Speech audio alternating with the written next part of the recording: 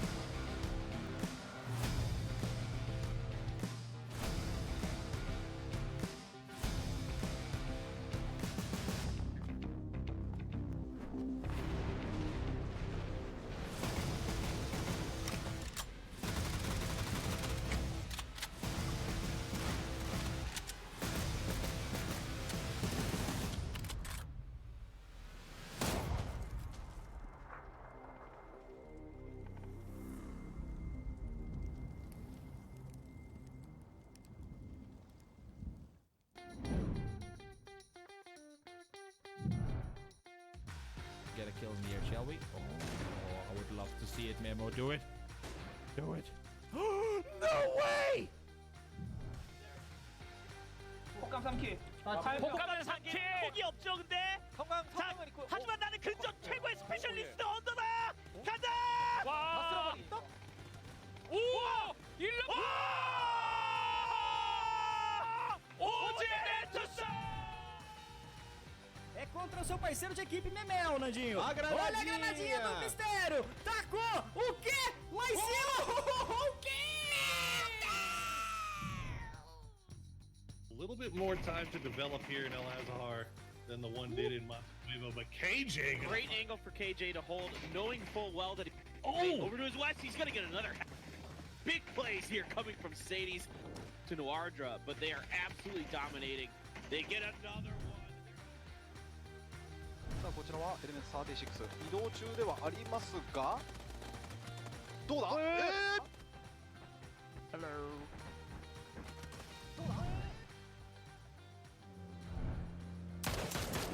わあヒットに90픽 설마요 와 히ットに자 일단 HVZ já avistou primeiro, tá metendo. Toma cuidado, avistou primeiro, meteu bala, já conectou. Pegou. Acertou o MG1, tá quase pegando o Magnata. Nossa, que bala. Pegou o Magnata e agora são 2 jogadores somente da equipe Apac. O HVZ agora aqui. Olha o Senna, tá metendo bala, ele foi pra bala. Quem que ia cabecear a bala, Nandinho? Era ele mesmo. Era ele? Então tá aí, HVZ. HVZ. O squad.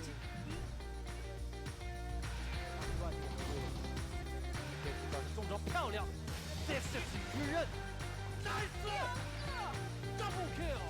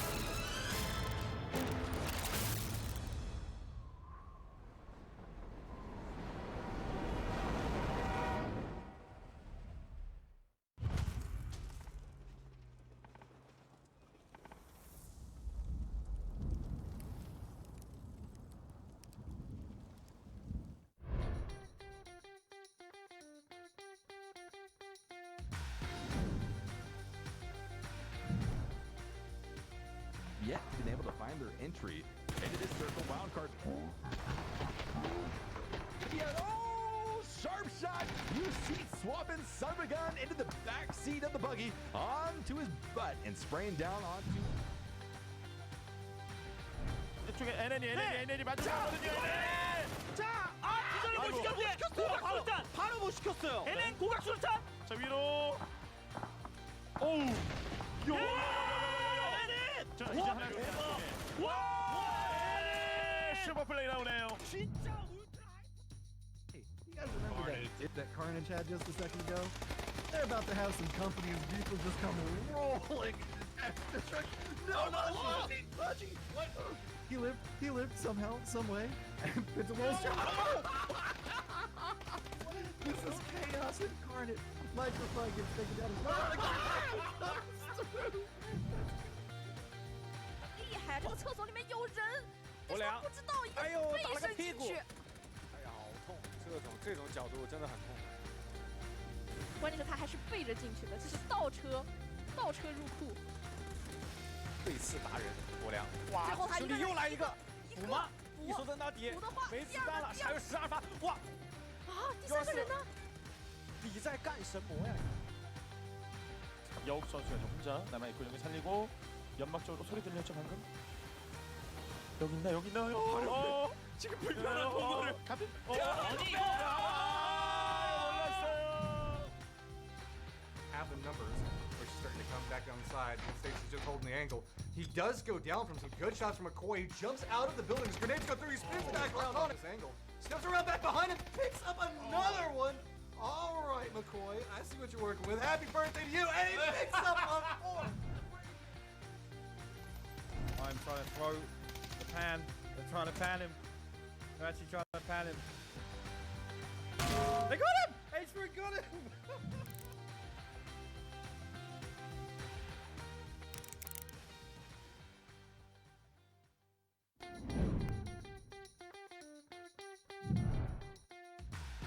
The car is gonna be coming right here and we are just waiting and there we have it.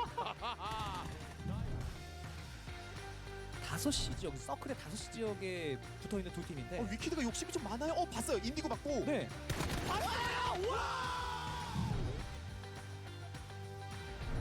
Arena, I guess you would call it.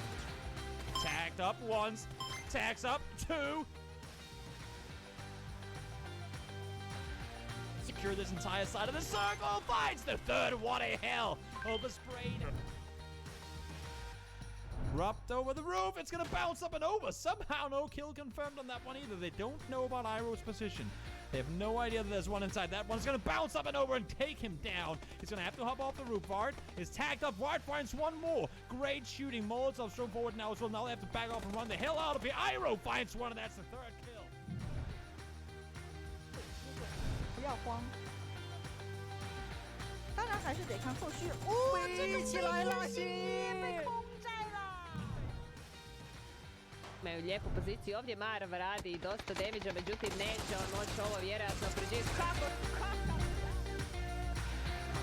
Molotov down as well. Spots one first face. Takes one to the face, falls down immediately after 20 bullets left. Gets the miss. Tries to stay alive and no Molotov yourself. And now he jumps off, catches AC Res and healing, and he gets him. 2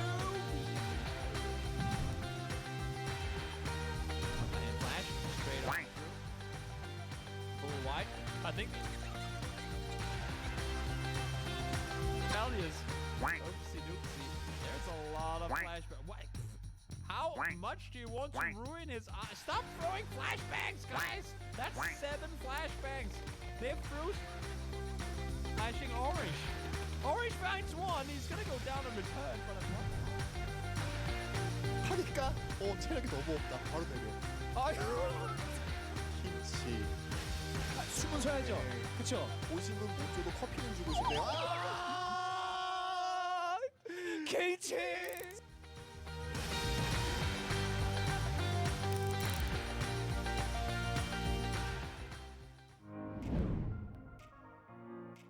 Hi, PUBG Sports fans! I'm your PUBG Sports guide, Annie, and I'm here again with Paper Earthen. Hey guys, what's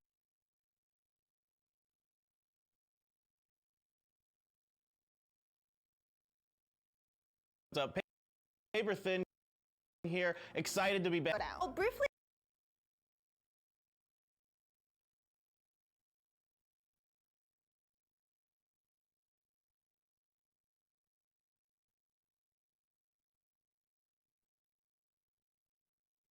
Teams from each region will compete for $200,000, with $100,000 of that pot being donated to a charity of the winning team's choosing. PCS is divided into 4 regions: Apac, Asia, Europe, and North America. Apac will take place on Thursdays and Saturdays for 2 weeks, starting from May 14th. And Asia will take place on Fridays and Sundays, starting from May 15th. PCS North America Charity Showdown will be held for 4 days straight, starting from May 21st. PCS Europe Charity Showdown has a slightly different structure, starting from group stage for 2 weeks, and the best performing 16 teams will be advanced to the finals, which will take place from May 29th. PCS Charity Showdown for all regions will be provided with English broadcasts through Play Battlegrounds Twitch channel, and also various languages in each regional channel. Don't miss our first 2020 global event. Guys, we are so excited about these events. Not only will it be intense PUBG action, but it's for a good cause as well. Yeah, so let's see how participating teams are shaping up from each region. So let's talk about Apac. Guys, we are so excited about these events. Not only will it be intense PUBG action, but it's for a good cause as well. Yeah, so let's see how participating teams are shaping up from each region. So let's talk about Apac region first. A total of 16 teams will be participating in PCS Apac Charity Showdown. 6 teams from Vietnam, 5 teams from Thailand, 1 each from Indonesia and Philippines, and 3 teams from Oceania will be competing in this region. Yeah, so most of these teams qualified based on their performances in their spring regionals. However, there are 2 teams we should note coming into this that were invited directly to this event: Division X from Vietnam and Myth from Thailand. Myth was very popular team in early PUBG sports scenes, but even with Duckmans, they weren't doing that good in regional qualifiers like regional leagues. But recently, Homeboya moved to this team, and I think they'll show a great synergy together. Yeah, absolutely. I think another interesting thing to note about this particular region now is that Oceania has moved over. Originally, Oceania was going to be in the Americas qualifiers for PGS Berlin. Due to the global circumstances, that wasn't able to happen. So we've moved them over here. Really, you should keep your eye on this region though. They are a very strong region. They've competed against these other teams before in events like Onslaught Season 3, and Fury Australia actually won that. So definitely a team to keep your eye on. Asia includes China, Korea, Japan, and Chinese Taipei. And similar to APAC region, Asia invited 16 teams, and most of them are teams that have qualified for PGS Berlin. Exactly. Korea, Chinese Taipei, and Japan all had their qualifiers before the announcement of the cancellation of PGS Berlin. Otherwise, you have China, which just recently completed the PCL, including 4AM, who we talked about having some struggles earlier, but now they seem to be finding their groove again. I know. 3 teams out of PGC top 4 teams are participating in this region, which means this region will be the most competitive region. Yeah, exactly. This is a really, really competitive region. Definitely, I think, the most competitive between the 4. Of course, you have the rivalry between Japan, China, and Korea. I still expect Korea to potentially come through. They've been strong for a long time. Of course, Gen.G and OG Enentis are there. There are 4 other teams that are very, very good that are going to get their first taste of a big international stage. And I'm really excited to see what they can do. One interesting point is that Chinese Taipei teams are competing in Asia region. They have been competing with Southeast Asian teams mostly these days, but now they moved to Asia region, and I think this will be one of the watch point to check out. 16 teams will be participating in PCS North America Charity Showdown. 8 teams who made it to the PGS Berlin Americas qualifiers were invited, and rest of the 8 teams will be decided from PCS Charity Showdown qualifiers. Yeah, exactly. So we have 8 more slots to fill there. It's going to be the round of 16 coming up. By the time this is aired, the round of 32 will already be done. Guys, you can check out the round of 16 on May 16th and 17th. That should be some really intense action because only half those teams are going to qualify for the main event. So I heard that there are a lot of team changes going on in North America. Yeah, so there's been a couple different team changes in terms of their names, some player changes as well, but we'll just go with the names first. So let's start with Yahoo. You guys remember them? They've been Oath for a while now, so they're Oath, if you remember. They've been doing really, really well in the 303 competitions. Team 303 used to be Team Classic, so now they are 303. You're looking at Inquisition becoming Livid Gaming now. And then the final big one I definitely have my eye on is Genesis is now the Sonics. They got picked up by that team, so they're definitely one you got to keep your eyes on. When it comes to Europe, 24 teams will compete starting from the group stage, and the best performing 16 teams will advance to the grand finals. Yeah, exactly. So 10 teams are already qualified based on their recent performances. Another 14 get a chance to compete in regional qualifiers to get to the event. So West Europe has 7, East Europe has 4, and MEA has 3 slots. And in total of 14 slots will be filled by qualifiers. Of the 10 teams that have already been invited to the event, I'm really interested in a few of them. Of course, FaZe and Liquid, some of the big names are already there. But we should definitely keep an eye on TSM, which is basically the old WTSG now. They have been moved over to that new team. The other one I'm really interested in is Navi, Natus Vincieri. They have been really, really good as of late. They were lights out at the Europe qualifiers for PGS Berlin. So these guys definitely got to keep your eye on them. Senya's been leading the way. PCS Charity Showdown will kick off starting with Apac on May 14th. Can't wait to watch our global events. Yeah, this is our first chance this year to have a global event, so you guys really do not want to miss this. So this is it for today, and we'll be back with more PCS Charity Showdown news. So stay home and watch PUBG Sports.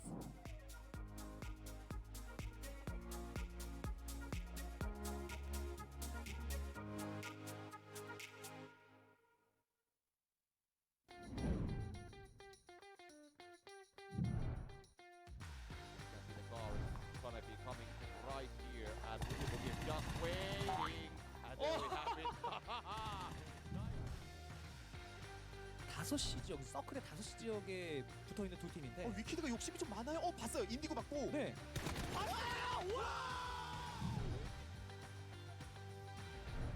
Arena, I guess you would call it. Tagged up once, tags up 2. Secure this entire side of the circle, finds the third, what a hell! Oversprayed. Rubbed over the roof, it's gonna bounce up and over. Somehow no kill confirmed on that one either. They don't know about Iroh's position. They have no idea that there's one inside. That one's gonna bounce up and over and take him down. He's gonna have to hop off the roof. Vard is tagged up. Vard finds one more. Great shooting. Molotov's thrown forward now as well. Now they have to back off and run the hell out of here. Iroh finds one, and that's the third kill. 不要慌，当然还是得看后续。飞起来了，被空战了。 Imaju lijepu poziciju ovdje, Marv radi dosta damage-a, međutim neće on moći ovo vjerojatno preživjeti. Kako? Molotov down as well. Spots one first face.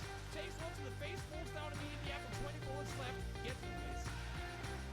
Tries to stay alive and don't Molotov yourself. And now he jumps off, catches AC Res and healing, and he gets him. 2. And flash straight on through. Full wide. I think. Valius. Oopsie doopsie. There's a lot of flashbang. What? How much do you want to ruin his eyes? Stop throwing flashbangs, guys! That's 7 flashbangs. They're through. Flashing orange. Orange finds one. He's gonna go down and return, but I'm not. 하니까 체력이 너무 없다. 바로 내려. 아유. 김치. 숨은 쉬어야죠. 그쵸? 오시는 못 줘도 커피는 주고 싶네요. 김치!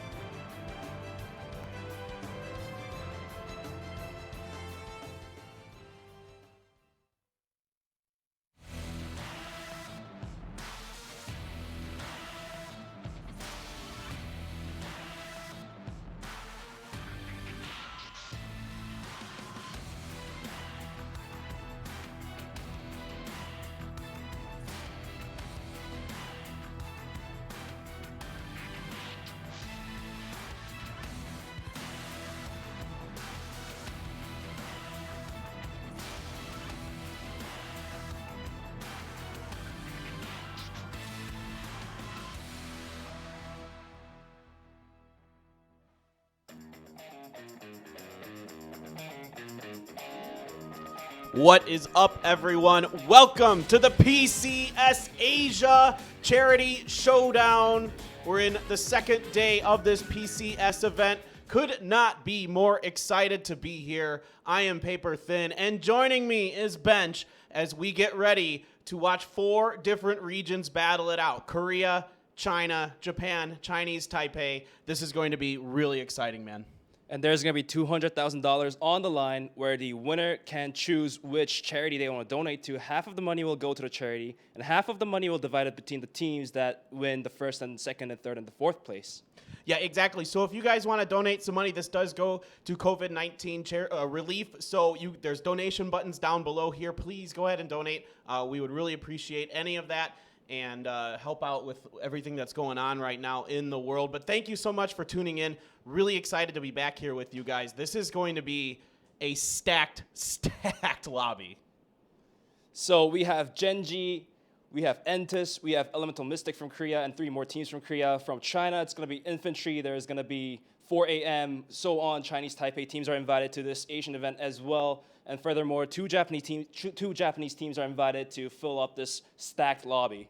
Yeah, I think we'd be remiss not to start with anybody other than the reigning world champions, Genji. Obviously, this was a team that, they had a lot of competition at PGC. It wasn't like they just ran away with it. It was a very tight race between them, 4 AM and FaZe, all the way up to the end. OG and Entis got 4th, but Genji has bolstered their roster even more now, Bench. They're crazy.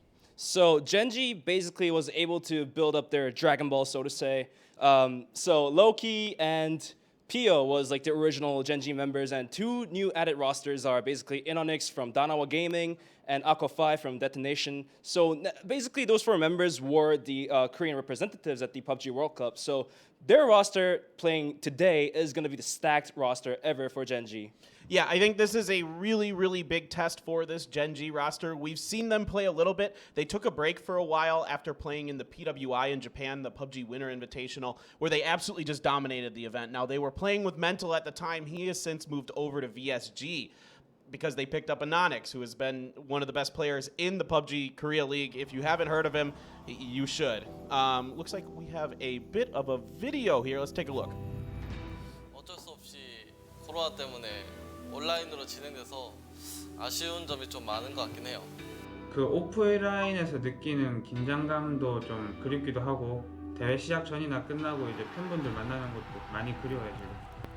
也想疫情快点早点结束，然后可以跟粉丝线下一起互动啥的，挺想念粉丝这些。 이제 펍지 측에서 좋은데 이렇게 이게 기부하는 목적으로 하는 거잖아요. 그래서 좀 목적이 좀 좋다고 생각을 해서 首先感觉特别荣幸，因为这是我们打 PUBG 到现在第一次打慈善赛，向世界做好事的嘛，是不是？我们挺开心的，我们会努力打，尽量拿到这个名额。 조금만 더 예방하고 준비하면은 금방 정리될 거니까 다들 조금 더 귀찮고 심심하고 그래도 관리 제대로 잘하고 좀 빨리 이게 좀 불이 꺼질 수 있을 것 같다는 생각을 매번 하고 있습니다. 그래서 조금만 더 힘내주셨으면 좋겠습니다. 这次没参加到现场，我是觉得还蛮可惜的。那不过也没有关系，线上赛我们也会把每一场赛事打到最好。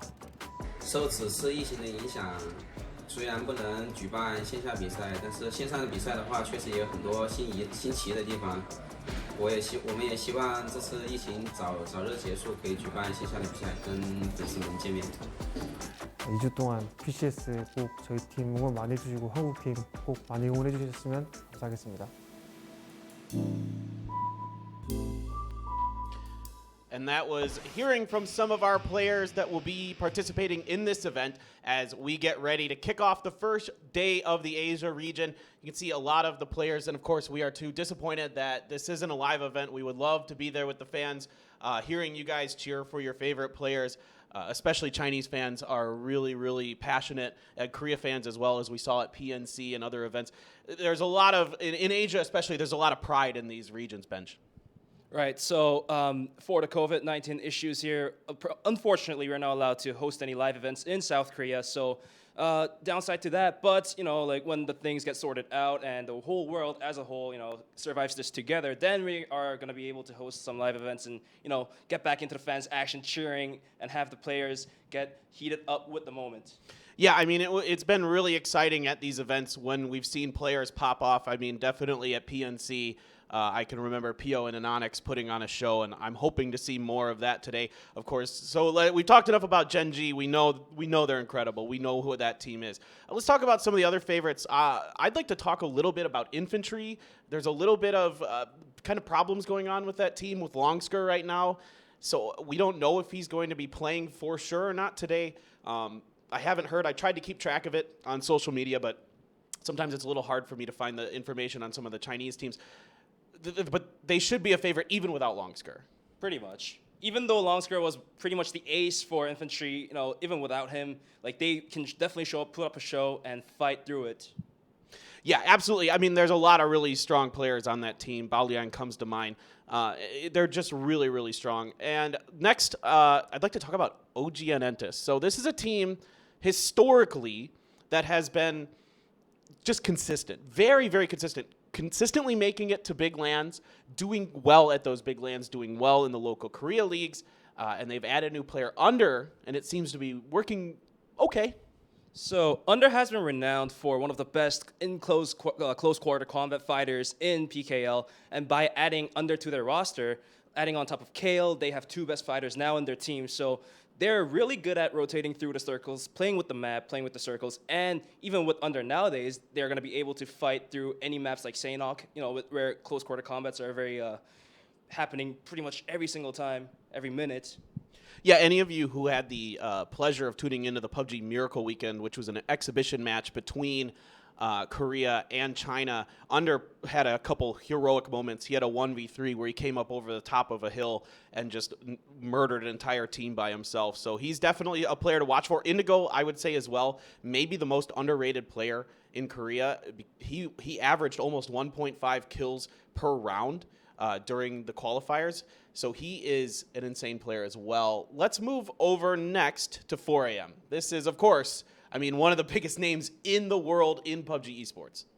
So 4AM has been downperforming for the latest couple tournaments, but for the very late tournament, looks like we're going to be looking at the schedule for the today's, not 2 days, but basically the whole Asian Charity Showdown. So we're going to have the first day on Friday today, and we're going to have the next day on Sunday on 17th. Yeah, exactly. So this is 4 days total, 20 games, so you get plenty of games to kind of flesh this all out. You can see, as we've been kind of mentioning some of these teams as we go along, we'll go back to 4AM in a second, and you can see 6 teams from Korea, 6 teams from China, 2 teams from Japan, 2 teams from Chinese Taipei, and this is just a crazy, crazy, crazy difficult lobby. There are so many good teams here.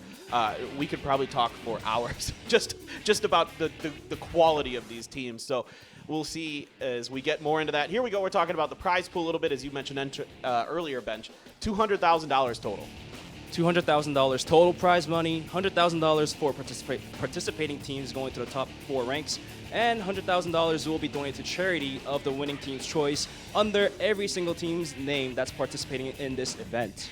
Yeah, we're really excited for that. And guys, again, donation buttons are below here on Twitch, so make sure you get down there, click on that, and spare what you can. We know times are tough, but any little bit helps. We really appreciate it if you do.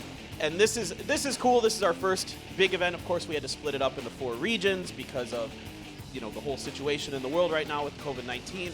But I have to say, yesterday was a lot of fun, and we are going to see a little bit of a different map format. We had to drop Sandhawk due to some technical reasons, and so we're doing, to start out with for the first 2 days, 3 Erangels, then 2 Miramars, then switching over to 3 Miramar, 2 Erangels for the last 2 days. So I would say Erangel is what the fans are waiting for, probably the most favorited map since every player plays this map, and this map has been there ever since the game was born. And Miramar, obviously one of the best maps to watch some circle rotation actions and top fights as well. Yeah, I really enjoy Miramar because of the sniping that takes place. Of course, our point system, guys, nothing has changed there. It is still the super settings. It is still 10 points for first, 6 points for second, so on and so forth. You get a point per kill. So nothing has changed in that format. back to 4AM real quick. We kind of got cut off there. You were talking about they've maybe been struggling a bit. Yeah, so they definitely have been struggling through by shown as their results, but definitely their recent screams has been showing that they've been stepping up their game, coming in first, coming in second for a couple of games. So for tonight's event, I'm definitely looking forward to 4AM showing up their efforts to land in the first place. Yeah, you can't count them out no matter what. They're so good on big stages. I mean, we've seen them perform time and time again. A scary team, an aggressive team at times. So I'm excited to see that. Who should we go to next? I want to talk about EM. You mentioned them earlier, and they're a team that I am really in love with in Korea right now. Their play style is much more passive than it is even normal for a Korean team, I feel like. So just before we step over to EM, I want to talk about the characteristics of each country's teams. Oh, okay, so, sure. When it comes to Korean teams, they will pick up fights if the fight is inevitable. But if not, they will try to walk away from the fights, playing a little bit passive. And at the same time, they will definitely play with the circle. If they could rotate early in, they will rotate early in. If the rotation path is being blocked, then they'll try to find different ways to get through it. For Japanese teams here, they're playing super passive. And for Japanese teams, they would have a tendency to rotate really early on. Ooh, looks like we got some achievements going on as well. We're going to come back to this talk after we talk about this. Ooh, yeah, no problem. All right, so of course, Korea doing extremely well. Second at PNC 2019 behind Russia. That was a stacked team as well. PGC, of course, Genji coming through and bolstering their roster since then. 4AM, third at PGC. Excuse me, they weren't second. FaZe was second. They were third. Face It 2019, they did pretty well there, sixth. At MET Asia, you've got Detonation Gaming White, who was 10th place. The Chinese Taipei teams, it's been a bit of a struggle for them at times. PNC, they did okay, and a lot of that was based on the back of Chaiwei. I think we'll talk about him at some point, but it's been a bit of a struggle for that region. The PML, very popular, the PUBG Masters League. They really try hard. They practice, they play a lot, but so far they haven't found the same success on the global stage. Let's go back to kind of talking about the different regions as we're back to the thing. Yeah, so the Japanese team is really passive. They will rotate in super early. Maybe even for the second phase, they will find a spot in the center of the circle and sit themselves there to get those placement points. And for Chinese teams, they are the man. They are the mans. If there's a fight, they will not back out. They will die until the last man standing, pretty much. And at the same time, even though they will not back out from fights, they are also very smart to play with the circles. If they have to rotate, they will rotate early on. If they have to rotate late, they are going to rotate late on as well. Yeah, I think that's very true. I would say, China's going to be the most aggressive out of all of this. I have definitely seen Chinese teams take fights just because they feel like they have the advantage in the situation, and they will, like you said, just full on send it, try to take out the other team, especially if they catch somebody out in the open and they have something like high ground and good cover and the other team maybe is lacking some of those things. They will absolutely just go for it. I think one team from Japan that I'm really interested about is, of course, Sun Sister. We know everybody who's been watching global PUBG has known Sun Sister because they basically qualified. They've been the best team in Japan. But Detonation Gaming White, I will say, can take fights and win them when you don't think they should. Sometimes they get put in bad situations. Every team does in PUBG, and they're able to come out ahead. So I'm really excited about them. This is going to be really fun. All right, we ready to go back to teams? We got our regions. We're all good? One thing I want to talk about is just the recent screams. I want to brief about that. Wave. Oh, wait. Oh, they've got the other casters. We're not on there. Boo! Okay. Oh, no, I'm just kidding. That's disappointing. But back to the thing I was talking about. So Tiamba has been challenging Genji at South George at the recent screams. Although Genji has been beating them up lately, but I don't know what Tiamba is going to do and what Genji's going to do tonight. South George is definitely one of those places with juicy loots that you couldn't back out from. And for Entis as well, Pochinki, I don't know which tournament it was, maybe like 2-3 tournaments back. Entis was fighting against Genesis at Pochinki, and this kind of was problematic for them because they couldn't rotate until Phase 3 started, so it kind of ate into their rotation plans. Yeah, we've seen this a lot with Entis. Whenever they're challenged in Pochinki, they seem to struggle to overcome it. And you're right, they do tend to rotate much later than they would normally like to. they might get challenged here. At the PUBG Miracle weekend, it was a different team that was there that was challenging them. So I don't know if anybody's going to give it a go in this one. We'll see. I wouldn't be surprised if somebody tried it because you can. It seems like that is a bit of a weakness for OGN is fighting in Pachinki. Genji and South George. Tianba, yeah, they lose to them, but at the end of the day, it does really slow down Genji on Erangel. So, you know, I don't know what's going to happen with that. Will Genji move? Will they stay? That's probably, to me, the biggest question going into this. Because Tianba, let's talk about Tianba. They are a really strong team from China. So, yeah, Tianba is definitely able to put up a fight against Genji. Like, at the scrims, they were taking down 2 members, 3 members, even sometimes wiping Genji out. But, you know, at the same time, Genji is also a really strong Korean team. So, if both teams do decide to fight against South George in tonight's match, we're going to have some funny actions going on for sure. Yeah, it was fun when we got to see them duke it out at the PUBG Miracle weekend. The other place that I am interested to see if it is contested, I don't think it will be, is going to be the school and apartments on Erangel. That is where both 4AM and Ghibli, VRLU Ghibli, one of our other Korean teams, like to land. Now, Ghibli absolutely dominated them when they squared off at the PUBG Miracle weekend. So I'd be a little shocked if 4AM won for it, but both of those teams, because they were just constantly fighting each other, did terrible overall. So I think 4AM is going to be fine with going at school and the 4 apartments this time around, since lately VRLU Ghibli has been landing towards the 12 houses by the bridge, which actually collides with infantry this time. So we might be able to see an action between infantry and Ghibli. That's pretty interesting. Yeah, infantry likes to drop on the southern part of the main continent there, so maybe we'll see some battles with that. I'm really excited for this one. I would like to talk a little bit about Griffin from Korea. I think there's a lot of teams that qualified for this that we haven't really seen much on the big stage. There's been a lot of roster shakeups in Korea at the end of the year, so there's some new powerhouse teams that have come through. Griffin is really powerful in terms of their ability to frag. They get kills and they will take fights. So if we were to talk about Sandhog, which is not being played for this tournament, Griffin is definitely one of the top tier teams to win Sandhog by possibility and probability, since all 4 members of Griffin can put up a really good close quarter combats.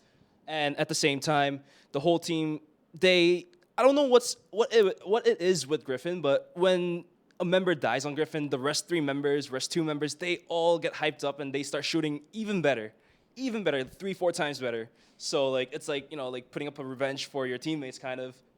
Yeah, they really get stronger as the game goes on as well. They're really dangerous, like you mentioned, close up. And they're good snipers too. I've seen them perform very well on Miramar, able to control a lot of territory just relying on their sniping ability. So I'm excited for Griffin. There's some names on that roster that I can't wait to show you guys because they are really strong. Let's move back over to China. We talked about Tianba. Let's talk about L-Stars, because L-Stars is out of nowhere suddenly really good. So I think most of you guys probably saw the poor performance of L-Stars. I don't know which tournament it was, but they were rotating in from the blue circle late into the game, and they were cut off by a team, and they basically gave up 4 points for super easy ways to giving it up, just dying out. But, you know, just lately, even for the Miracle Weekends as well, L-Stars were putting up a game. They were able to pick up some kills if there were fights. They were showing really good rotation paths. Like, they were rotating in through Phase 3, Phase 4. Even if the circle was not given to them, they were able to rotate into prime spots. Yeah, so really, they've really started to clean up their decision-making and other things like that. That really seems to be very important. Let's take a look at some of our other teams. Team Quadro from Korea. This is a team that has been my perennial dark horse in Korea.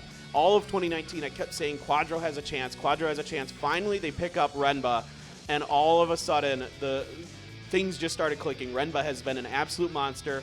1.3 kills per round for him. Highest damage dealer on Quadro. Yowook's going to lead the way as your play caller for them and your team leader.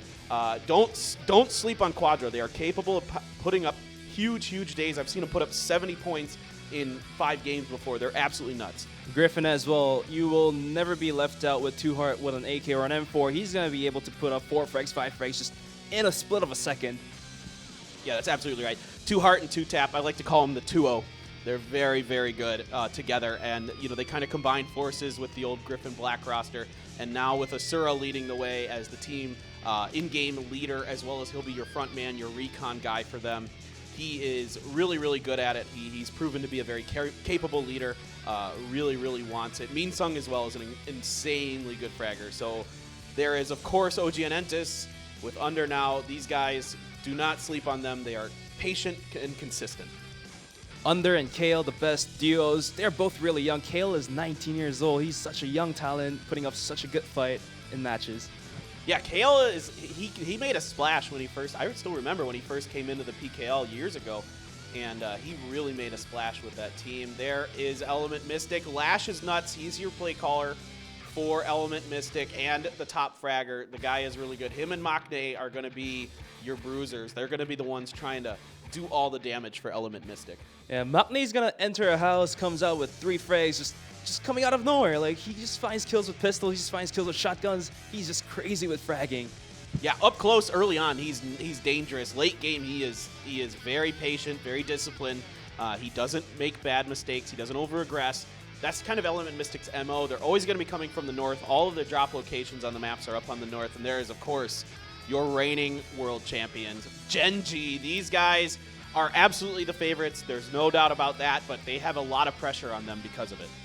Yeah, like there's a saying, don't give PO a mini, otherwise you're going to lose all your team members. And Inonix as well, ever since he was playing at Danawa Gaming, he was the entry fragger, the top fragger for the team as well. So putting those two together, it's going to be a claw machine for Genji. Yeah, lately PO's been using the SLR a lot as well, so I'm kind of curious to see if he's sticking with that idea. The SLR seems to be across the world gaining a lot of popularity. VRL Ghibli, they won the Korea qualifiers back when we were still planning on having the PGC. Of course, we couldn't because of the virus. So VRL Ghibli won. They were fragging out of their minds. This team was just killing everything and everyone, just playing nuts. But lately, things have not been going well for them. The results have been sliding in all the other leagues they've been playing in. But hopefully they probably, like for this tonight's charity showdown, they probably plan something, special for defense and the teams. So hopefully they're able to show up for tonight's matches. Yeah, absolutely. I think there's definitely a ton of talent on that team. They just need to keep it consistent. They need to work it, and they should be okay. Hikari has been absolutely nuts for them, and a lot of veterans on that team who've been playing in Korea for years now. Spear, Lambu, Deva. These are all names that I remember back when I was doing the Africa TV PUBG League 2 years ago now. So they are really, really strong. And you can't leave out Lambu. Yeah, the Lambu Tan. He used to be Lambu Tan, now he's just Lambu. He dropped the tan. Yeah. I'm a little sad. I used to like to call, for some reason it just kind of had a nice ring to it. I don't know what. It's like 2 syllables, 3 syllables, Lambu Tan, Lambu. What's better? What's better, guys?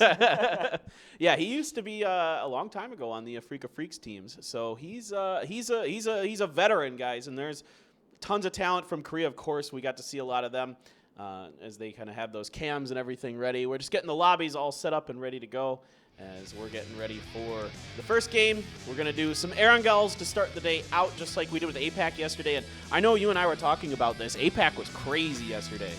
Oh yeah, the Southeast Asian teams were so aggressive when they were playing. We could see battles, like simultaneous battles, like 3-4 battles happening at once. And looks like we are into the lobby of the first game of the day, Erangel. Can't wait for this one to get started. This is it. Finally, we're getting big time PUBG going again. It started yesterday. It continues again today. And I cannot wait for this. You've got a member of Genji saying some things in Korean. If you want to translate, go for it. But I'm not gonna. I'm not gonna try. Yeah, you guys can watch the YouTube videos of this being summarized. But the match is gonna begin in 50 seconds. 16 teams, 64 alive at the moment. We don't know what the playing path is yet, but once we see it, we'll be able to have a bit of a clue on which teams will go where. Yeah, exactly. We just got to wait as everybody gets in the lobby, make sure everything is good to go for our teams and players. And, of course, if everybody's able to get out of the plane okay, the match goes underway. So we're just waiting for all that. And, of course, you got to be able to get to the ground as well. So this is, of course, we're just watching Genji. I mean, who else? Again, we don't know. You mentioned this earlier, that the scrims have been, Tianba has been contesting them. Yeah, so a couple of viewpoints that I want to definitely pick out is that will Tiamba fight against Genji at South George? And the second thing is going to be, will be there any contestants in Pochinki? And third, will there be any contestants by the 12 houses by the bridge? Exactly. I think that's going to be really interesting. The 12 houses you mentioned, those are the ones down on the southern end, more towards the farm, correct, in that area? So we have our first plane going from the 11 o'clock down towards 7 o'clock here. We see a couple teams dropping down. It's going to be L-Stars going towards Kamishiki, and we're going to have Stalver have some players in as well. Yep, it looks like L-Stars, they're going to be dropping up north this go around. We're watching, just seeing where everyone wants to go. EM's always Severny. That's not surprising at all. That is just where they always end up. They're just a northern team. They're our kings of the north. And this is a pretty classic plane, so we're not going to be seeing any like super crazy rotations, I feel like. No, I think you're exactly right. This is a really fair plane path, so there really shouldn't be anything too nuts. Maybe if there's two teams heading over to Milta and Milta Power, every once in a while you see if there's just some unlucky spawns with vehicles, teams will kind of have a fight a little bit over there. Okay, so it looks like it might happen. They're going for vehicles over here. It's just a little bit too far to get there on a natural drop. So let's see if Genji and Tiamba, they're just going to go for it. I was wondering if Genji might consider backing off. I heard rumors they were thinking about it. Yeah, so one thing about Genji is that the plane path is not too great. They will sometimes drop towards Milta Power, but this time around, even though it's not close for a natural drop, so to say, we're going to see some battles between Tiamba and Genji this time around. Looks like they're going to pick up some vehicles, or it looks like Tiamba is going to back out to North George this time. Oh, yeah, okay. I think Genji got a better jump on the vehicles, or at least a position where they could potentially punish Tiamba. There is some shots going down. That's Pio drifting way out there, trying to get into the city. And Onyx is going to get in the garage, get a Dacia. And yeah, it looks like for now, Tiamba isn't going to go in there just yet, and they shouldn't because Genji has a huge positional advantage. But, you know, once the second phase and third phase goes on, South George, North George, like the rotations will have to happen. And when the time comes, there is going to be a fight and clash between those two teams. And at the same time, we see LYG down towards military base. They're going to have a good, juicy loop, but it looks like there might be a bridge campers. So for them, for their rotation, they could be caught out and lose a couple members. Maybe. You don't often see infantry camp that bridge. Maybe, you know, the weird thing is it does happen. When I least expect it, a team does end up bridge camping because they get a read on the teams during scrims or something like that. You never know. It's not something teams like to do consistently. It's just from time to time, you know, you will get some bridge camping, and it's used as like a surprise tactic. And also, like, you're putting a lot on the line if you're bridge camping. You're basically spending time. You're not rotating in early, so you're losing that early position into the given up circle. So you're giving up a lot. So if you don't get any kills, if you're not picking up those kill points, and if you're not picking up those items from the dead players, you're gonna lose everything. You're gonna lose the match even sometimes. Exactly correct. You really slow down your rotations on top of everything you just said. There you can see Pio's mouse pad. You can watch him move around those behemoth mouse pads that everybody likes to use for PUBG, so you can really get that recoil control good and everything like that. And I think, yeah, this is really exciting as we are watching from third-person perspective for a lot of this. But guys, of course, this is competitive PUBG. We only play FPP these days. Don't get confused. This is all FPP all the time from here on out. Yeah, and Pio's setup looks pretty ready. He already has picked up an SLR, and, you know, when you give a DMR to Pio, you know what's going to happen. He's going to rip faces. That's what he's going to do. At least we hope. You know, as fans of him and his team, he has proven to be just absolutely nutty with that stuff. OGN did end up getting Pochinki to themselves. No one contested this. So this is a really big boon for OGN, and I definitely think boosts their potential into this. Oh, no. The Japanese teams are running into each other here. It's going to be Detonation versus Sun Sister. Oh, it's going to be a disaster. It looks like Machao is going to try to pick up a down, but he's going to be downed as well. Kandasu going down as well. And, oh, my God, SCS will flush it down. Yeah, that's two quick finishes there. Another one. I think Detonation Gaming White is going to be okay. I think Sun Sister is just going to have to leave this one and not let it happen. And let's see. Kendes, yep, he is going to get finished off by C's. Seas has got a bolt action there. That's pretty interesting. We don't see too much bolt action in the Asia region these days, and I think we are going to be okay. It's going to be Fiachan, the sole surviving member for Sun Sister. If you're going to have anybody survive, him or Crazy Sam, definitely the two guys you'd like to see. Yeah, Fiachan now being the last man standing on Sun Sisters. He's gonna have to find a spot and chill, you know, like don't die until the circle's closed down. Hopefully, maybe he can get the placements points for like 3-4 points. We'll see what happens. We'll see what happens. Erangel has a lot of spots to hide unless the circles are given out towards the fields. So we'll see. The circles might rotate towards the north. Then there are going to be more buildings. If it rotates down towards the south, then you know it might be a little hard for him. Yeah, absolutely. This one's kind of a 50-50 if it's going to end up on the north or the south of the river for sure. And this is a pretty fair circle to start out with. I don't think many players complain about this kind of thing. It's kind of nice for Element Mystic because they're able to take up a lot of real estate because teams are going to want to be as close to the river as they can if there is a hard shift and they have to go to one side or the other. Yeah, so for this first phase we have here, it's 50-50 as you've mentioned for sure. You know, if it rotates down, then there's only 3 bridges you could cross, and there are definitely going to be bridge campers. Hopefully not, you know, but, you know, like players want to pick up those kill points. So one of the specific places I want to mention is right outside of Rozhok, the houses being shown right now. If they hold the 3 houses up top, then they can easily pick up shots, pick up kills, crossing the bridge right on top. Yeah, that's absolutely true. There are a couple nice compounds next to the bridges around this river that you can definitely hold. Of course, the most famous one probably being the square compound that's over by Georgia Pole, which Tianba is just leaving. Griffin, they went to Primorsk as they will go Primorsk or Zarki usually. They kind of like to play from the edges. They're more of an edge playing team. They like to find kills. If they get the center of the circle, that's fine. They're totally happy to take it and work with it, of course, but they don't mind playing from the edges as well, again, because of their strong team fighting capabilities. Yeah, and plus, early on, it's not an easy decision to risk to lose a member by fighting. So, you know, like by farming the edges, there's a less chance of you being, like picking up fights with a team trying to land with you. Yeah, that's also very true. Sometimes you just don't want to do that, so you just kind of let each other have their own way as we move through. It's the Griffin boys still on our camera here as they have a long rotation. They might be bumping into infantry potentially a little bit. Their paths might cross back over to Detonation, who seems to just be involved in a bunch of fights. And this doesn't surprise me too much. Detonation is one of the more aggressive Japanese teams. And we see WMB just holding onto that facility here. Looks like Detonation Gaming White is going to try to cross the road, not being caught yet. Machao running on his feet.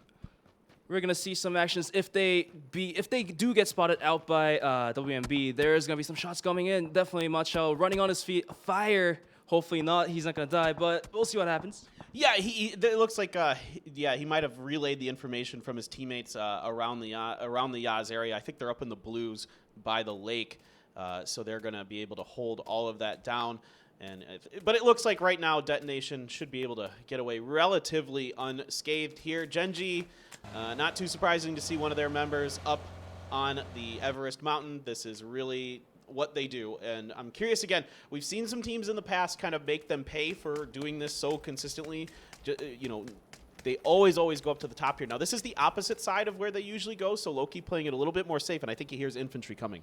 Yeah, so Loki just backed out with like not risking too much when he heard the vehicles of infantry.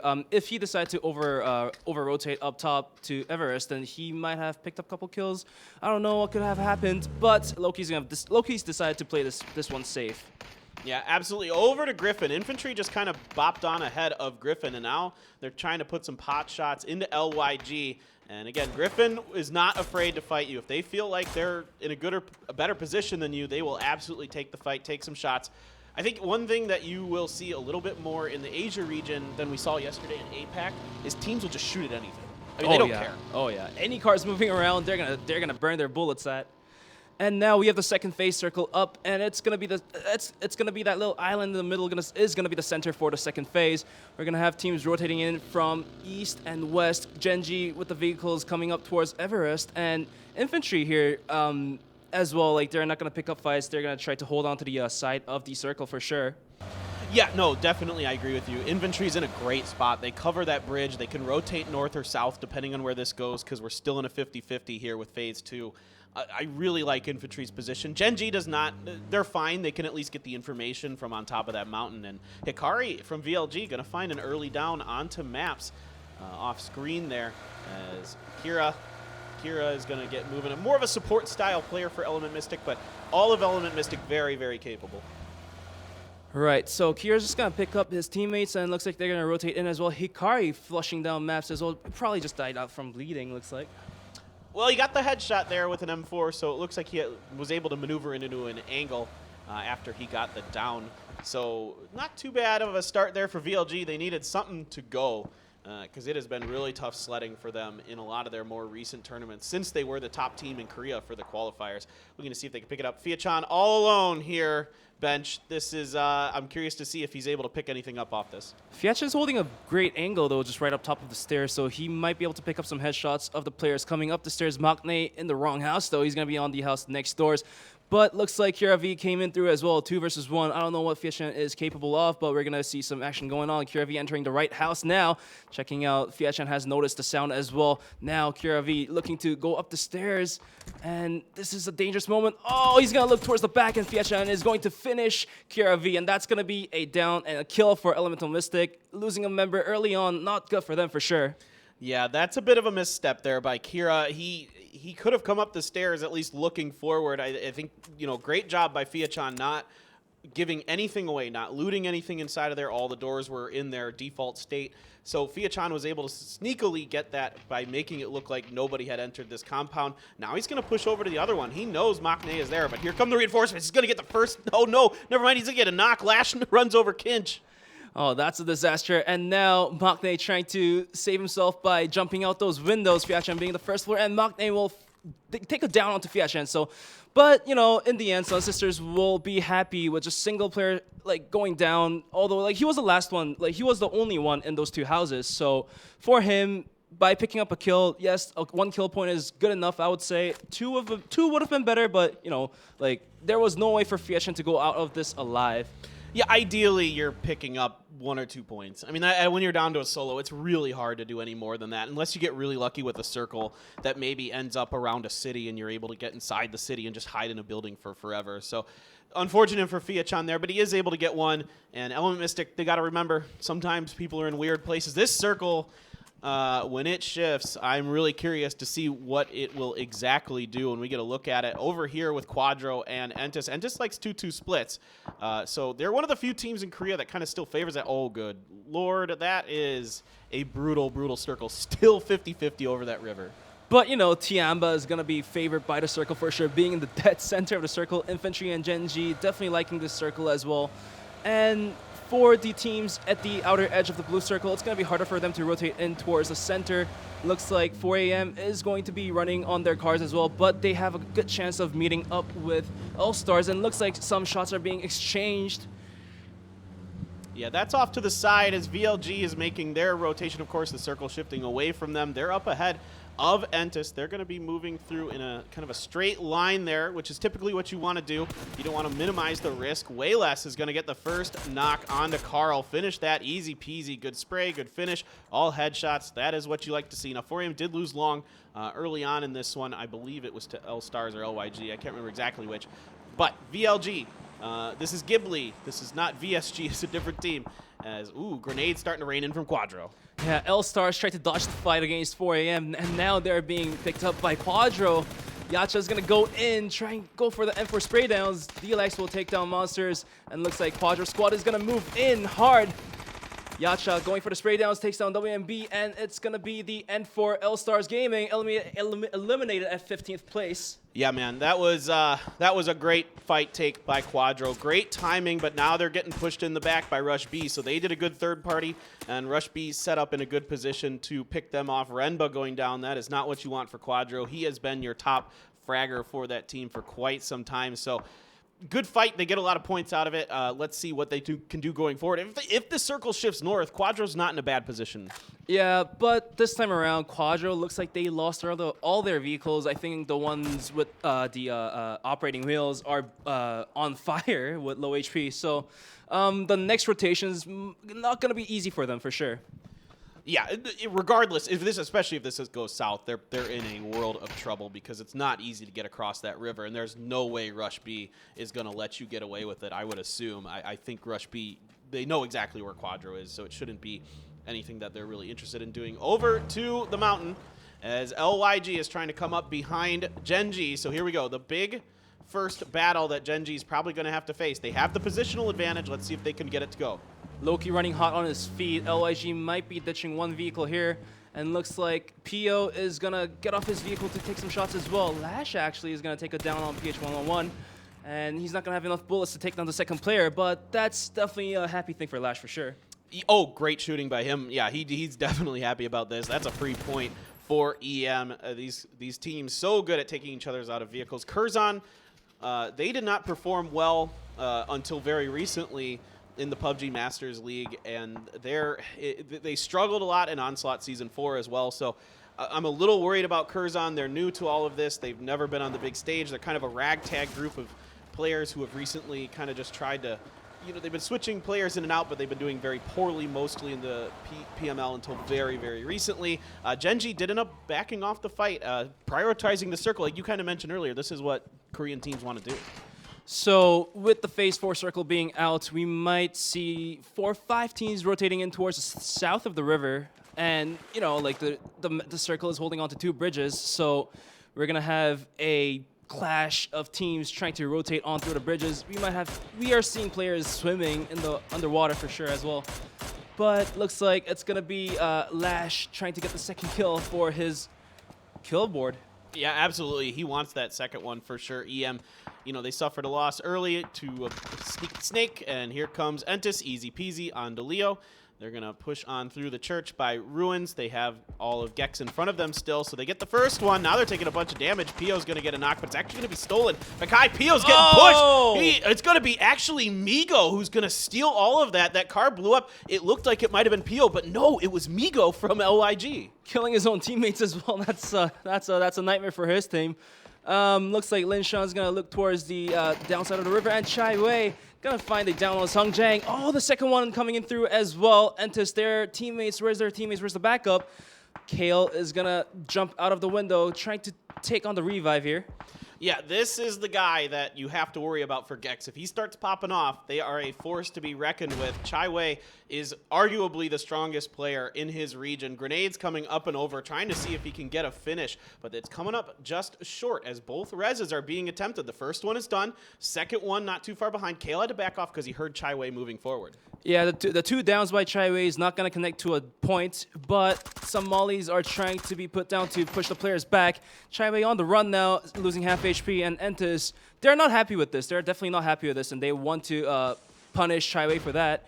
But they're not going to push just yet since Indigo is going to be down by the molly put down by Chai Wei. Yeah, great job here by Chai. I mean, he's literally doing this practically by himself in a way. I mean, the rest of Gex, the way they're set up is to try to guard him long range. Maknae, he is going to get found out by something from Curzon. Put some shot into 4AM behind him. They're returning a little bit of damage from Kinch. So here goes Kinch. He's going to launch up some of his utility as the fights are really starting to kick off here. This Phase 4 circle is brutal. There's not a lot of territory and compounds for teams to work with.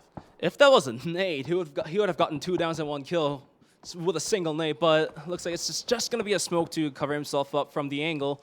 And 4AM Wayless walking up those hills, and he might catch Lash off guard here.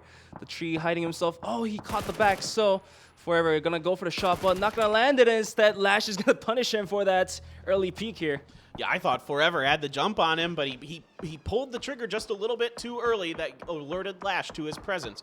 Here comes EM. They're going to have to push forward just a little bit, but 4M's working the underside of the hill, trying to see if they can catch EM, overextending a little bit. Deva's going to find Chai Wei, though, giving potentially a little bit of reprieve to Entis. This is all going out in the blue, that fight between Gex and Entis. Element Mystic, meanwhile, they are duking it out with 4AM. It's all blue damage that's doing a bunch of this now. Great grenade is going to finish off Kinch. Actually, the blue finishes off Kinch, but the grenade helped. And now the 5th phase. From now on, the players have to rotate fast the circle. The blue zone is going to hurt a lot, and the circle is going to be given towards the north of the river. And we're going to see Genji trying to go for infantry, but instead they are looking to find the edge of the circle. Loki taking a couple beat down from Detention Gaming White, and Machao is gonna take the down onto Loki. Malifaux looking to finish him off as well. Pio goes down as well, one of the star players. Machao definitely putting up a good fight, taking down 2 downs and a flush as well. Inonix instead will be taking 2 downs onto Detention Gaming White, being eliminated at the 10th place. Wow, and Onyx and Aqua 5 coming up huge at the end of that fight. They save their team's bacon, and they're going to be able to get PO up. Oh God, they got to be careful. The vehicle is going to be lifting downwards. Okay, that was a paper thin moment here. Oh no! All right, so I think they're okay. PO. Ooh, we got the eye tracking software going. Sweet. You can see what the players look at, where they look. That little red bubble that floats around. That's pretty dope. But yeah, also, as I've mentioned before, Inonix, definitely one of the top players previously on Danawa Gaming. Being added to Genji roster has completed their mission, I feel. It feels like that. Oh, yeah. I mean, they went to just try to make the best roster in Korea, get all 4 of the best players at their designated roles, kind of, and they went out and did that. So all the props in the world to the Genji organization. Really wanted to continue to build on their success from last year. I don't know what Two Heart's going to do. He's in trouble. He's got to get in the river. He knows he's got to swim. Take some damage going in, and look at Lambu just getting up here. He wants no part of Two Heart getting any feet on this beach. Yeah, Lambu's going to get third party, though, while he's trying to third party onto Griffin. Minsung's going to take some beat down onto Lambu, surviving with 1 HP, actually. That was very close. And now Two Heart successfully making himself across the river. Let's see what he can do for his teammates. He has 2 more teammates to rotate through, so if he can hold his ground and push off Lambu, the whole VLG squad, then Minsung is going to be able to cross the river as well. And now a couple smokes being put down to save himself from Quadro. Yacha looking towards uphill. Yeah, he's got Curzon up above him. Curzon losing 1 member, but 2 kills here early for Curzon, a top 8 finish. So I would say this is a nice, solid start to the day for them. You know, I would have considered them kind of one of the bottom teams in terms of expectations. But hey, right now they're getting it done. They're working a ridge line. They've got a decent amount of the circle. The circle probably gonna move up towards them potentially. No, it actually centers up. So they've got a decent beachhead going. It's going to be a little tricky, but Tianba's got the square compound, and that thing is just so strong here. Yeah, Tianba, by holding those houses, they can look down towards the bridge, they can look down towards the guard post, and they can take some shots up top of the mountain as well. But at the same time, if they were to leave the compound as the circle moves on, then it's going to be a hard rotation for them, because if there are any players holding up top of the mountain, the angle is not so great for Tianba. It actually favors the players up top of the mountain. Oh, there goes Minsung getting the opening down onto Deva. Gonna throw a grenade up and over. This is a really tough task. VLG really good damage with that grenade. The stun comes up through, backs him off for just a second, but now he's getting help from Two Heart. They have got VLG on the ropes. It is just Hikari left. And Hikari looking to get some downs on Two Hearts, and he does get the down onto Two Hearts. 1 player remaining on each team. I don't know if the teams want to go for the reses, but we'll see. We have Tianba coming in from third partying from behind, and he's going to take the shots and take a kill onto Hikari. So, VLG eliminated here, rank 8. Great job by Griffin holding out as long as they have. Minsung's very in trouble. PO quick and easy. Never mind, it's going to be him finishing off that player. So good job by PO to pick that up. Aqua 5's going to get Yan Lee. So Genji is now farming other teams' kills, or knocks at least, and they're picking up some points that way. So that's pretty scary for these other teams, because they usually get points in team fights, that kind of thing. Wow, Lurena, the top fragger for Tianba, he gets some nice little shots. Those are tricky. And Inonix just down instantly by an infantry member right here. They didn't want to pick up fights with Tianba, so instead they wanted to go towards the top left side of the circle. But rather, instead, they're gonna start losing members 1 by 1. Aqua 5 being down by Lorena as well. Yeah, you're gonna be maybe sending somebody forward here. It sounds like the vehicles as Tianba gets ready for the next circle. Tough spot here for Genji. They're very exposed. All these teams up on the side and over in the bottom can kind of see them, so it's going to be a little tricky. Kind of depends on how much utility they have available, and not coming from DA with a bolt action with the M24. Something's going to get Yowook. So just 2 members, Yacha and D-Lax left for Quadro. Decent spray, but not able to get the knock. Yeah, And utility towards the late game is really important, as we don't see much buildings and facilities being put into the circle. It's mostly going to be fields and mountains and hills. So without smokes, it's hard to rotate. Without nades, you're not going to be able to clear out angles. Pio looking towards to take a kill onto Martian here. Yeah, Pio's going to open it up with a frag grenade, and it's going to be a knock coming from Aqua 5's frag as well, as they're kind of throwing dual frags into that smoke, and now Pio's going to back off just a bit. Smokes are going to be used to cover the southern angle, so they just can focus on this one team fight. Very, very good stuff. Tianma now doing what they like to do, and that's come in third party some of these fights, so they're getting on the backside of Yacha. He is surely going to go down. Indeed, he does, and that's 5 kills for Tianma so far. And for Team Kirsten, I don't know if it was a good idea to fight 2 Battlegrounds at the same time. They were facing off Genji, they were facing off Quadro at the same time. 2 members split to 2 sides, and it definitely didn't pay them off. Well, they ended up losing a member, so that's hard. That's a big bite to chew, but they might be doing it, man. Some headshots coming in. Something knocks Pio. DA gets M200. I don't know what's gotten into this team Curzon, but they are playing really, really well against some very strong teams. Yeah, Aqua 5 is going to take on the revive for Pio. And once the revive is up, they're going to push Kirsten. And there's actually a Quadro member alive behind Kirsten. So Dlax, let's see what he's capable of when Genji pushes out. I think he's waiting for the moment as well for Genji to push. He's the only member alive on his team, so definitely he doesn't want to go at a preemptive timing. Yeah, exactly. He's trying to get something to go. These are great grenades from Genji. Good mollies. Get those teammates stuck behind that tree, but Aqua 5 tries to push up, and DA from long range. Oh my goodness. Curzon takes down Genji. Excellent stuff by Team Curzon. That's 5th place for the Genji boys. 4 teams remaining, 7 players alive, and now we're going closer to the final circle almost. And once the circle closes in, we're going to see what happens. Lorena trying to take on spray downs towards Minsung. Minsung just barely surviving it. It was actually really close. Minsung in the blue zone. He has to go in now. He has no HP. Looks like he just gave up and went for the kills, but he's going to burn out from the blue zone. Oh, yeah. Yep. He was just looking to see if he could get a point, an extra point, if he got a little lucky with that spray into the smoke. Dlax, in the meantime, going to sit Tian down. And with that SLR up on the hill, people haven't forgot about him, but he has a nice position with plenty of cover. Everything that Tianba could use to see him is either going to reveal themselves or they have to back up to the street, which of course they're not going to want to do that. So Curzon, I tell you what, I was not high on this team coming into this, but right now this is their game to lose. This is their moment. They're holding on to the circle. They're holding on to the prime positions.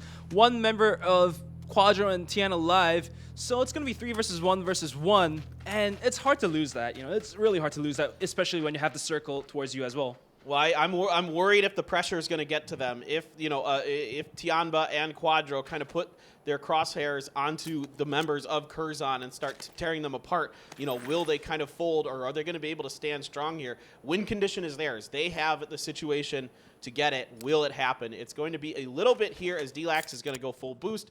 Get ready for this final circle as him and I think Lorena is just in on the southern edge there. So actually Lorena has a really nice position to work with because a lot of utility has already been expended.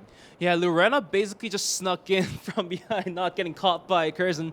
And Dlax is going to wait for his moment. He definitely knows Curzon players are looking towards his side since there were some gunfires from towards where he's positioned at.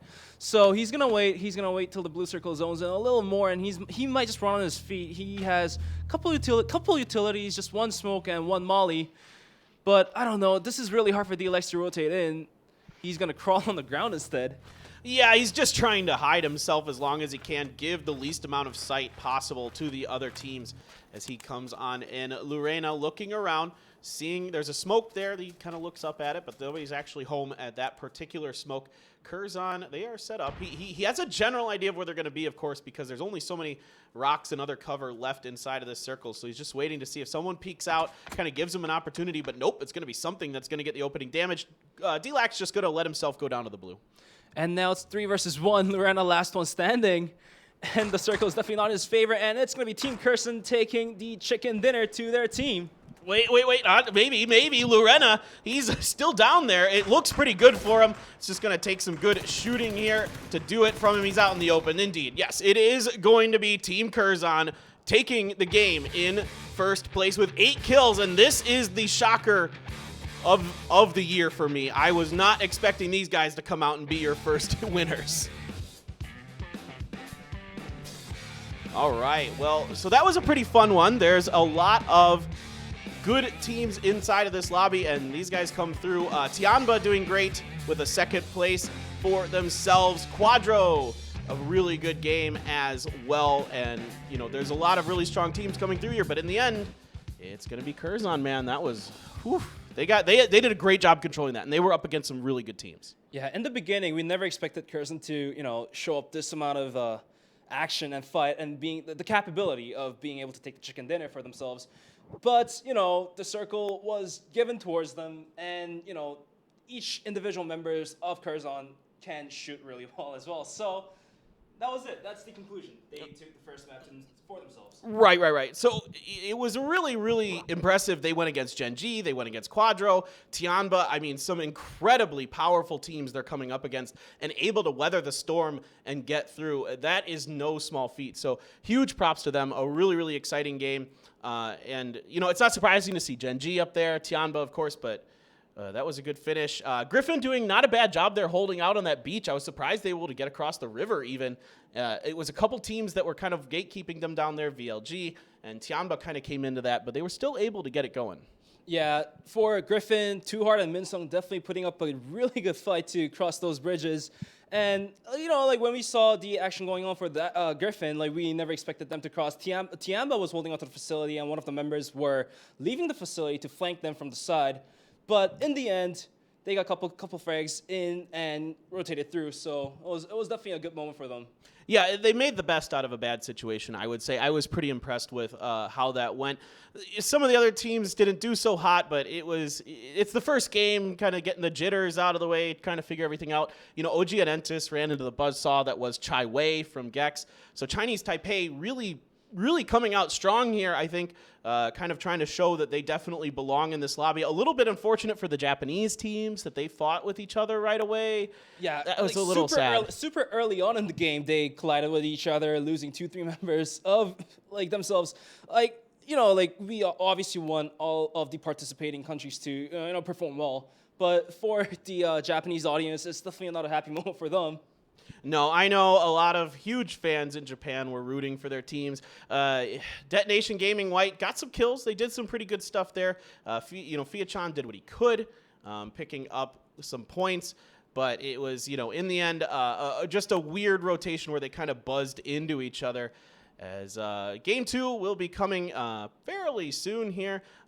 Maybe we'll get a scoreboard, I'm not sure, as we wait to go on to another game of Erangel. So we didn't see too much fighting early on over drop locations, which is, I wouldn't say surprising. I think Tianba might have wanted to contest Gen G, but I'm not sure. Ooh, here we go. We got some highlights. I think we got the Korean casters giving us their excellent shout-outs. Everybody loves their hype.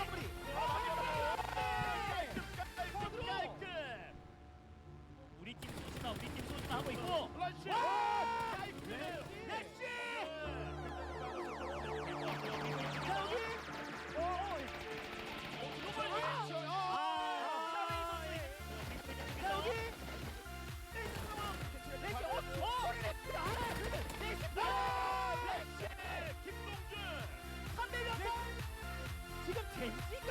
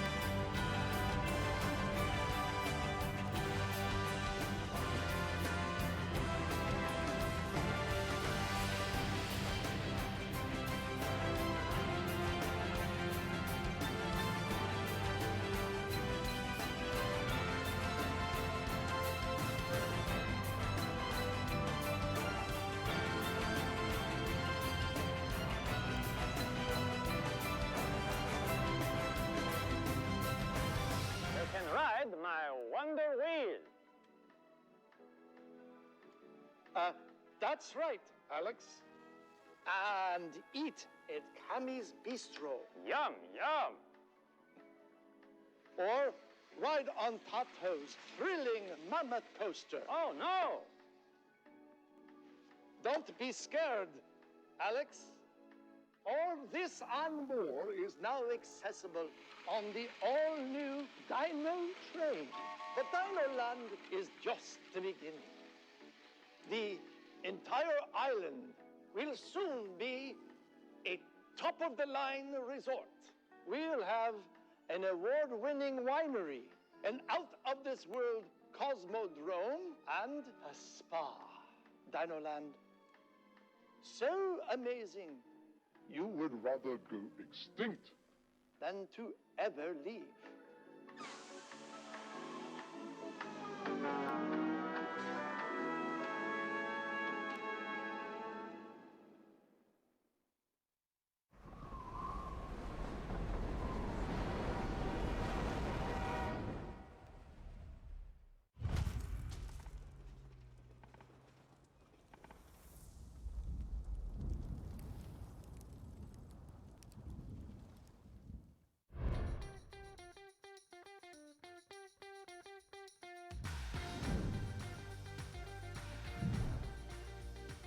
I'm going to die. With still having the main island having a little bit of control on there, a couple of these guys can make their way through, and I'm himself getting not. It's really interesting because, yeah, actually, like, the Team Liquid guys, super, super nice dudes. A grenade up to Highwood. Highwood, the hero, all right. Oh, I would love to see it, Memo. Do it. Do it. No way! 복감 3킬. 복감은 3킬. 폭이 없죠, 근데.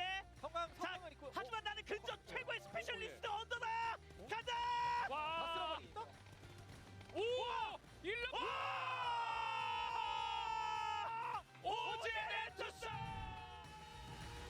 É contra o seu parceiro de equipe, Memel, Nandinho. Olha a granadinha do mistério. Tacou. O quê? Lá em cima. O quê? A little bit more time to develop here in El Azhar than the one did in Montego, but KJ. Great angle for KJ to hold, knowing full well that over to his west, he's gonna get another big plays here coming from Sadie's to Noardra, but they are absolutely dominating. They get another one. さあこちらはエレメンツ36移動中ではありますがどうだHello. どうだ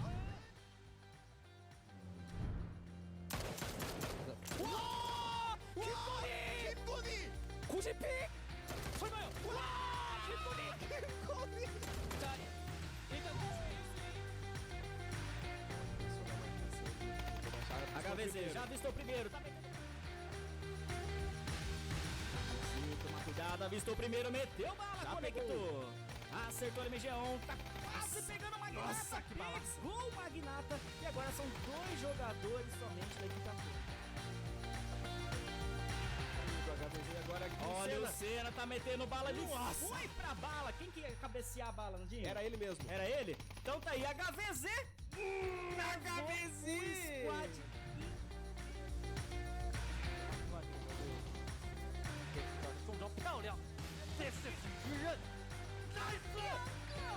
Double kill.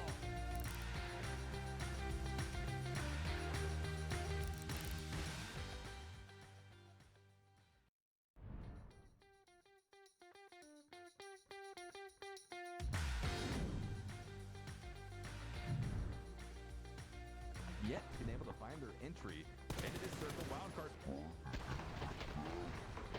Oh, sharp shot! You see swapping Sarbagun into the back seat of the buggy onto his butt and spraying down onto. 이쪽에 NN이 맞추고 있거든요. 자, 기절을 못 시켰는데 고각 수류탄 바로 못 시켰어요. NN 고각 수류탄. 자 위로. 오우. 자 이제 하나 와! 슈퍼 플레이 나오네요. 진짜 You guys remember that Carnage had just a second ago? They're about to have some company as deep as just come rolling No, Haji! What? He lived somehow, some way. It's a little shot. This is chaos incarnate. Microphone gets taken down. 厉害，这个厕所里面有人，但是他不知道一个飞身进去。哎呀，好痛！这种角度真的很痛。关键是他还是背着进去的，这是倒车入库。对视达人国良，哇，兄弟又来一个，补吗？一手在那底，没子弹了，还有12发，哇！啊，第三个人呢？你在干什么呀？ 여욱 선수가 좀 혼자 남아있고 여기 살리고 연막 쪽으로 소리 들렸죠 방금? 여기 있나 여기 있나? 지금 불편한 공간을 가든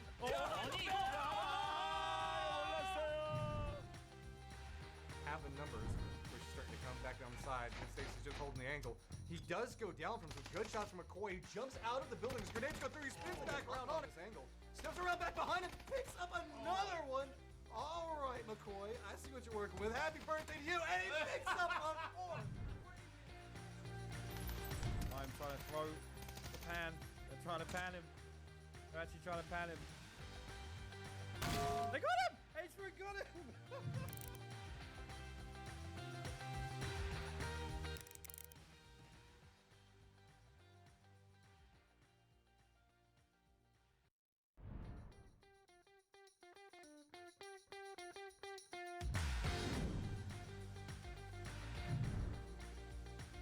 I'm going to die.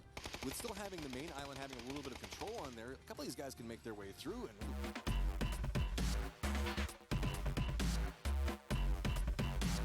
And welcome back, everyone, to PCS Asia Charity Showdown. There is your leaderboard from game number 1. And with a huge surprise win, it is going to be Team Curzon with 18 points. Tianba behind them with 11. Quadro with 10.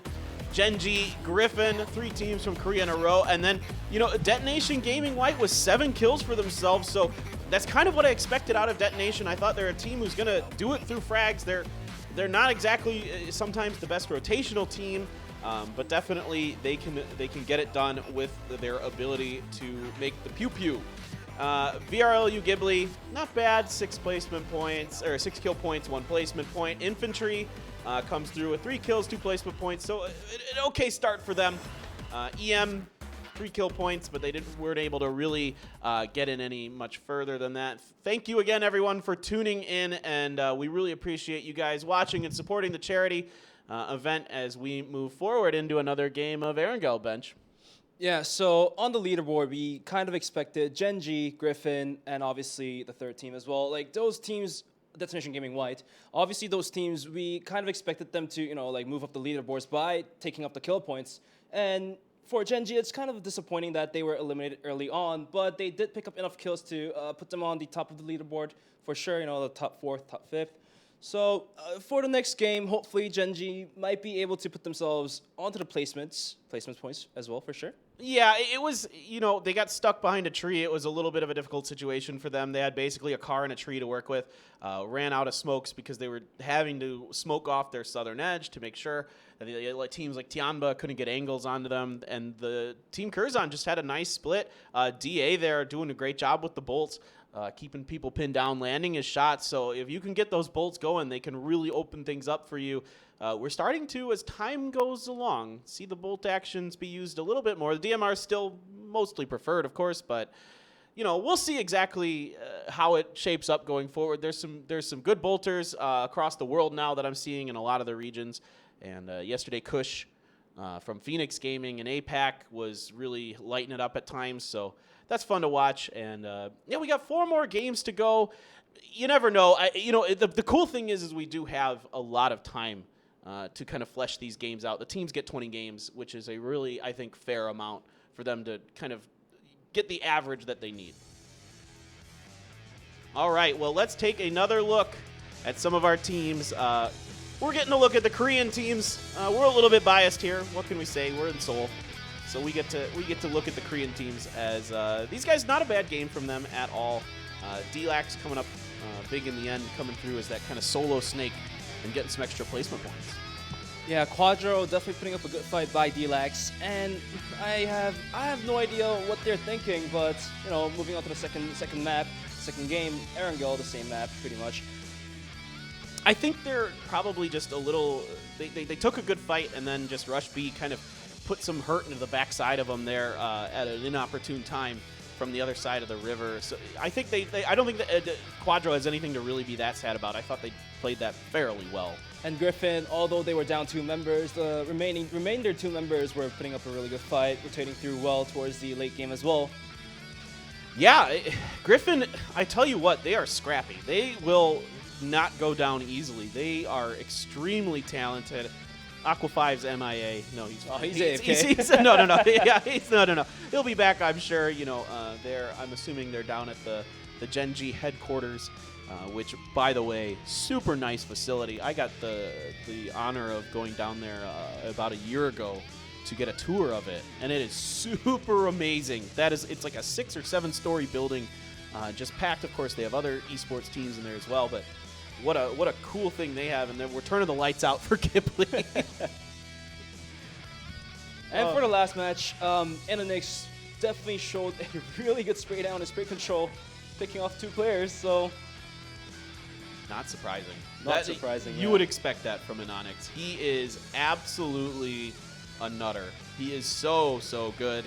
Of course, everyone in the world kind of saw it at PNC for the first time. Those of us that have been watching the Korean PUBG leagues kind of we had a pretty good idea of his skills, and it was nice to see him finally get some of the recognition on the global stage as the plane is up and over very shortly. We are getting into the lobby. We'll get the countdown going. I can see the plane path. You can't yet. The plane path is a little bit crooked, which you guys can't see yet, but I don't know. Like, this time around, there might be a lot of contestants towards George this time, and Severny as well. So, Elemental Mystic, there could be contestants towards Severny, and for Genji, Tiamba, the whole North and South George, there could be contestants. Yeah, are we going to see, you know, I'm assuming Griffin's going to switch up their spot. They're going to go up to Zarky instead of Primo. Primo's just so far away from this plane path. This is what we've got to talk about right now because of how far away it is. It's really a northern heavy plane path starting by Milta Power. So the Milta teams are a little happier because they've got those spots a little more available. And I'm going to let these guys talk a little bit. And you guys, you know, we'll get the translations later, but I don't want to talk over the players here.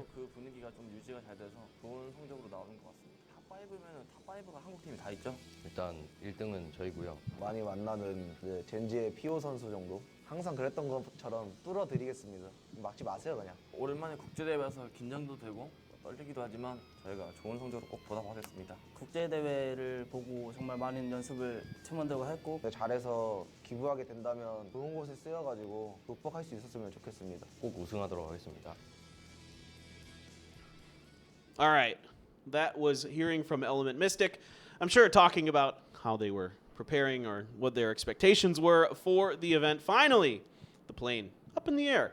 And again, starting over Milta Power, and then we're going to end up by Zarky. So a pretty northernly heavy plane path. It's not super bad in a way. It's just if you're going like Military Base, Ferry Pier, that kind of area, you could run into some issues getting over to there. But a plane path like this, you know, when the circle is given towards military base, then it's going to be a disaster trying to rotate downwards. And Genji actually is going to drop early this time. They're going to give up. They're going to give up South George and probably farm the side loots around Milta Power, maybe.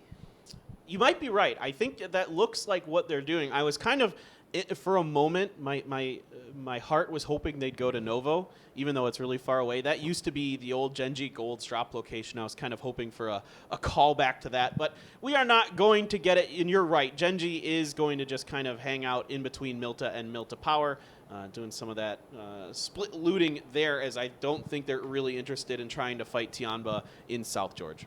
And L-Stars, knowing Genji's going to drop Milta Power, they're going to take a boat and run themselves off towards Novo and take all the free loot there. Oh, yeah. L-Stars, they're a military base type team, so that's where they want to go and get down. And, you know, it's really interesting that we got a Milta Mini there with Pio. To see Genji really change it up. They've got actually all of Milta Power to themselves because LS did back off.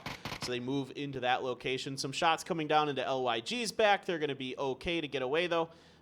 No significant damage done there by Dab G from Rush B Gaming. Rush B, the last team from China to qualify for this one. So, you know, the expectation's not certainly as high as some of the other teams from China, but any of these teams from China or Korea are absolutely capable of popping off and having a great event. At the same time, the circle given out, it's not too extreme. It's not like tilted super towards down south or super towards east or west. It's actually like just it's centering off Zarky and a bit of George as well. So the rotations for the players are going to be a little bit easier this time around. Maybe, yeah. A lot more teams dropped north just because of the plane path. So it's just kind of, it is, I think, easier for more teams than not. Some of the teams that are coming from the east, it's going to be a little tricky. We'll see exactly how they kind of work their way in. But the first couple circles in these Asia regions typically are pretty safe. Nobody's really going to set up too many traps. There isn't a team like VSG here who loves to set up traps along the way. We'll see if anybody tries something different. Sometimes you kind of talk with your coach after the match and you see a team's rotation pattern. But because this circle is a little bit different, I wouldn't expect it. And Entis, they're not going to be contested for Pochinki for 2 rounds in a row, so they're going to take all the free farming. No damage, no collateral damage for sure. And they also have a vehicle available, looks like. Oh, yeah, sure. Definitely some guaranteed vehicle spawns in Pochinki in the competitive settings, so there's definitely always vehicles. It's why part of why Pochinki is so valued. A lot of vehicle spawns. So you can get your kind of choice of vehicles, get those UAZs, Dacias, which are really preferred because they're natural built-in cover and that kind of thing. And then also it's centrally located on the map. It's in the center of the map. That's all you're really looking for. Yeah, Griffin doing what I kind of expected. They went up to Zarky. They pretty much split between either Zarky or Primo, so nothing too surprising here. Would love to see a circle finish up by Zarky, up by there. Not super likely, but possible. There's a lot of fun terrain to work with up there, I think, that you don't get to see too often in competitive, just because of the nature of the way the circles work. They have to move away from water and all these other things.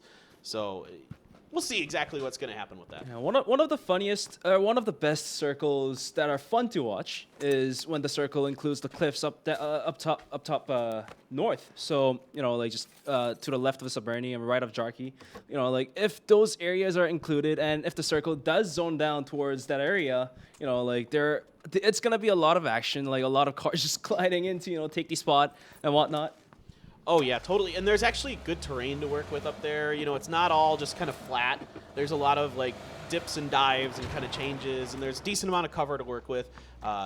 So I agree with you. I really like finishes up in that area as well, which this one seems like it has a decent likelihood that it's going to be that particular area. Loki is just taking an overwatch here of Quadro as they make their way through. So this is going to be an interesting task here for Gen G. They picked a different drop location, and they're going to start outside of the circle. How are they going to adapt to that will definitely be an important storyline. VLG, they're just making their way in. There's nothing super interesting going on with this. They're just coming across the field, heading on in there. There actually is quite a bit of open space ahead of them on the map, so they can get pretty deep into this circle. And teams outside of the white zone is going to start moving in towards the zone as well. Quadro on their vehicles. Genji obviously picking up some vehicles as well, moving up towards Lipovka. Okay, so they're going to... This isn't too surprising. This is almost like a page out of FaZe Clan's book here. They're going to take the eastern road, come all the way up potentially through the north is what they might do. They might actually just go all the way around Stallber. I'm not exactly sure. It depends. But that's what FaZe Clan, for example, really likes to do. So this might be kind of Gen G imitating that a bit. Yeah, it's one of the safer rotation paths as well. If you do go up of Yasnaya and rotate down towards the compound, you know, like crossing bridges are always risky. You know, there could be bridge campers, or, you know, like if there are teams holding on to the compounds outside of the bridge, then, you know, they will definitely take some bullets at the cars passing by. Yeah, 100%. It's about keeping those rotations safe. So 4 a.m., they are going to set up. You don't want to get all the way into shooting range where EM is. You want to get around shooting range if you can help it. I'm a little surprised to see 4 a.m. coming down the hill. Do they feel like they've got Element Mystic in a bad position? Element Mystic still looting over here. There's Griffin over there I can see on the map as they've made their way out of Zarky as well. Here's our real-time tracking. This will show you guys how teams rotate. You can kind of watch them. They all get together, go up to the mountain.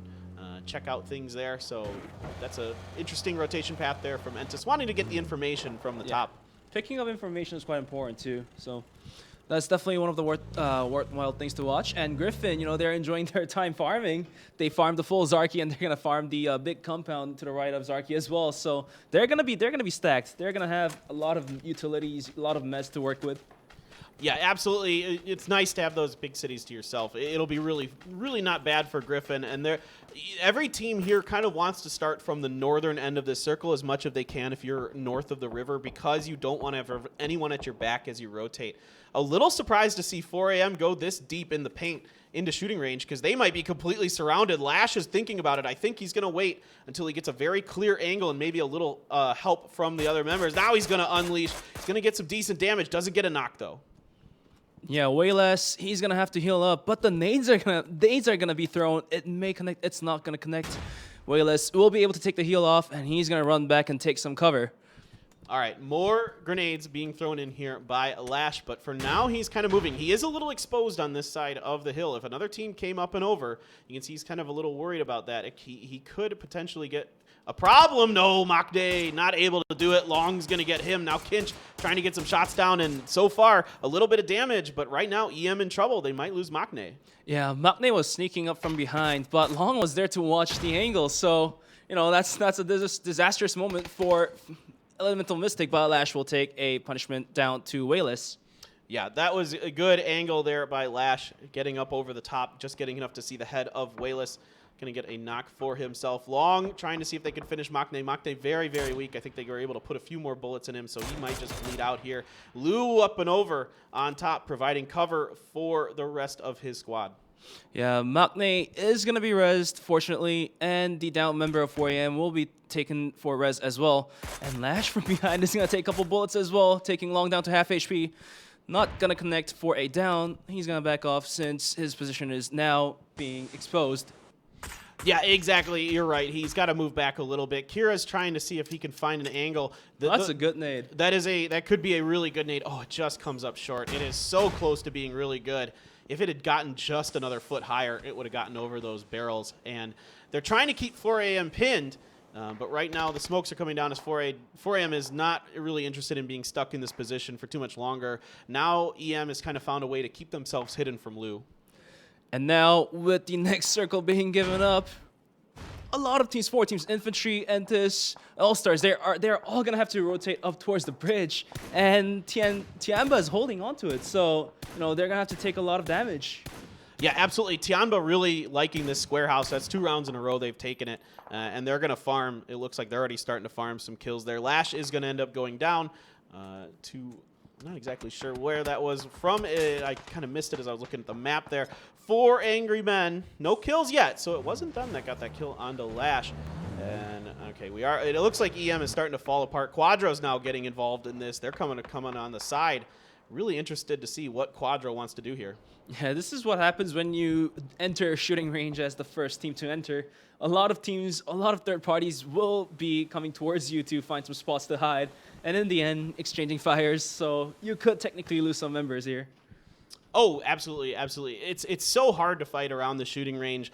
There's so many hills around the outside of it, so a lot of teams can get good angles down on top of you. Now, right now, there isn't anybody doing that. 4AM continuing to kind of dismantle EM here. Only 2 left standing. Kinch very, very weak. Kira has health. He's going to have to do something. He's going to have to buy the rest of his teammates time, and he is in an awkward position. He is very exposed there.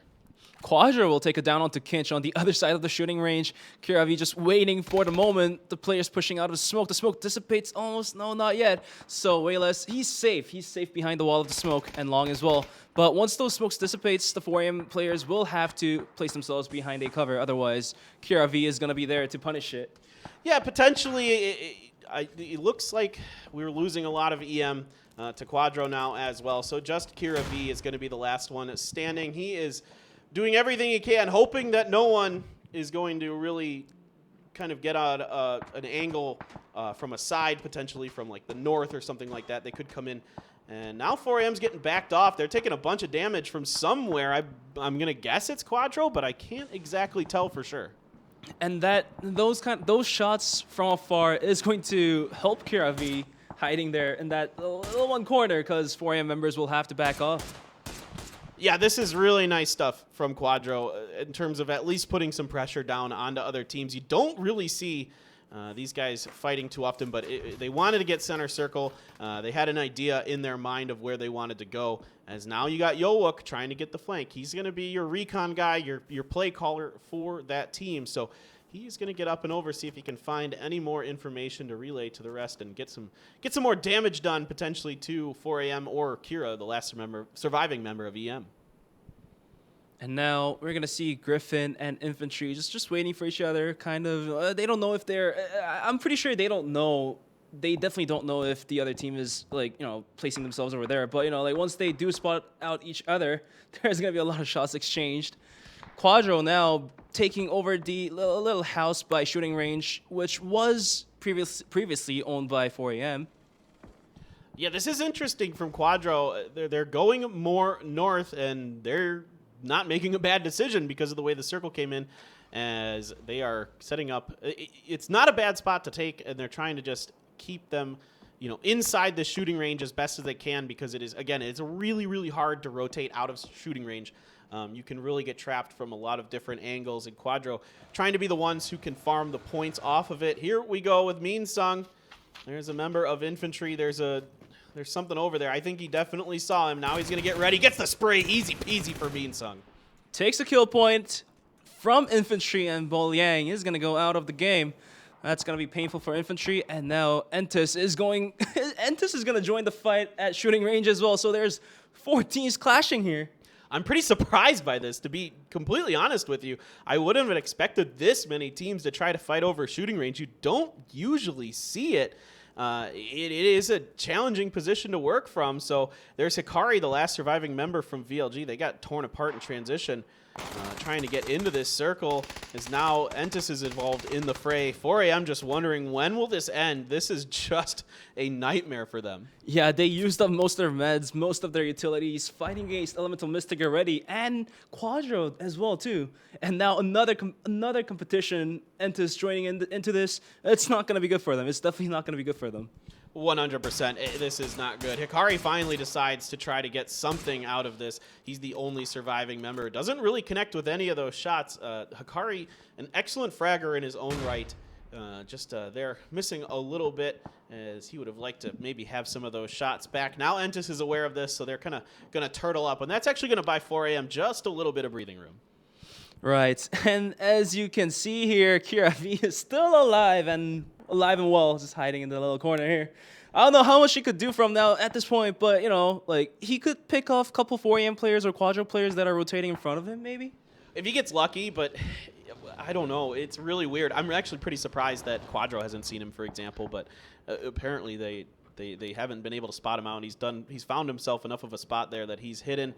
Your Game 1 winners, suffering a knock from, I believe, Rush B Gaming up on the hill, as Curzon trying to get their friend back up, and they can, you know, just maybe get something going here, as this is the southeastern part of the circle, and Rush B is spread out pretty well along the southern part here. They got a pretty big, I'd almost call it a 1-1-1-1 split, maybe a bit of a 3-1 potentially, but they're covering a lot of territory with it. We're still watching shooting range to see if anything will happen here, as we wait for another circle to give its location. Lou able to sidestep that grenade just a bit, as Indigo is going to finally go down. Hikari finally finding his shots. 16 teams remaining with 55 players alive, and we have the next phase up, phase 4 circle, giving to shooting range, given up to shooting range. So Elemental Mystic is going to have a longer time of survival. This is wild. This shooting range seems to be where we're going to end up. So a lot of these teams that prioritize this early, let's see if they can survive it. Asura trying to get monsters on the cross, not able to really connect much there. More of L-Stars coming through. WNB does go down to 2 hearts, so they're able to find 1. But Monsters and Carl, that Dacia is very hurt. That is about to blow up. He needs to get out of that thing ASAP, because if somebody looks at that thing funny, it's going to explode. Couple bullets and that's going to go off. And the position Entis is holding right now is not that secure, actually, because if there are players coming down from the behind of the mountain, then Entis is going to take bullets from up the hills, and they're also going to be taking bullets from 4 AM, holding on to shooting range if they do decide to push out. Yeah, definitely a potential sandwich that could happen there. As LS, they've got 2 up, and now you've got Entis, who I believe also has 2 up here. And now we've got Infantry getting involved with their 3 surviving members. Of course, we lost Boliang early on in this one to Minsung from Griffin.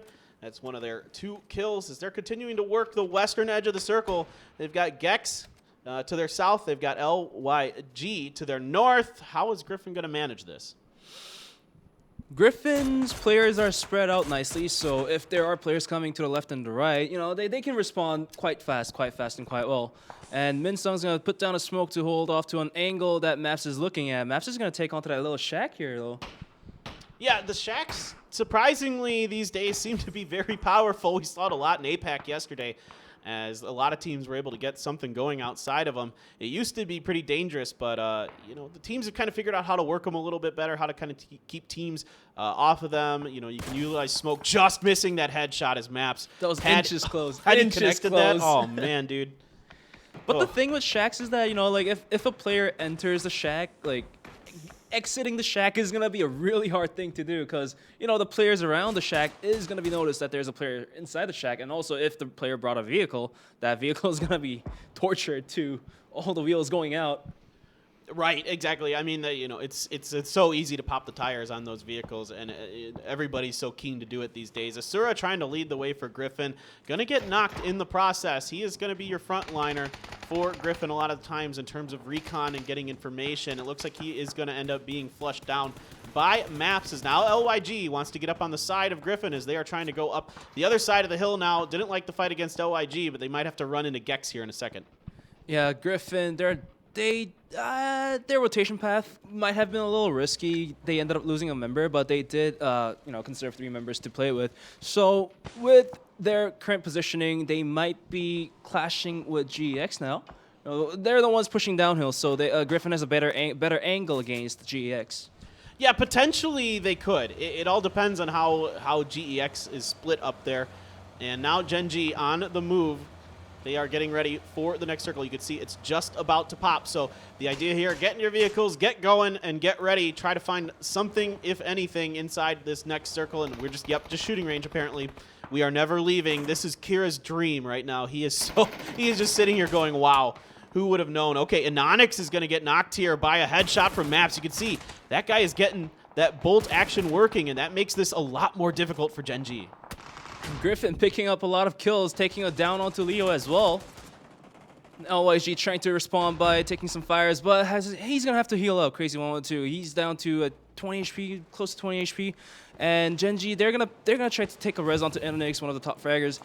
You know, like, at this point, the next phase is going to begin in 13 seconds, and for Gen.G, like, they have to take the res, and they're going to have to smoke it off and, you know, like, find their path out of this fight. Otherwise, their rotation is going to be really hard. The circle is going to be right behind, but Gen.G is going to finish off LYG. Yeah, that is really good stuff here. There's still a couple members left of LYG. PO, he's got to knock that. Crazy's done. He's in the blue. That's over. Aqua 5 trying to hold the line. It's Migo going to, nope. Now it's going to finally happen for Gen.G. Good team fight here for Gen.G. They get 3 kills. They don't really lose much in the process. Now they're able to get back in their vehicles and move forward. Griffin, in the meantime, was able to do pretty well in their battle against Gex, so they've at least carved a bit of a path here on the western part of the circle. And in the meantime, Infantry was eliminated as well.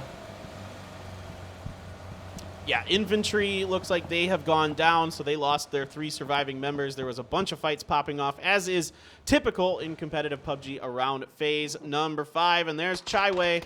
Gex down in 12th place. Griffin up on the Tianba. 2 Hearts going to get the opening knock. This guy's been absolutely on fire recently. He is a monster. This whole team is full of monsters, in my opinion. 6 kills already for them. Just Lin Shun in front of him for Tianba. Yeah, Griffin, you know, like, you guys probably already know from their playstyle, they are always into picking up fights, and they will come out they will come out of the battles alive with kill points, and they are proving this right now with 6 kills, and they're looking to add more to their roster. They're looking to add more points to their scoreboard, but in the end, one of the Griffin members was down and flushed. Yeah, so 2 hearts in the blue. I think he's just going to eat some blue here. This seems to be, normal for Griffin. They'll try to pick a kill up here or there, but when they realize the situation is bad, they're not going to give those points over to the other teams. Meanwhile, Gen G has securely established themselves a little bit towards the shooting range there with you've got Anonix on the back line. So Anonix is going to be providing rear support for them. Gen G are a very flexible team. These players can basically play anywhere. They're all extremely talented at just about every aspect of the game. And I personally feel like the position Gen G is holding on to is a lot more supreme than the position Entus is holding on to. Since the ditches they're holding on to, it covers up a lot. It covers themselves. It covers Gen G from being hit from Saberni's side and from up top of the mountain from shooting range if they do prone onto the grass. Yeah, it's kind of where Quadro came in, and you're exactly right. That's why they kind of come in from that angle if they can help it. You would rather come in from that side. It is a little harder to work Entus's side. The hardest side to work is the south side of shooting range. That one really, really challenging. Circle's shifting just a bit to the southwest, so shooting range still very much in this. So we're going to have a pretty wild finish here, Bench, because there are going to be a lot of players alive because there's still a lot of cover and various other things to work with potentially. It depends on how it all shapes out with players coming down the hill and getting shots into the shooting range. Over to Gen G as they are trying to get inside of that ditch you were mentioning earlier, and they're going to push a little bit forward ahead. They have to because of the circle. Crazy Sam taking down Long, and in the meantime, you guys shouldn't forget Elemental Mystic is still alive in the center of shooting range. Wow, this is flashbacks to PGC 2019, folks. It is Sun Sisters putting the screws to 4 a.m. here so far. Here comes a crash from Detonation White. Remba's putting damage into Anonix. They try to run him over. Anonix just able to keep himself away from it. Detonation White getting absolutely demolished here by Gen G. There is so many blown up vehicles around this. That was not the right moment there for Detonation. And Anonix just dodging that car, sliding towards him, barely missing it. So he was super lucky with that. All right, back over here. 4 a.m. starting to turn it around. Fia-chan going to get knocked. Sam is weak. Looks like he might be going for a heal here as 4 a.m. still got 3 members up and alive inside of the shooting range, it looks like. So they're doing a great job holding on to this, and Sun Sister, they're down to 3 as well, so it's not the end of the world. I think Sun Sister, if they could find the right moment, oh no, these bullets are just proving to be very valuable right now. That's Pio down and dusted by G9.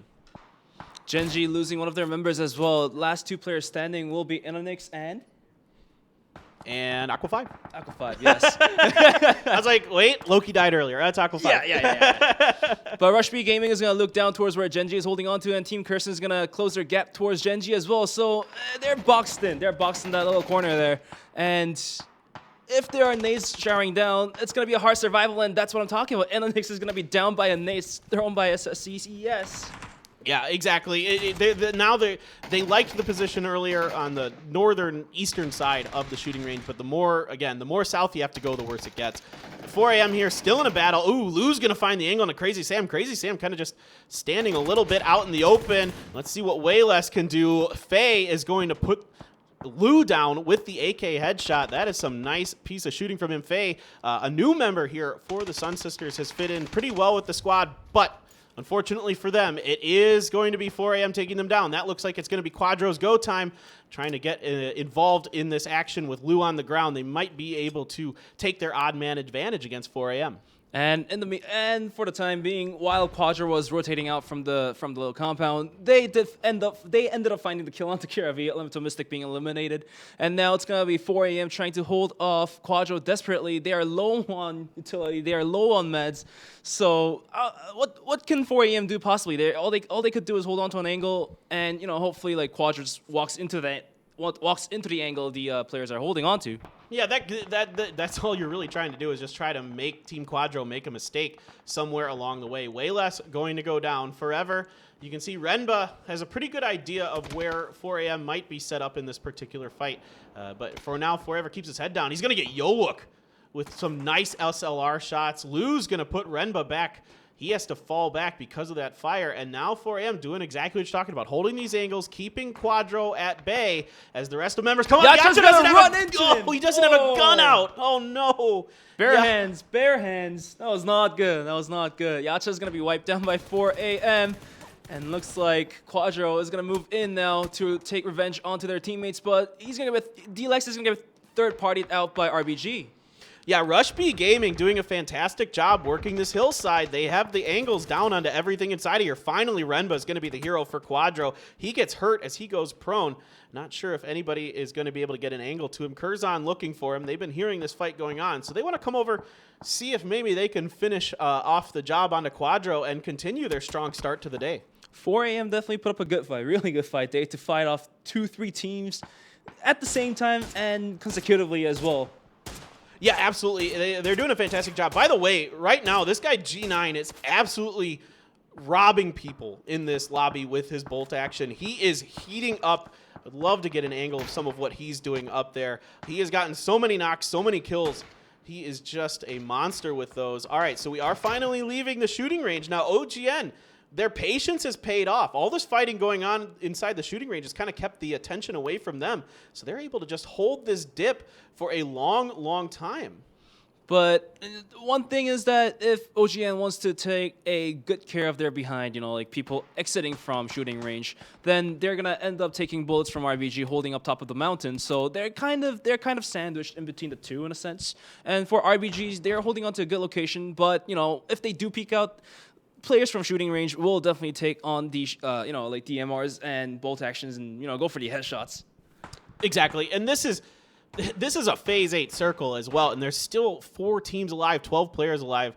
Like we mentioned earlier, because the shooting range, so much of it was involved in this, a lot of players and teams were going to survive longer than you're probably normally used to seeing in competitive PUBG, as Entis now starting to inch their way forward. They want to get as center as they can.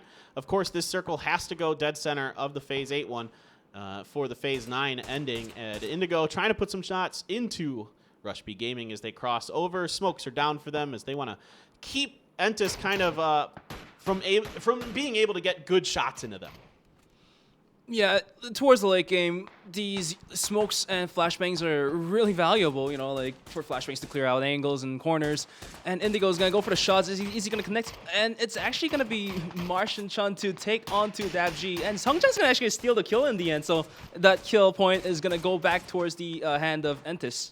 Yeah, finally this wonderful sniping position that Rush B Gaming had is starting to fall apart as teams getting good angles on them from their left and their right. So they do have a vehicle here that they can use for cover as well that they've set up. So not the end of the world. The center of the circle is kind of in between everybody. So nobody really has an amazing position. There's a stun on top of Entis. Quadro trying to inch their way forward. Throwing some more stuns to keep them backed off is Entis, and now we play the crawling game. The crawling game got caught by Rush B Gaming, DA being taken out, but instead he's going to be revenged off by Curzon. Something. Something. Something. I know. You say his name, and you're like, is that a real name? I don't know. No. Yowook, he's going to get outside of the fence, trying to get the angle. Kale going to double spray it down and get the 2 pickups for his team. Great job by Kale. 3 teams remaining with 7 players alive. This is the last moment, and Sungjan's going to find the kill onto Martian Chun. Now 5 players alive, and remainder of the teams, there's only 2 teams alive. It's going to be Entis versus Rush B Gaming. Rush B Gaming holding on to the top of the mountain, and Entis holding on to the bottom. I think the prime angle is going to be Entis here. It's looking good for Entis, especially with that knock from Kale. Now it is just Pow Pow left for Rush B Gaming. This guy's nuts. Don't count him out just yet. Trying to get the spray with the 3x. Decent control is going to get 1 knock. It is going to be Sungjang that goes down. Kale attempting to find some kind of angle. Indigo as well. Starting to work up. A grenade's going to finish it. That's good news for Pow Pow. He's going to get another point in his team's bag. At least he's able to pick that up. If he isn't able to win this, he's in a tricky spot behind this rock. The blue's going to be coming very soon, trying to peek around. It is going to be OGN Entis that takes the 2nd game of the day with 10 kills. Just, man, really good stuff there. Entis not in a great position. I mean, working around the outside of that shooting range for what felt like forever, they're able to weather the storm longer than any other team that came through there and get a win out of it. I really, really disciplined performance from them. And at the same time, they picked up a lot of kills in the process as well by holding on to that spot. Not as we have thought, like it's not a good spot, but in the end, it turned out to be a good spot for them. Yeah, it is kind of a weird position because a lot of times you'll see teams take that spot up and just get kind of caught in crossfires from teams on the hill. But Rush B kind of was the only team up on that hill and was very interested in what was going on the other side of the shooting range. So Entus kind of benefited from that, and no one really ever came to hamper them. No one was able to leave the shooting range because of Rush B. So no one like 4AM or Quadro was able to come over that other side and put pressure on them. 4AM was way too concerned with everything. Basically, Sunset started running into shooting range. Quadro moving themselves from the side of the shooting range into the facility, the little house, the little shack on top of shooting range. And at the same time, they had to take care of Entus at the same time too. So they had more than 3-4 angles to take care of.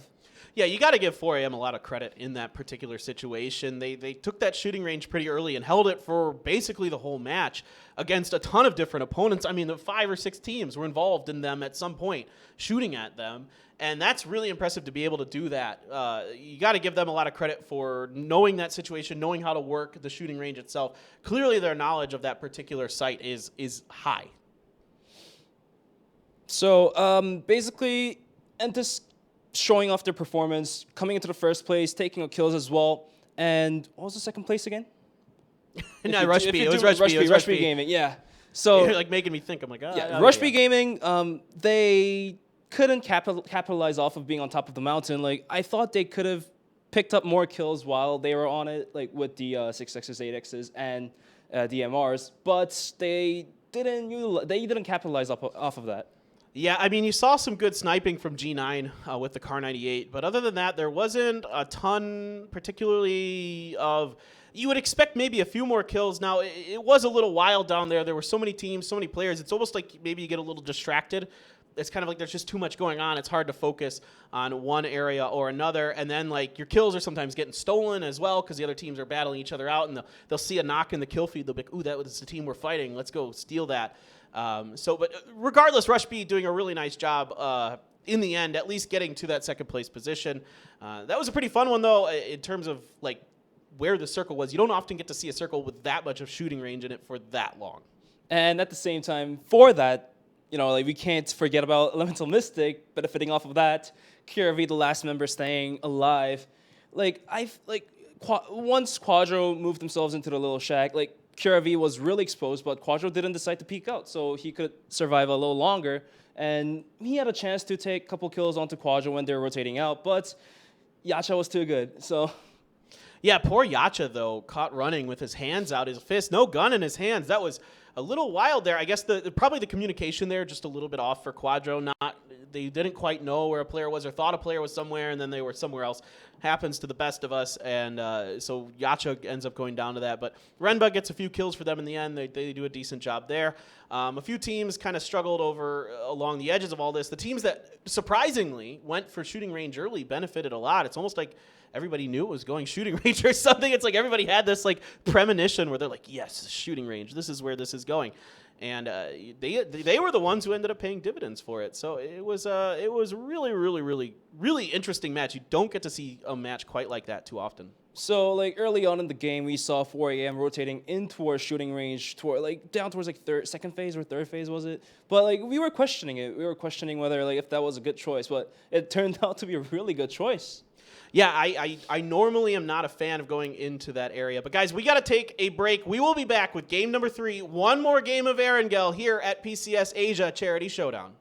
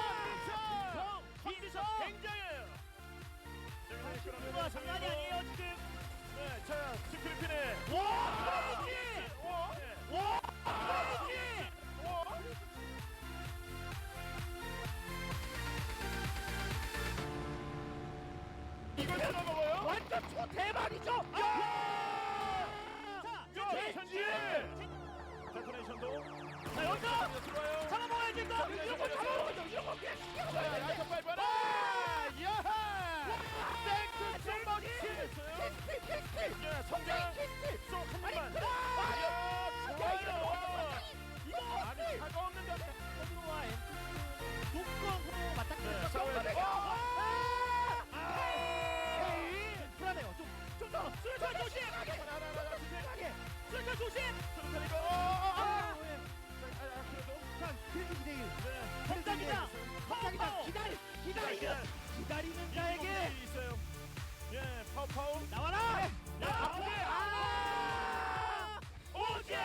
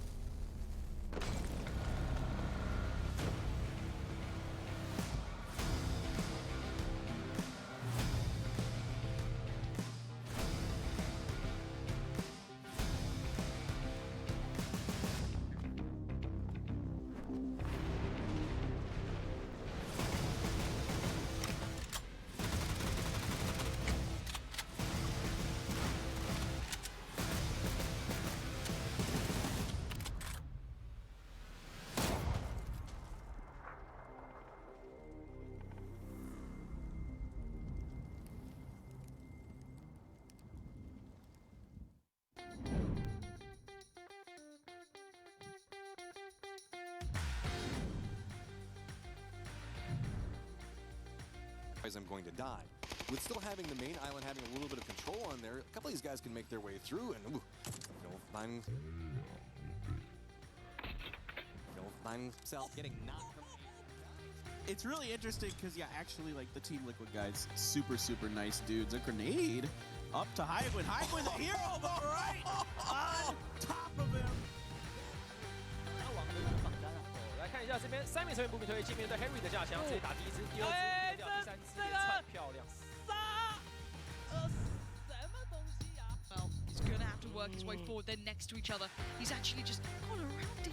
Gaxi, turn around. He's behind you. They have no idea how close they are right now. Gaxi is a centimeter away, and inch by inch they walk forward in unison.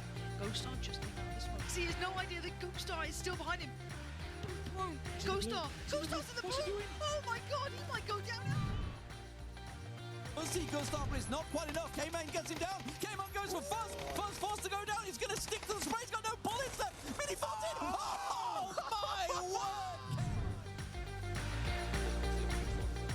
word!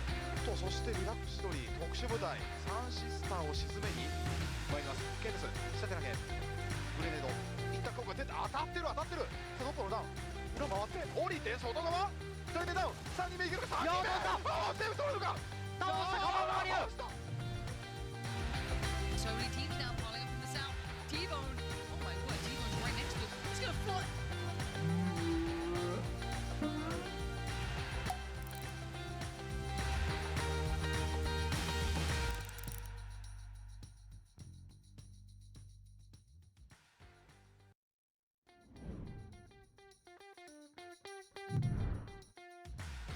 The car is gonna be coming right here, and everybody is just waiting.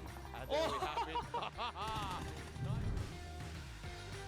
5시 지역, 서클의 5시 지역에 붙어있는 두 팀인데 위키드가 욕심이 좀 많아요. 봤어요. 인디고 맞고. 네.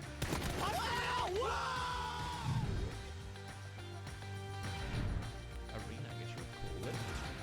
Tagged up once, tags up two. Secure this entire side of the circle. Finds the third. What a hell! Oversprayed. Rubbed over the roof. It's gonna bounce up and over. Somehow no kill confirmed on that one either. They don't know about Iroh's position. They have no idea that there's one inside. That one's gonna bounce up and over and take him down. He's gonna have to hop off the roof. Vard is tagged up. Vard finds one more. Great shooting. Molotov's thrown forward now as well. Now they have to back off and run the hell out of here. Iroh finds one, and that's the third kill. 不要慌，当然还是得看后续。哦，飞起来了，被空战了。 Imaju lijepu poziciju ovdje, Marv radi dosta damage-a, međutim neće on moći ovo vjerojatno preživjeti. Kako? Down as well. Spots one first face. Takes one to the face, falls down immediately after 20 bullets left. Get this. Tried to stay alive and don't Molotov yourself, but now he jumps off. Catch his AC Rats and a healing, and he gets him. 2.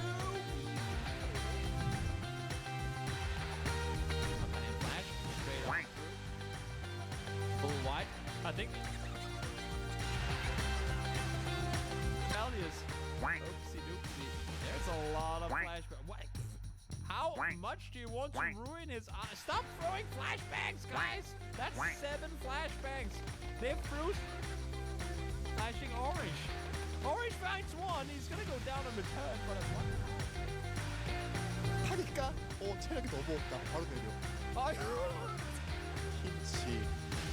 숨은 쉬어야죠. 그쵸? 오시면 못 줘도 커피는 주고 싶네요. 김치!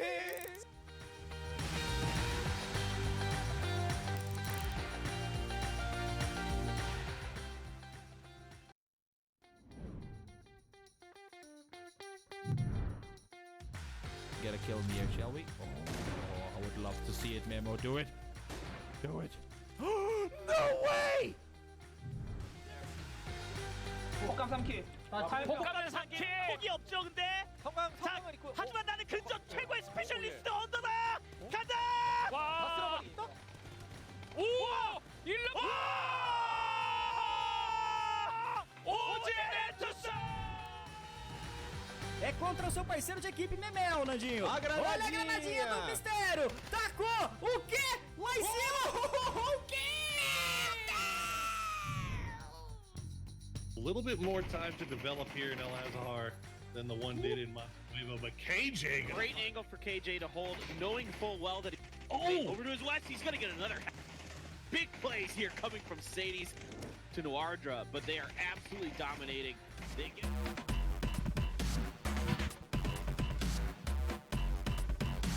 Welcome back, everyone. It is the PCS Asia Charity Showdown, the second day of the PCS Charity Showdowns. I am Paper Thin. With me is Bench. Thank you, everyone, once again for tuning in as OG Anentis comes through with a big 20-point win on our second game of the day. Not too far behind them, Rush B, picking up a decent amount of kills from their hillside position, and somehow, some way, 4 Angry Men able to get through into third place. I mean, what a incredible performance from them, actually.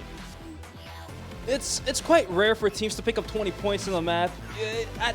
on the average, on top, it would be like 18, 19, 17 in those areas. But picking up 20, that's just something, you know, like that's extraordinary.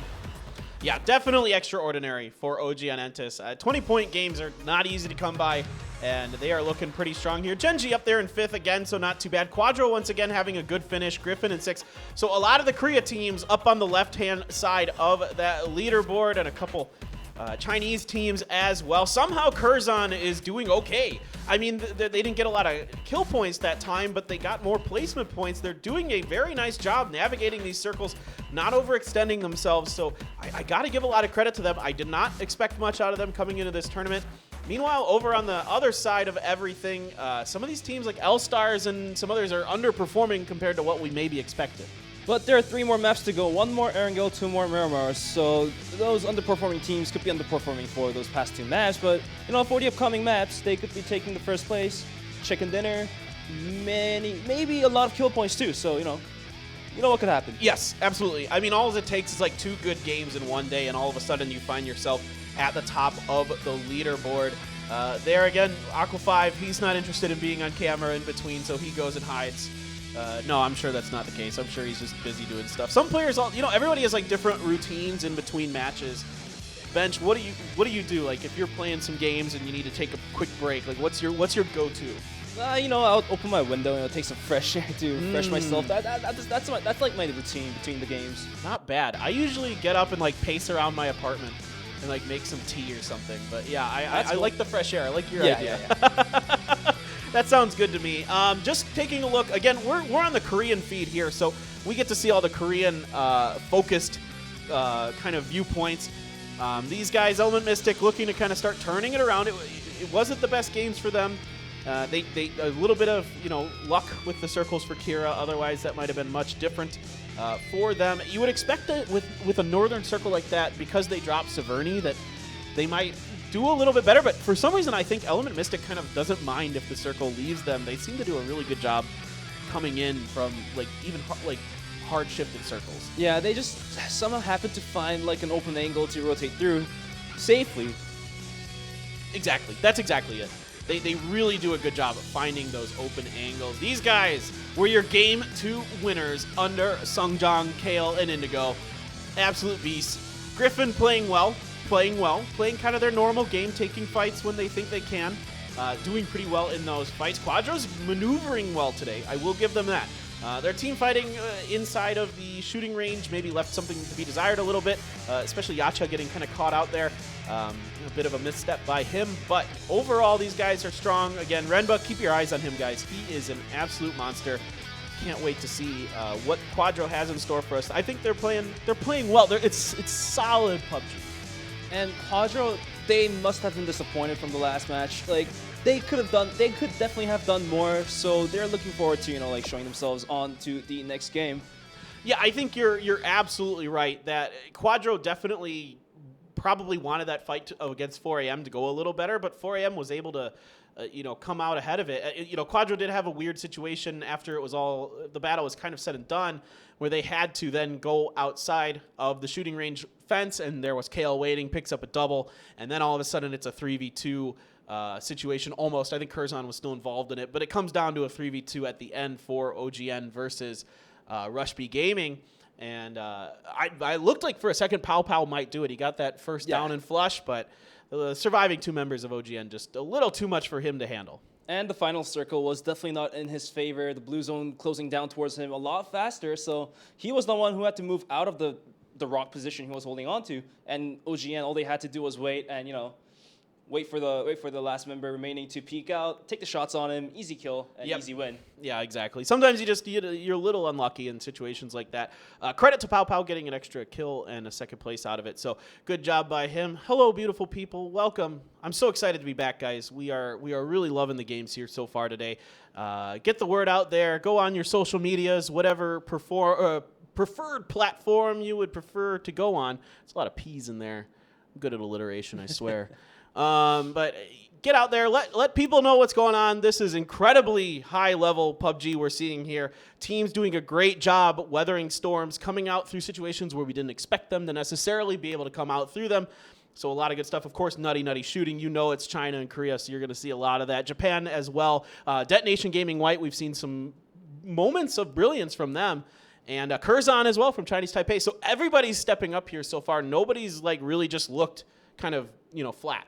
Basically, all of the rosters playing on this charity showdown, all of them, they have a good chance of winning any tournaments coming through. Like Genji, like Griffin, if they put up a really good fight, they can take a win. They can take the trophy of any tournament. Elemental Mystic, when the circle's given to them, they can definitely capitalize off of it as well. And for the Chinese teams as well, 4 a.m., they're always they're like the historians of PUBG, as you have mentioned before. And a couple other teams as well. Tiamba Infantry, they're also really good fighters. When they are given the right guns and the right time, they can definitely rake up some really good points. Yeah, it is a little unfortunate that Longsker, there's some issues going on with Infantry there, so he isn't on the team right now. Well, he's on the team, but he's listed as a sub right now. So it is a little unfortunate because that guy is, I think most people would say, the best player in China. So, hopefully things get worked out one way or another. We get to see Longsker again. Now, that being said, the rest of this infantry team has played well without him. So it's not like there's no hope for infantry here. They just need to get it a little bit going. Yeah, 4 a.m., awesome. Tianba, that time they got South George for free, but they really weren't able to do too much with it. And that circle isn't too bad for them either. They kind of ran into Griffin after Griffin mowed through Gex. And then came up, and they did a good job getting Griffin down to 1 member, but they weren't able to win that final duel. So I think that's a circle that Tianba should feel pretty comfortable with coming out of South George. And for Tianba, not just last match, but the very first match to begin with today, they had the North George for themselves, and then they were able to rotate themselves into the 3 houses by the bridge. So even for that spot there, they could capitalize a lot of kills from that house, players rotating in from South George or just basically around the whole area. But, I think they were too concerned about the members crossing the river by swimming. So Tiamba was mostly focusing towards Griffin, swimming through the river, and a couple other teams swimming. But rather, I don't know, they couldn't take much kills from that position. Yeah, it seems that that's where they're going to go. That's their favored move, where a team like Genji will go to the mountain to get information. They're more interested in trying to get, some extra kills potentially as teams try to rotate through. So going to watch Tianba see what they have to do next. We've gotten 2 kind of northerly circles. Not kind of, really northerly, more or less. The first game, the circle was kind of around the river. The river was the middle part of it for basically the first 6 or 5 or 6 circles. So you couldn't know until it actually picked, is it going to be the north side of the river or is it going to be the south side of the river? Right. Exactly. So it kind of made things a little wonky in that respect. This one pretty much north from the whole get-go after the first circle. The first circle left some room for it to go south, but yeah, it ended up going north again for sure. So maybe this time we'll get a southern circle. Maybe this time we'll get a military circle. You never know. You never know. If you get one of those really southern plane paths, then you're like, well, now we might get a military circle. Because the first circle does have to touch the plane path, at least touch it. Yeah. So it can go a lot of different, it still could go a lot of different ways no matter where the plane is. But, if it goes south, everybody just starts going, okay, military circle, get ready. But for the final round of Erangel, the third map, the third game, to say, I think a game of military base being the center circle here might be a really interesting matchup, since we haven't seen much action down towards, south. So we'll see what happens. Yeah, I want to see a little change of pace. You know what I mean? You don't want to see kind of the same circles over and over again. That's not exactly what you want as a viewer. You want to see them try to, get different situations. Even if something ending up by Quarry or something like that, or over by the Primorsk. Yeah, Primorsk. Oh, Primorsk finishes when it gets near there are fun. They are really interesting when they're that far west. Just like I like Zarki finishes when it's way up northwest. You get to see some stuff you don't normally see. Or over by that lighthouse, that rock lighthouse. Do you remember? There's they use an animal name for it in Korean. Towards the left side of the map, if you go up the road from Primorsk to George, in the half point, kind of if you look towards the ocean, there's a big rock. There's a big rock with a lighthouse around it. that rock in Korean, it's kind of called like Dragon Rock or Tiger Rock. I don't know exactly what it is, but like there are some funny call-outs in Koreans that Americans don't use. So that's something like kind of like fun to know, I guess. Yeah, I've mentioned this before, but like for example, South George, right? They call it Gangnam, which literally means south of the river. Yeah. So there's that river, of course, that splits George. So like South George is, and also in the name of a famous district inside of Seoul, South Korea. If you're ever once everything is settled down in the world, stay home, stay safe, guys. Watch PUBG Esports. That's what we're here for. As looks like we're getting a lobby up and running here very shortly. Moving into game number 3 of 5. Again, 3 Erangels, 2 Miramars. So I think the Sandhawk haters today are feeling pretty good about themselves. But I kind of like Sandhawk. I know it's not exactly the best map, but sometimes it can be really fun, and It's fun to watch. There's a lot of battles going on consecutively and simultaneously, since the map is in general really small. So like there has to be clashes. Yeah, I agree. It does pose some interesting situation and kind of gives teams that maybe aren't the best at long range shooting a chance to kind of redeem themselves with showing off their short range capabilities. We haven't really seen too much from Under here today, but again, OGN hasn't really been involved in many long-range fights necessarily. A lot of close-range fights where he died earlier wasn't there. So, because again, Under for OGN is going to work either the very front of the team or the very back of the team, depending on what's going on. And if he's the front of the team, you see this a lot with Asura from Griffin, PO potentially sometimes from Genji, where they're these lead guys. And they, from time to time, they get taken out early because they're trying to get information. But for OGN Entus tonight, Kale definitely put up a really good fight. Spraying down 2 players at the same time. That's a really good recoil discipline here. Yeah, Kale, we talked about him earlier. He's incredible. He's a young kid, but he's really, really powerful. Koreans in general have just incredible recoil control. All these players basically at this point have nutty good recoil control. I mean, you're still seeing 3Xs spraying down people because players have gotten so good at using that. For a while there, the Koreans were starting to shift back to 2Xs as their preferred spray down method, but I haven't seen as much of that here today, at least that I've noticed. I haven't been thinking about it because I got so used to seeing it, but I do notice the 3X because it has that really obvious reticle.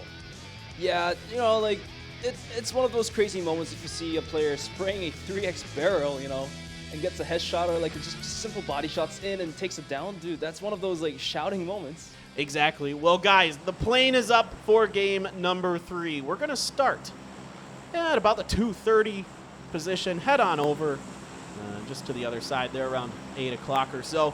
And just this one's a much more fair plane path than the last one. The last one cut pretty hard north. This one has the potential to go just about anywhere on the map. Most of the teams here are going to be pretty fair, going to wherever they want to go. Ooh, we've got some stats on the board here. Your top 3 total damage: Delax number 1, Kale number 2, Meansung. So Korea dominating the damage board. Headshot damage, interesting. Kale, G9. Well, G9 was just doming people with the Kar 98, so it's not too surprised to see them there. And Ikari. So right now, in terms of damage, which often is one of the biggest indicators of a team having success in competitive PUBG, Koreans doing very well. And we're going to see players moving into the landmarks of their choice. Genji this time is going to compete South George in comparison to the last match where they went to Mill to Power, right? Here we go. We were wondering if it was going to happen. Last time Genji backed off. This time they feel like the plane path, maybe they didn't want to do Mill to Power for whatever reason. I don't know about this. This is going to get crazy. Anonix going to land, try to get something going right away. Of course, you want to get those guns as early as possible. The Tommy, not bad. If you're able to get something, that's going to be the knock from Lin Shun onto Aqua 5, as he is going to get flushed out as well. So early advantage goes to Tianba. Ooh, Lin Shun is going to take the second hit onto Enonix as well. M200 is going to finish him off. So 2 players of Genji are remaining now. So their battle this time, it's going to go towards Tianba. Well, let's see if PO and Loki can get something done. That's 1 for Loki. That's 2 for Loki with the barrel. Gets caught in transition. Trying to cut across by Lorena. Let's see if PO can make anything happen here. He's trying to sneak up, trying to be quiet, trying to keep that information out of Tianba's hands. He has an AK in hand, and that could be huge. That could be really huge. He will finish M200. He does spot out Lorena through the window. He's gonna hide towards the house right next to it, and he's gonna buy some time. He's gonna buy some time to, you know, like reposition himself, maybe like hit them from the behind, find the other door to enter. And Tiamba, they're gonna play this one slow. They're gonna try to take the res onto their teammate. Yeah, smart by Tianba. No reason to over-aggress on a PO. Get your third member up. Give yourself that numbers advantage. Now, PO, the real question for him is does he stick around or does he just try to get out of here? Just say, nope, I'm going to try to just snake out some points for my team, see if we can get some extra placement points. We do get the one kill for Loki there with his barrel double, but the other one is rezzed. So there you go. Your top 3 ranking right now. Curzon still in number 1. OG and Entis number 2. Quadro number 3. So good day here for the Quadro boys. Consistency and, of course, OGN's big game. And Curzon's initial win in game number 1 going to be leading the way. Yeah, it's a smart decision by PO to just back out from this. Like, 1-on-3, like, he can definitely take a kill or 2, but, like, in the end, unless he pulls off an Alamo or something, like, he's not going to finish Tiamba by himself. Well, this is interesting. He made a go across the other side. He might be just going for a vehicle. He did take a risky move there. He kind of had to. He could try to go to North George, I suppose. He might be able to get away with something cheeky like trying to swim through it, but that you really don't see players. They really, really, really don't want to get wet. They're like cats, man. They hate getting wet. It just isn't something they want to do. Yeah, it's all in PO's decision. He could decide to just linger around, stick around, and try to take a couple kills onto Tiamba, hurt them a little more, and back out afterwards. Potentially he could try to catch them in a bad situation. Makne here. This is Rush B. This is over by Razak, over to the north of Razak, actually. Dab G is just going to say, nope, I don't want any more business with this. I got the information on where EM is coming from. I'm going to move forward now and just kind of wait this circle out. Just kind of get whatever positioning he's feeling like. Maybe he's going for a compound or something over there. I'm not exactly sure what he wants to do. This compound here, pretty nice. Any of these 3-story buildings, you have a lot of viewpoint, a lot of things you can see from them. So you'll see teams like these. Yeah, like if you're stationed in one of these houses, you can look at all 4 angles, different floors. You can look at like different angles as well too. So Magne's just gonna ditch the building now, and he's gonna make his move. And if he does run a little further, he might run into DabG. But, like, if there's a fight, the one with the automatic rifle is going to win. Oh, for sure. Yeah, definitely. All right, look at this. 4 a.m. cutting across EM's paths once again up here on the north. But this time EM's pretty already entrenched, and I don't think 4 a.m. is going to be able to encroach too much closer to them. Now, there is that hill on the other side of the compound EM is in, so sometimes teams will kind of maybe try to block you in, but it's not really worth it. It can be a really tricky position to work in. So 4am, they see a Dacia. Much rather have that than a buggy. Dacia is just a better all-around vehicle. Yeah, buggy, like, those wheels are way too exposed, like, if a bullet just crosses right on top of it, it's gonna rip. So yeah, and also the front end of it, there's like no protection for the driver. So and if you're a passenger, oh god, just forget it. You just feel like you're dead to rights if you go anywhere. You just become a meat shield. Exactly. All right, well, I think Tianba kind of has an idea where PO is. You can see they're running out here. Now, this might just be a rotation for them, but I think they might have spotted him out, and this time I think they definitely saw him. Yeah, PO on his foot running, but he's caught up by Tiamba. Let's see what he could do. Tiamba pushing up the hill, and PO knows this as well. He's going to wait, and he's going to spray. Not going to connect as a down, but 2 more players peeking out at the same time. 3 players peeking out at the same time. You can't do much about that. No, great reaction time from the initial member of Tianba to get on their belly as soon as they took any damage. A lot of bullets wasted from PO trying to get that knock, and he wasn't able to do it. So then he just doesn't have much left in the clip, and perfect timing. They all came up over the hill at the same time. Stop, drop, and roll. We weren't on fire. No, yeah. We learned that as kids, and it's effective in PUBG still. Who knew? In schools. The things you learn in school, it's always effective in your life. Exactly. So I think the real question is going forward here, Bench, does Genji continue to fight over South George after this situation? I don't know. Like, Genji's definitely flattered about this. Like, during the scrims, Genji was winning maybe 99% of the times of South George, but you know, like, scrims are not official matches, so it doesn't matter. And you know, if you lose the landmark in an official match, like obviously, like they have to make a change of the plan. Maybe like they could rotate towards maybe multi-power, where nobody's contesting usually, since people know, like the pro players know that Genji also goes towards multi-power if the plane route is not that great. Yeah, Build Power is open again on this drop, so they could definitely potentially go there. Quadro, they're sending Yowook out front. Again, he is your shot caller for Quadro, so he'll often be the one that we're kind of following around during the rotation phase, seeing where he's going, what he's doing, what kind of positions he's interested in taking. VLG, School and Apps is going to be their home, it looks like, for now. As they've got a couple members, Quadro over there, Sun Sister, running around on the top of buildings as Deva tries to see if he can catch a little bit of cheeky damage into the backside of them. Sun Sister holding on to the compound to the right of Rozhok. Like, it's a good farming spot, and it's a good spot to hold on to for, you know, like, it's a pretty good location on the map. It's quite center of the map in general, and for this circle as well, it's pretty good, and you can catch off any rotations through the bridge. But, you know, like, only 4 members, and if they decide to hold on to, so the compound is divided into 2 spots, you know, like 3 houses up top and the 4 houses down below. And if they do divide their members into 2x2, then if there are more than 1 team clashing into the compound, it's going to be a hard defense for Sun Sister.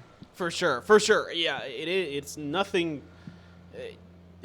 Some of these compounds over on the right-hand side of Rozhok they're not the easiest to hold, that's for sure.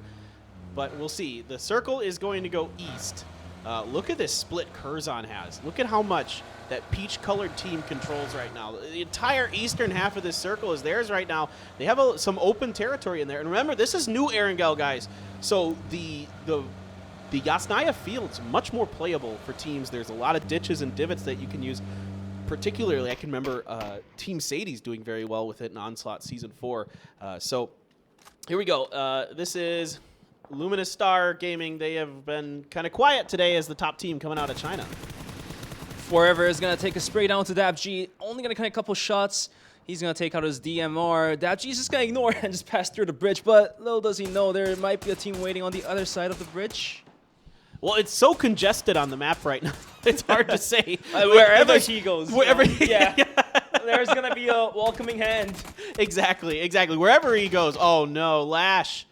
Oh, Crazy's got that AUG. He's got that level 3 utility. Can Maknae make him pay? Maknae there almost got caught flat-footed. The grenade comes up, but Crazy's able to get back inside the shack and kind of hold this one out for now. Crazy's going to throw a nade of his own as well. Going to damage the vehicle instead. Kira V's going to take a third-party shots down, looks like. Or is it going to be Carrot? Carrot's going to throw a nade as well. But Elemental Mystic holding behind the shack. The best play for them is now to just you know, like, not push it and throw a couple nades. Well, Kira V's going to be down by a nade. Yeah, nades well destroyed. Just great grenades. Just great grenades here from Carrot and LYG. Early missteps for EM, not something I'm used to seeing from them. They usually are a pretty solid team in the early game, even if they have to take fights. But right now, they're just they get bullied a little bit here by LYG, as LYG now decides to load up and move, but the last member of EM just let his position be known. And it's going to be Kinch this time. And now LYG looking to maybe close this one out. Is this like a deja vu from the last game? Just the person changed from Kira V to Kinch. Like the shack he's holding on to. Yeah, you know, like if he decides to close the door and just quarantine himself inside, like he's going to be able to survive a couple more circles for sure. Well, if LYG backs off of this, but you mentioned this earlier on the cast bench that the Chinese teams will just start a fight and try to finish it. They're much more interested in making that kind of thing happen. Grenades trying to come up and in, but they're going to be pretty short. That shack's a little bit further away than maybe they realize, or maybe they were hoping that Kinch would try to move out through the smoke and they might be able to catch him there. Let's see if they decide to keep the pressure on or if they're going to back off of this. They're going to rotate out. They've decided the next phase is more important. I don't think that's wrong. I think this is the right move probably from LYG. They've been making a lot of noise for a lot of time, so they're worried about a third party potentially happening. This is something you just got to be kind of aware of in competitive PUBG. If you make a lot of noise for a long time, eventually somebody's going to step up on your back and put some damage down into you. Griffin rotation from the southeast, kind of wrapped around here. You can look at this. I love this. This is exactly what I was going to talk about. They're going to farm whole Primorsk and whole quarry, little small houses as well, you know, those like prime locations. And they're just going to rotate in with the blue. Although they do have to burn a little meds, it's a safer way to rotate without losing any members. Yeah, this is fine. The problem is there's still a lot of congestion in the circle. I like the idea from Griffin. I like the rotation. For a while, this part of the circle was the empty part. There was only Team Curzon over here, but now it's really tightened up, and now it's going to be a lot harder to find real estate. Again, though, the fields south of Yasnaya much more playable now, so they might be able to find something to work with there as Curzon's trying to make their way towards Yasnaya. Tianba on rotation in front of Griffin. Here is your game number 2 winners. Entis, they are watching VLG set up shop below them. So in a circle like this, I would pick the most top position would be the cliffs on top of Yasnaya, or just down below the Yasnaya compound. Like if you hold on to the cliff, you may not be able to, like hold on to your vehicles, but you can definitely take shots towards the compound. Like anyone near the compound, up top of the mountain, down towards Yasnaya, and you could rotate to the little one-story houses down next to the Yasnaya as well. So GEX is holding on to it right now. So let's see what they are capable of. Yeah, okay, Griffin up on a hill. Entis is going to bomb into the same pit as VLG. Oh my gosh, what is going to happen here? Hikari only gets 1. He ran out of bullets. That could be devastating. He's going to go down. The other members of Entis bombing on in here. They want this. A bunch of VLG members going down here. Entis looking decent so far. Lambu taking a bunch of damage. This is falling apart for VLG. And that is Under taking those frags while the cars are moving. Like, he has the capability to land his bullets on a moving target easily. So, that's going to be Entis almost dominating VLG. But the final kill is going to be given by Tianba, and VLG eliminated. Yeah, Tianba comes in third parties. They're good at that. They like to do it. Griffin might be interested in trying to get up on top of Entis now as well. Is that a frag there? It is indeed a frag. Rolls up in front of Under, but he deftly dodges it. As now Griffin not so interested in this fight. They thought maybe they could third party it, but that fight ended pretty quickly. They weren't really able to get themselves in a good position. Plus, there's some crossfire coming from some other teams. Entis, like successfully stealing the spot. They're happy with it. Oh God, yeah. They're very happy with how that went. They were in a tough position and they made a difficult push work. No doubt they're happy about that. Infantry exchanging a couple fire shots with 4AM. 4AM is going to be pushing down towards infantry, or are they going to let them go? Lynn's going to take a couple bullets to his car. Not 30 HP is really dangerous. Like 1 bullet to his body might take him down. But his car's going to speed up well enough, and he's going to join up with his rest of his teammates. Yep, here we go. 4AM. They want to keep infantry outside of the gas station, but I think there's some shots potentially coming from somewhere else, maybe? I can't tell if that's behind them. Forever, finally. Gonna find Zhao Yang. And now there's 3 infantry members on their feet, but they're not really going to be able to capitalize this because they're inside of a compound. The flush just not going to be there for 4AM. They're going to be happy with doing some damage to utility to the the vests and the helmets potentially. I'm not exactly sure if he hit a headshot or not with that, but just doing a little bit of damage, make him use a little more heals, and then reestablishing their position. Because guess what? As you can see there, the circle is away from them, and they need to get moving.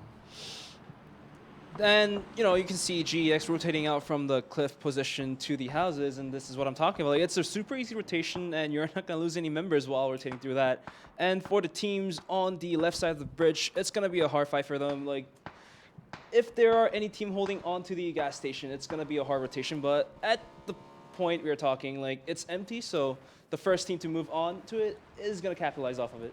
Yeah, I'm really curious. A crate just dropped over there, by the way, as well. So maybe somebody will kind of get the idea that, hey, let's go over there.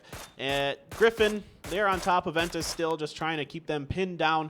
But the circle is still favorable to them, so they don't have to leave just yet. This one's just going to be kind of them trading fire across each other. Again, you're just trying to win a small battle here, doing extra damage to the utility of the team, trying to wear them down.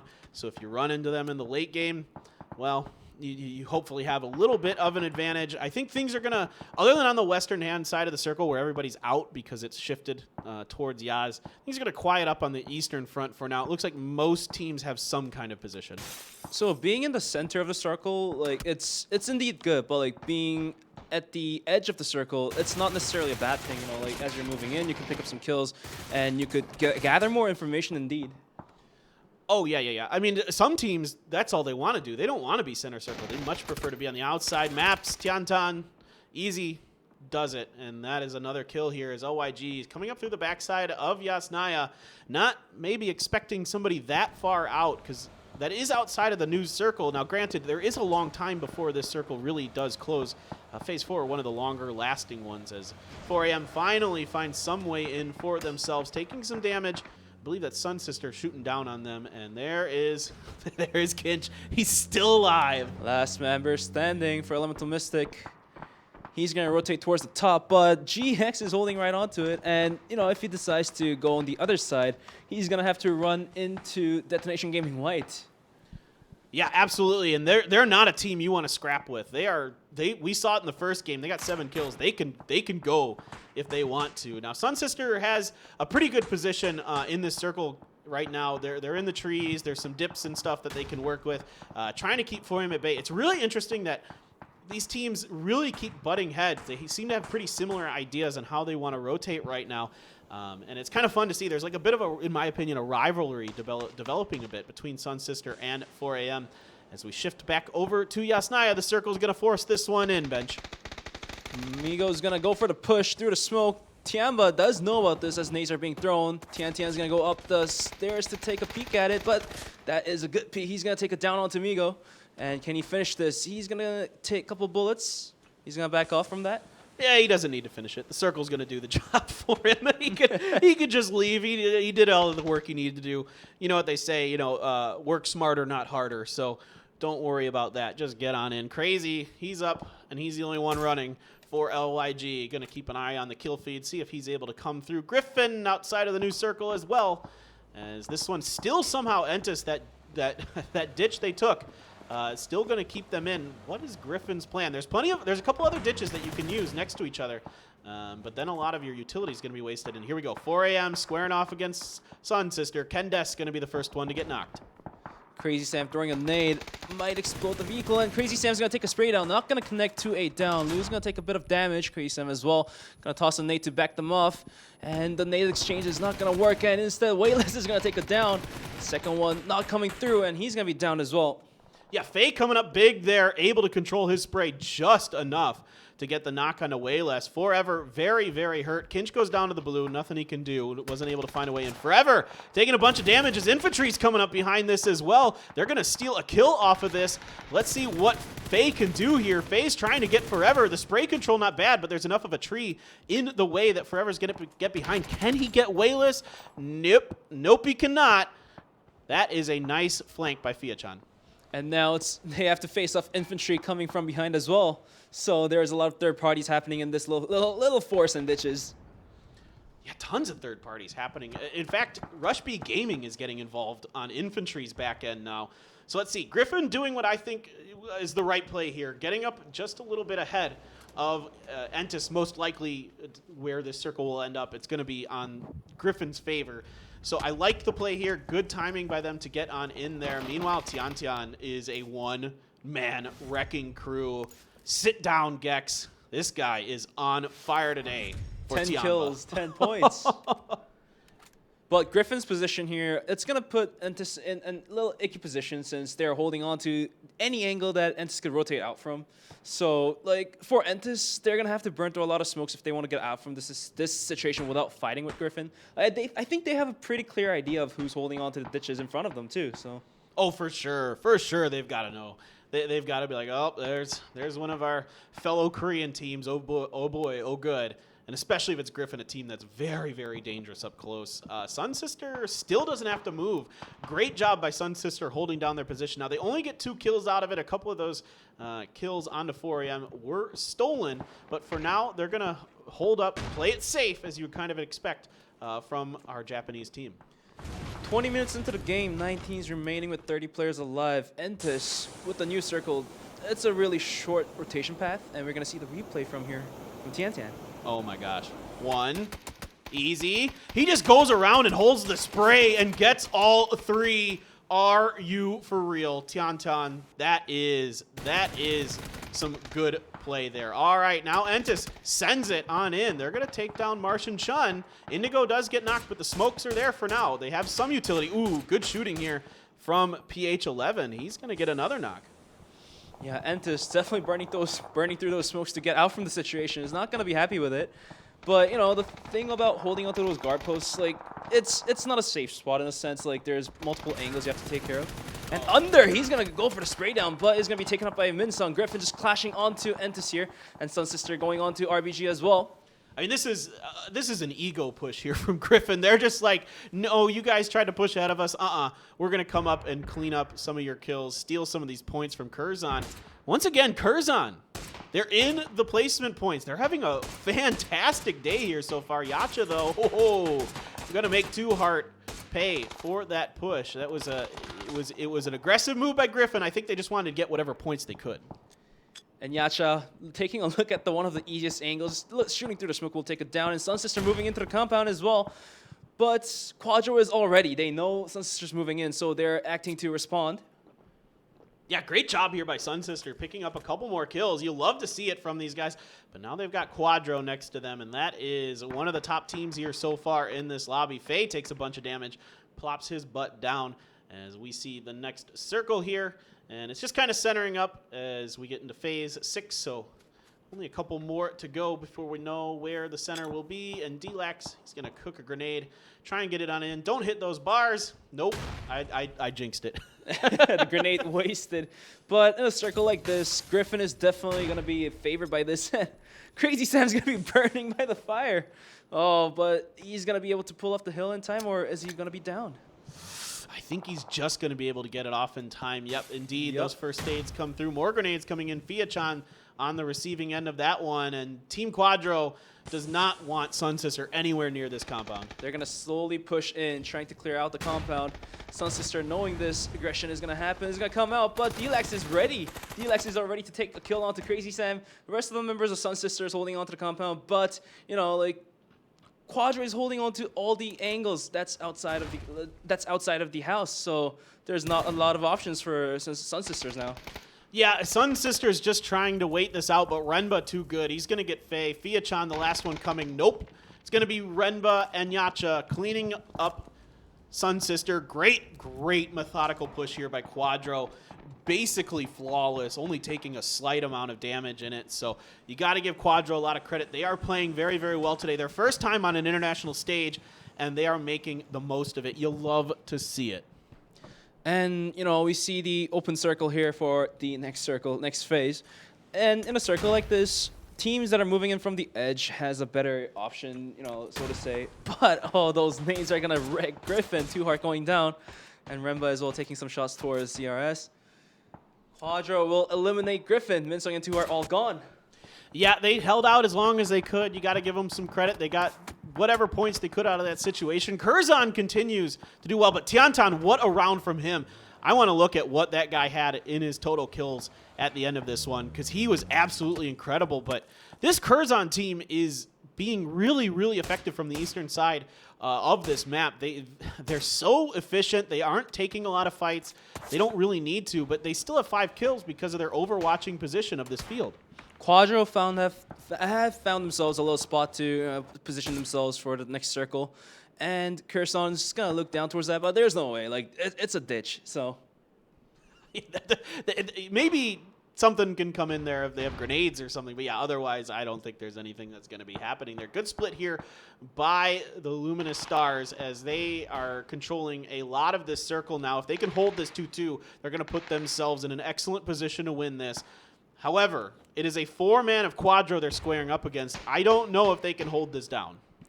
L-Star is moving in towards Quadro. I don't know if it's a good idea, but Monster's going to take a spray, but no, it's not going to finish it. But instead, WMB will take down D-Lex and Remba. 2 down, so 2 versus 4 now, looks like. Wow, I think they just kind of caught Quadro with their pants down a little bit. They didn't seem to be ready for that one. Yacha's trying to hold the line, trying to keep his other teammates alive. Yowuk's going to get monsters. So this is a nice return here for Quadro. They got to be really careful. God, that grenade blowing up right in Yowuk's face as now they're trying to set up for the res. You can see Yowuk looking all around, seeing if any more of these LS members are going to take a peek up. Looks like the fight has disengaged. All-Stars are going to try to back off. Or no, they're going to rotate towards the flank side. And All-Stars, they have to finish this battle quick. Otherwise, Quadro will keep them outside of the circle. And Carl trying to move in, takes a spray down onto Yo, taking him down to super low HP, but Yacha's there to respond. Taking it down onto Carl. Oh, Yacha really trying to get that. Oh my God, look at this. Yowuk has 3 health. If somebody looks at him funny, he gets the headshot. Can he do it? He's only got a little bit of health. The fence is in the way. He has to heal himself off if he wants to fight a little longer. The Blue's going to zone in 11 seconds.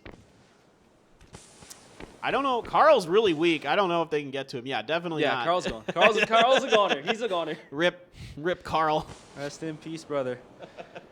Now Quadro throwing out those smokes to move into the circle. That's going to be Curzon trying to stop Quadro from moving into the circle, yeah? Oh yeah, Curzon they're not interested in letting anybody get any more further into that circle. So for sure, Yowuk's gonna up, getting his vehicle, stopping the smoke for a second, taking some damage. So he's kind of like, nah, never mind, this isn't gonna work. We gotta rethink our idea here, boys. They still have L-Stars on their left, so there's a lot to worry about here for Quadro. And for a circle like this, where it's centered towards the open field, like, the ones shooting first are on the downside, leaking out their, positional information. Remba's gonna be taken up by down by DA, putting 2 Quadro members to the ground. Only 2 up and living right now. Well, I gotta say, this is gutsy here by Quadro. I mean, they have been fighting through so many knocks for so long, able to keep most of their team up and running. Now, I don't think they're gonna get through this one too well. I mean, still all 4 up, but oh, Yacha gets out a little bit too far. Long DD finds him. A good grenade from DA is going to find D-Lax and Renba. It's only 1 up for Quadro. It is just Yowuk. Long DD very low now as Curzon looking to try to control the center of this circle. Yeah, Curzon is very happy with the result with 2 members of Quadro going down. WMB will take a finish onto Yacha. Yowuk, the last man standing on Quadro. Well, let's see what Yowuk's got for us. Oh, long DD puts PH11 on his knees. Let's see if something can give us something. He's going to get the headshot and the knock onto Long. My gosh, these guys are really on fire today. Shooting is on point. WNB trying to back off the other members of Curzon. Quadro did go out in the background. So it is a 2-team fight here to finish this one out, Bench. WMB is going to take a res onto Long DD, and Curzon as well will take a res onto his teammate, making this 3 versus 2, looks like. But DA is going to flank towards the side of the circle, so L-Stars, I don't know, like if DA starts firing, like they have to take cover, but in an open field like this, you can't take covers. No, really, there's just not much cover to be found, of course, as we are encroaching towards the end of this one. Curzon flanked out very well. They have the center of the circle in their hands, essentially. WNBB trying to do it. Nope, something's going to get it. Is this going to be 2 wins for Curzon today? It is. You have got to be kidding me. Team Curzon today. If you would have told me they were going to win 2 games today, I would have asked you how much you had drank today, because that is just nuts. I am almost speechless here, Bench. Like, Curzon just came out of nowhere, like none of us have expected for them to take 2 wins. Okay, 1 map, it would be alright, but 2 wins, like, that was just out of pure expectation. I gotta say, they had a really disappointing performance in the Onslaught League Season 4 finals. They didn't even qualify. They were in the group stage, but they didn't qualify for the actual final lobby. And they didn't play well in the group stage at all. Somehow, some way, they've kind of refocused, kind of gotten themselves reorganized, and I don't know. I'm just amazed. This is beyond expectations of what I had for them. Congratulations to them. All the props in the world. They're playing fantastic. Yeah, Team Curzon, definitely props to them for performing really well, out of the expectation. And just to recap some of the things from the game, this match, Tiamba ended up winning against Gen G. So, for the next couple of days, or the match is on Sunday, like, we might see Gen G running away from Tiamba now. I think they should. I mean, they can play from mill to power. We've seen they kind of, you know what to do from there. A lot of teams go there all the time. Of course, FaZe Clan in Europe is very popular for it, so you can kind of watch their tape, see how they do it, because they're one of the best in the world, and kind of mimic that if you so need. Because we haven't seen anybody go there. And then Tianba's Tian, like 8 or 9 kills in that round or something like that. Just absolutely nutty stuff. The whole team had 10 kills, I think 10 kills plus maybe. I'm not too sure. Yeah, but 10 or 11. Yeah, Fall machine. I mean, just racking up the points there for his team. Incredible play from him. Quadro continues a very consistent day, though. I really, really like what I'm seeing out of them. I'm not seeing them make bizarre rotations from time to time. I've seen this in the past. They're being very disciplined, very good. Their team fighting is on point. This is the Quadro that you see more often than not these days. So if you guys remember Quadro back in the PKL days, like they would post for like some bizarre rotations I've mentioned, but like this time around for 2 maps straight, they are playing super consistently. Like they are finding the right spots and they're picking up enough kills to add on to the kill points. Yeah, I mean, to weather as many knocks as they did for as long as they did is very, very difficult. I don't care who you are. And so all the credit in the world to them taking a great fight against the Sun Sisters inside that house, knocking them out. Sun Sisters, you got to give them some credit. They are able to take a fight against 4AM. Now, 4AM a little bit on the back foot. It did get third-partied a bit as well. So for them, yeah, it's not the greatest position for 4AM. But that being said, Sun Sister has something to hang their hat on now. And for tonight's match, we're not seeing much action from Infantry. No, they're non-existent. So Infantry, like you would expect, like they would be able to take up good fights and come out alive, like getting some kills here and there. But tonight, Infantry is not getting any kills, not at all, not at all. But like they're not getting enough kills, so to say. Yeah, this is a bit of a surprise from Infantry. Even without Longsker, I would say still a favorite to come into this one. And so far, just haven't been able to get the bearings in there nice and smooth for them to get rolling. So we're going to be going over to Miramar next. And the nice news for Gen.G, I think nobody's going to challenge them in Mikado. I could be wrong on that. Maybe somebody will. But previously, it was Kai Shin Gaming. They didn't end up qualifying for this. I think they were 8th or something like that in the PCL. But they were a team that was challenging Gen.G and Picado during the PUBG Miracle weekend. They're not here. Will somebody else give it a go? Gen.G's probably hoping not, because if you give Gen.G space, we've seen them be good. They haven't blown the doors off of us just yet, like Curzon has. Curzon. What in the world is going on? All right, guys, we are going to take a break. Coming up next is Miramar, our 4th match of the day. Don't go anywhere. We'll be back shortly.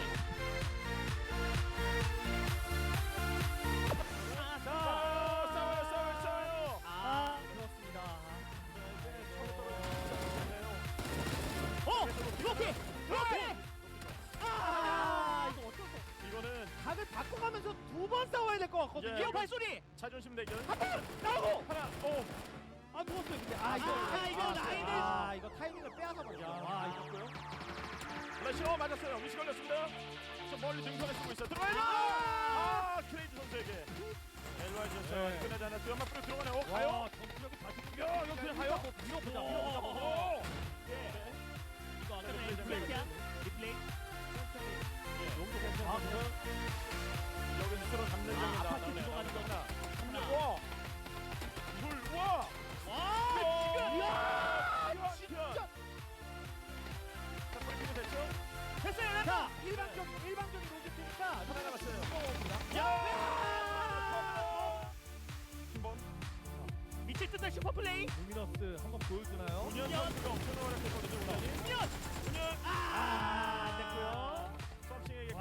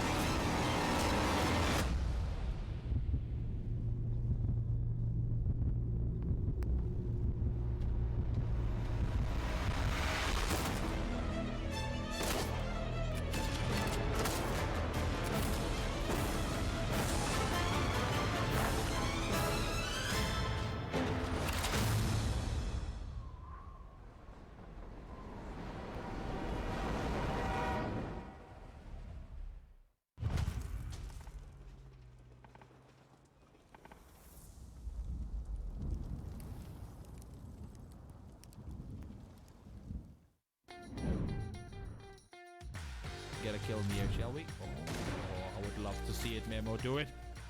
Do it. No way! 복감 3킬. 복감은 3킬. 폭이 없죠, 근데. 자, 하지만 나는 근접 최고의 스페셜리스트 언더다. 가자. 와. 오! 1루.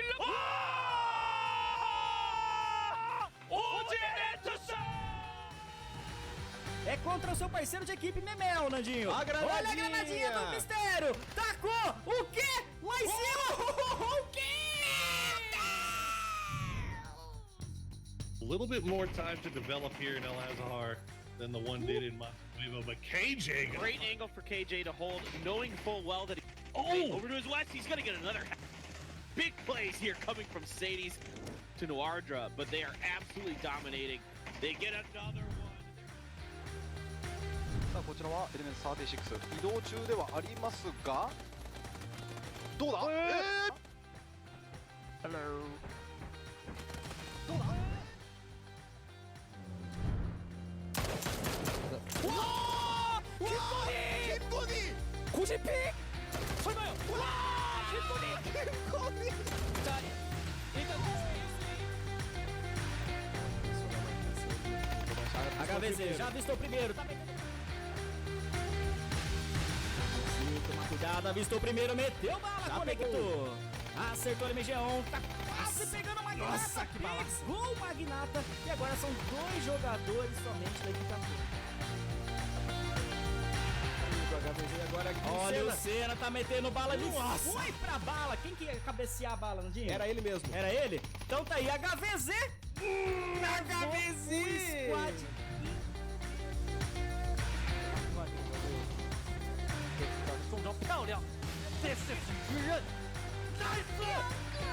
Double kill.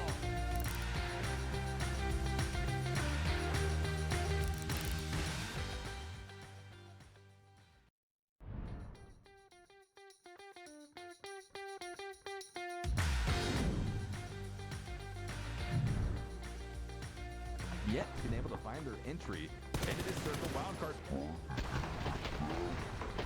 Oh, sharp shot! You see swapping Sarbagun into the back seat of the buggy onto his butt and spraying down onto.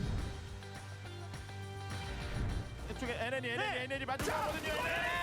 자, 기절을 못 시켰는데 고각수류탄 바로 못 시켰어요. NN 고각수류탄. 자 위로. 오우. 자 이제 하나 와! 슈퍼 플레이 나오네요. 진짜 You guys remember that Carnage had just a second ago? They're about to have some company as vehicles just come rolling. No, Pudgy! What? He lived somehow, some way. It's a wall shot. This is chaos incarnate. Microphone gets taken out of 厉害！这个厕所里面有人，但是他不知道一个背身进去。哎呀，好痛！这种角度真的很痛。关键是他还是背着进去的，这是倒车入库。背刺达人国良，哇！兄弟又来一个，补吗？一手扔到底，没子弹了，还有12发，哇！啊，第3个人呢？你在干什么呀？ 여욱 선수가 좀 혼자 남아있고 여기 살리고 연막 쪽으로 소리 들렸죠 방금? 여기 있나요? 지금 불편한 공간을 가든 몰랐어요.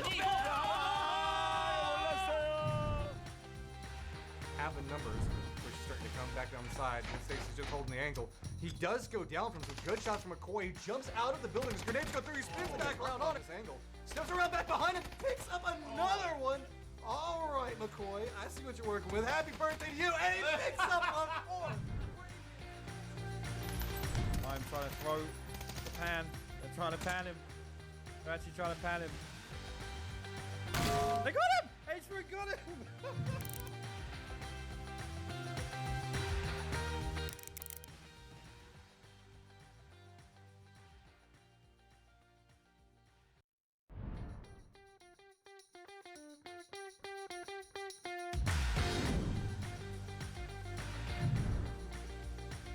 I'm going to die.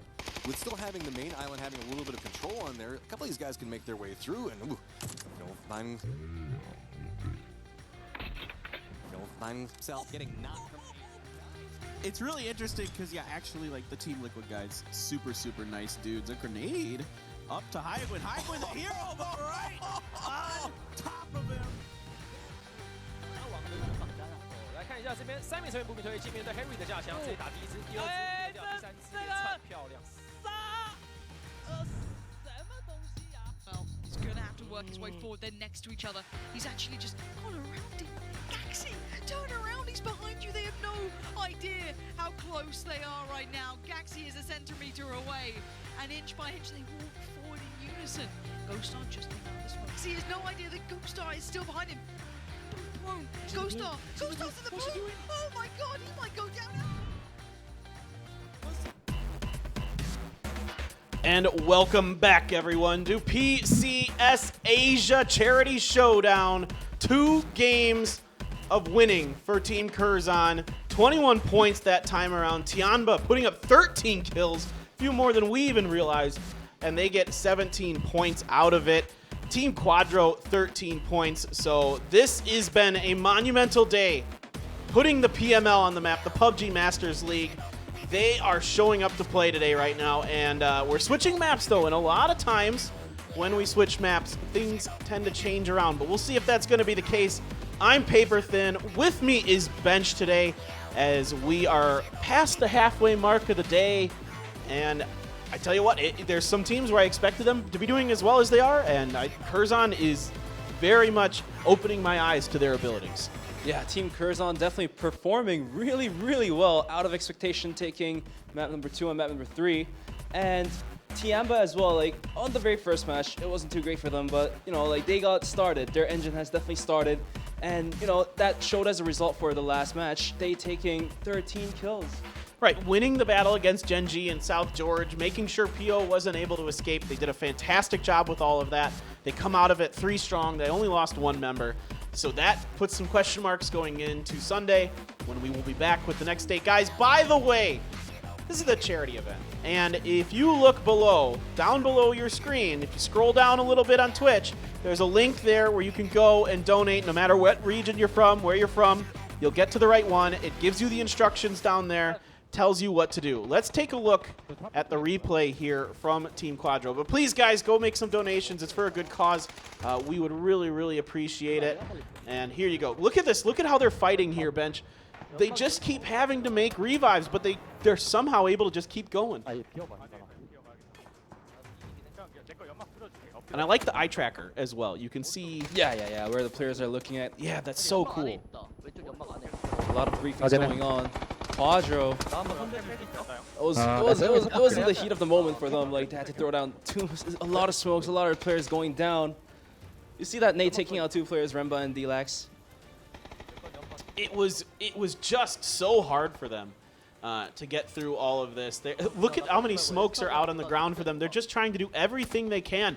But, like, these Chinese teams are just so intent on keeping you down. They're like, you know, like a dog that just bites and won't let go. You know how they train like police dogs? Yeah, to like just bite and never let go. That's what these guys do. They just will not let you have any breathing space. And then finally, Yowook gets taken down by DA from Curzon. So all that hard work from Luminous Stars, actually Curzon ends up benefiting quite a bit from it too.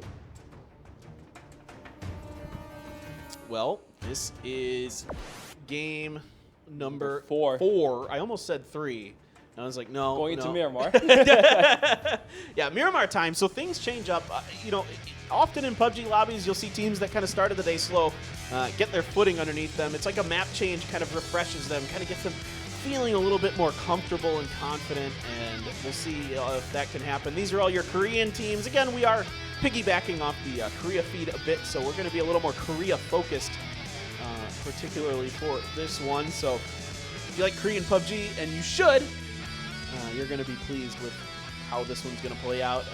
It hasn't been the best day for Griffin, but hasn't been the worst either. Yeah. You know, like there were moments where Griffin could have been taken out from the game, but you know, they were able to live long enough and rake in some more points. Elemental Mistake finally with the lights on, yeah? I guess now they're maybe like, maybe we should change it up. The lights off might be just kind of putting us to sleep or something. I don't know. We'll see. And a lot of players dyeing their hair these days. Oh, there are the lights off. There's the light off. Look at this. A lot of players got the blonde hair going these days. It's kind of interesting. New trend here. Yeah. Coming through. I'm interested. I haven't seen much of it in my day-to-day life walking around. Then again, I don't walk around much. You know, not supposed to go outside much. Yeah. So, in this era of COVID-19, it's not safe to go outside. Yeah, we're doing pretty well here in Korea, though. Things have started to get better, so hopefully, fingers crossed, not only us, but everybody across the world. Again, guys, hopefully you're staying home, staying safe. Everything is good in your lives, as that is Gen.G. I think they're going to want to get it going here on Miramar, finish out the day strong, and come through, you know, again, a ton of expectation on this team. They also look a little bit angry about their own results, so, you know, like, let's look forward to their performance for Miramar. They are definitely mentally ready now, you know. Yeah, I think this is a team you just can't keep down for very long. There's just too much potential, and at least in recent tournaments, in the Battleground Weekly Series where they were playing, they were really picking it up towards the end of days, really finding a lot of their points. So I think maybe they're kind of just, they need to get rolling, they need to get going a little bit. It's getting a little bit later here in Korea, but it's not even close to their bedtimes yet. These guys I know they stay up late. I follow their streams. I know what's going on. Oh, they play till the morning, you know, the sunrise, you know, like 8 a.m. even, you know, like they'll be up playing FPP. Absolutely. If you want to, you know, follow these guys, a lot of them do streams, so you can get them out on social media. A few of these guys are on Twitch, Twitch and Africa TV, and they got Twitter accounts and everything, so definitely go check them out. I love to watch their streams. I'm going to let these guys talk for a second, as it's Griffin this time around. 팀원을 아끼는 마음이 더 강하고 팀이 좀 더 단단해졌다는 느낌을 많이 받았어요. 소통이 원활한 부분이 저희 팀의 강점이라고 생각을 합니다. 탑3는 젠지랑 포에임이랑 그리핀이 될 것 같습니다.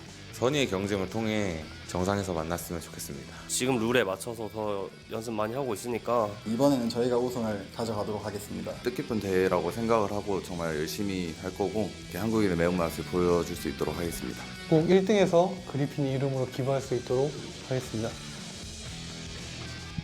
I'm assuming it was something like, please support us. We're Griffin.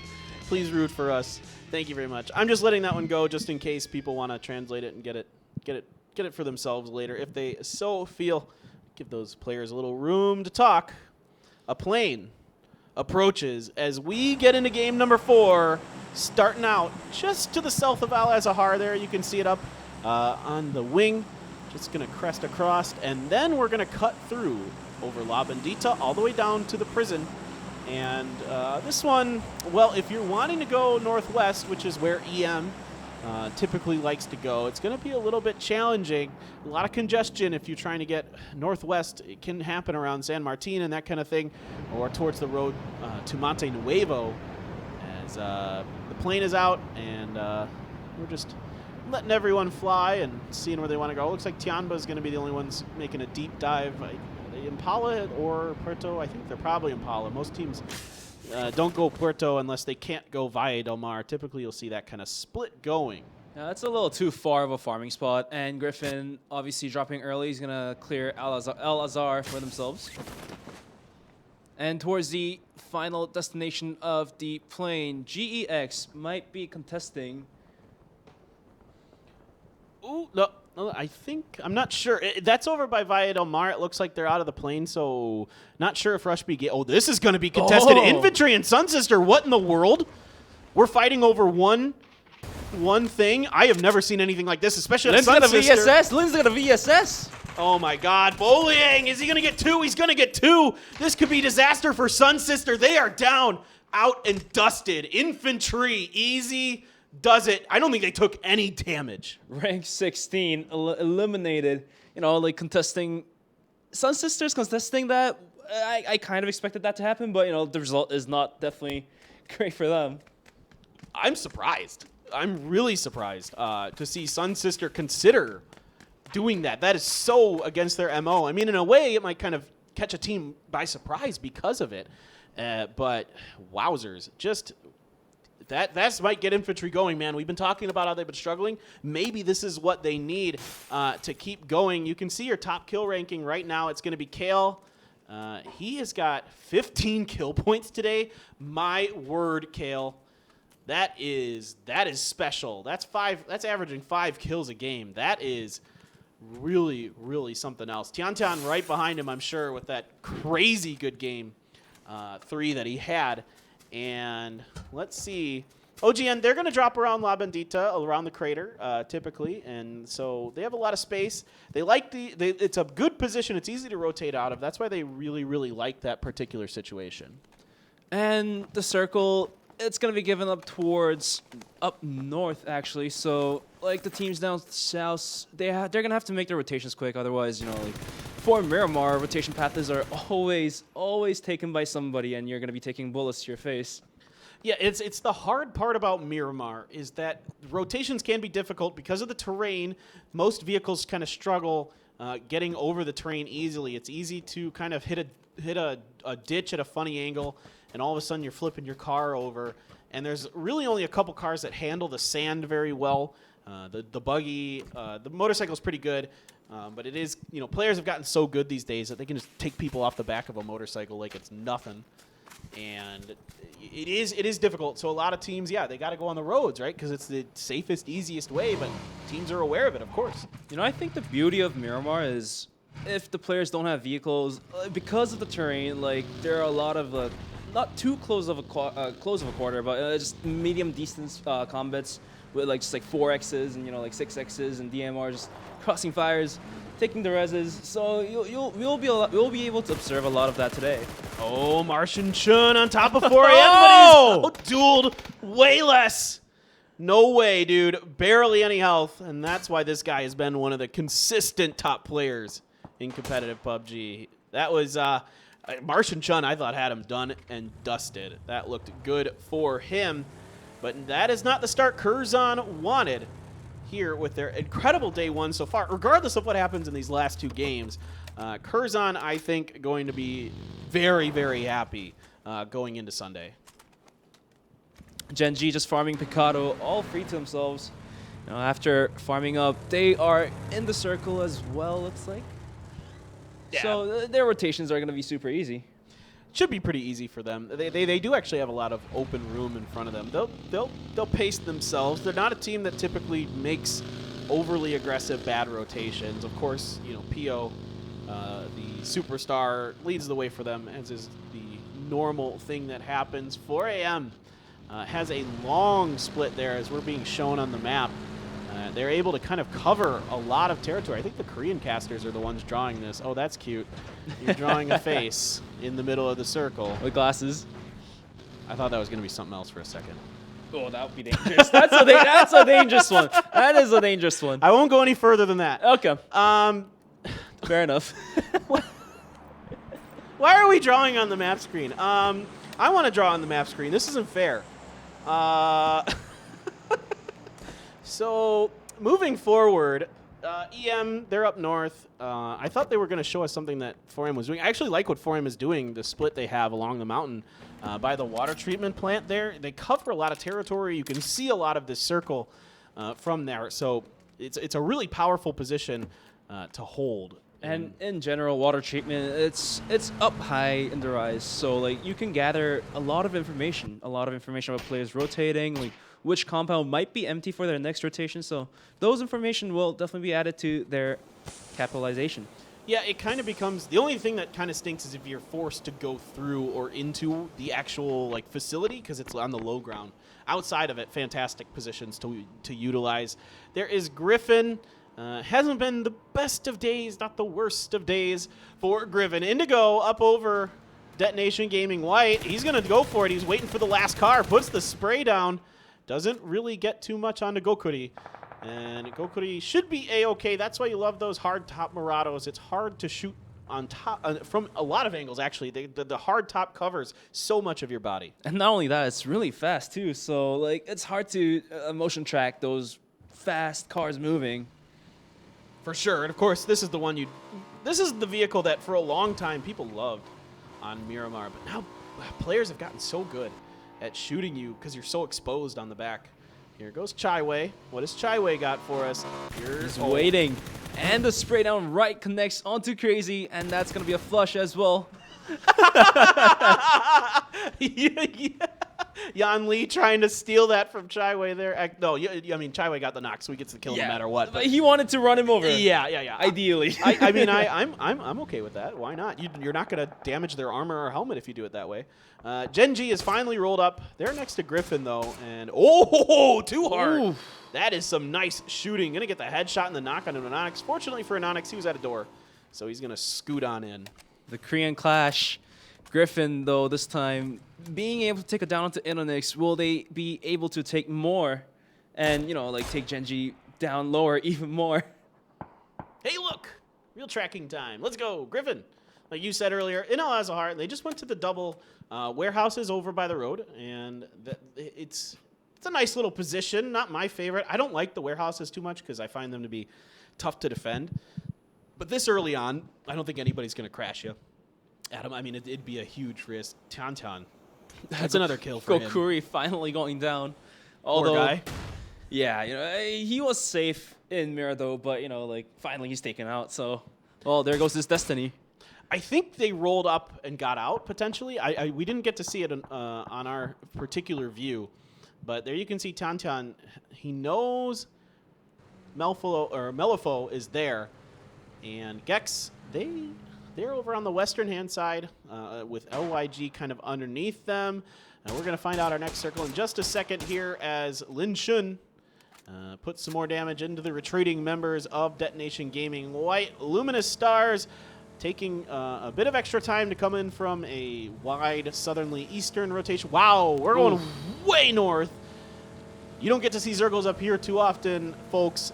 Let's see exactly what's going on. We're drawing on our circle again.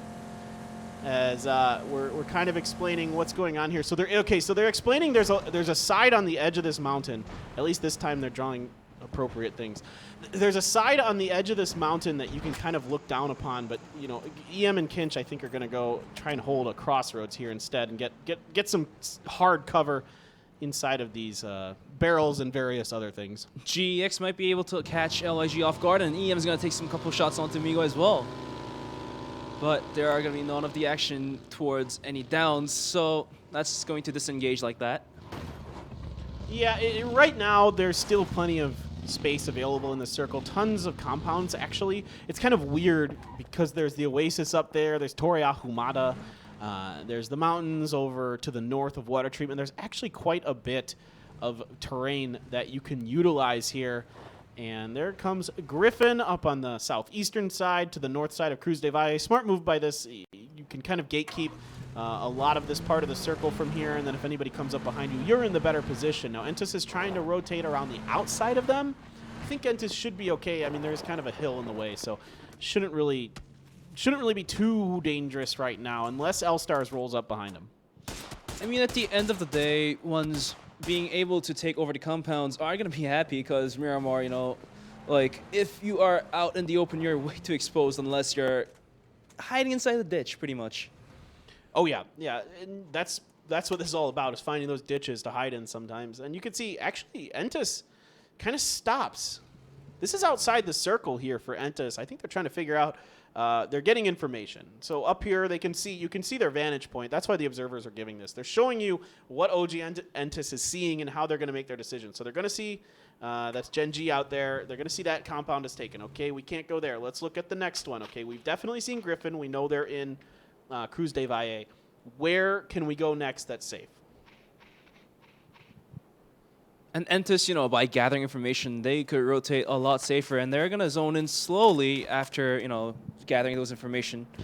And, for Entus, their last couple matches, their rotations were good. They had good spots, and they picked up good kills.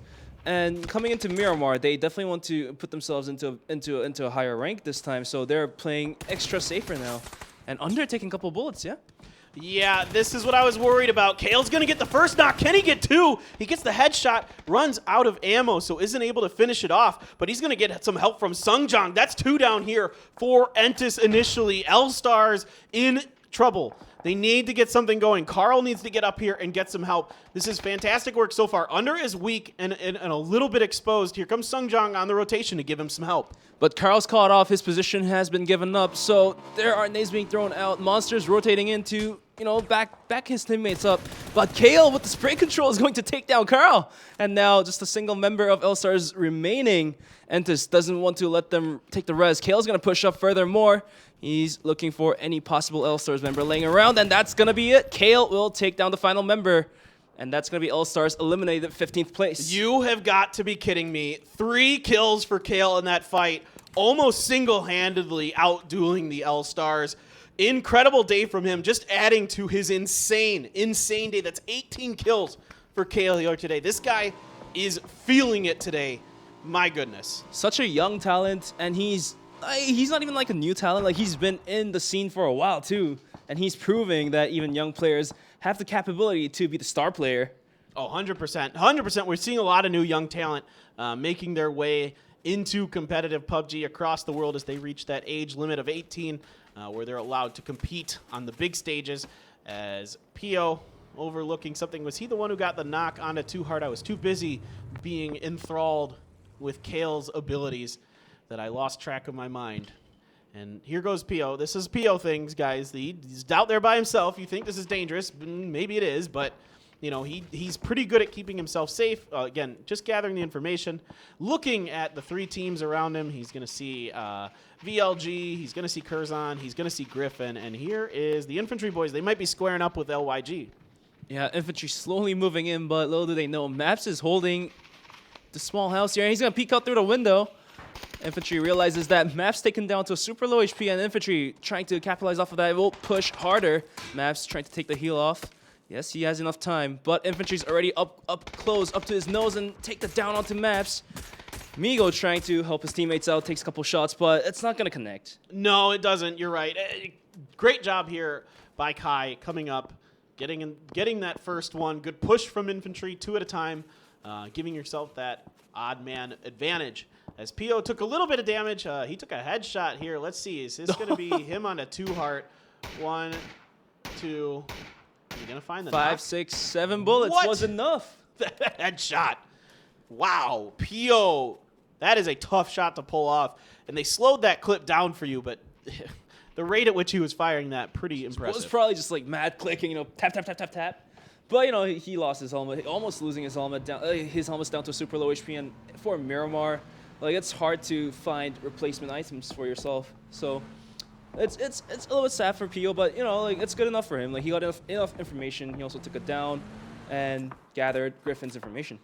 Exactly. That's a pretty good situation. A pretty good trade there for Pio. I mean, he took a headshot himself, as we saw his helmet was damaged a little bit. Maknae taking a few shots as he's trying to get into a vehicle. Boliang going to be taking down Carrot. So LYG, Boliang from far away is going to get this. Migo is going to get Zhaoyang, though. Carrot is finished, but so is Migo. So Infantry is going to win that one. Infantry definitely stepping up this game. Compared to the last couple games, they weren't able to capitalize off of any fights. But this time around, it's different. Infantry showing their force that they could plow too.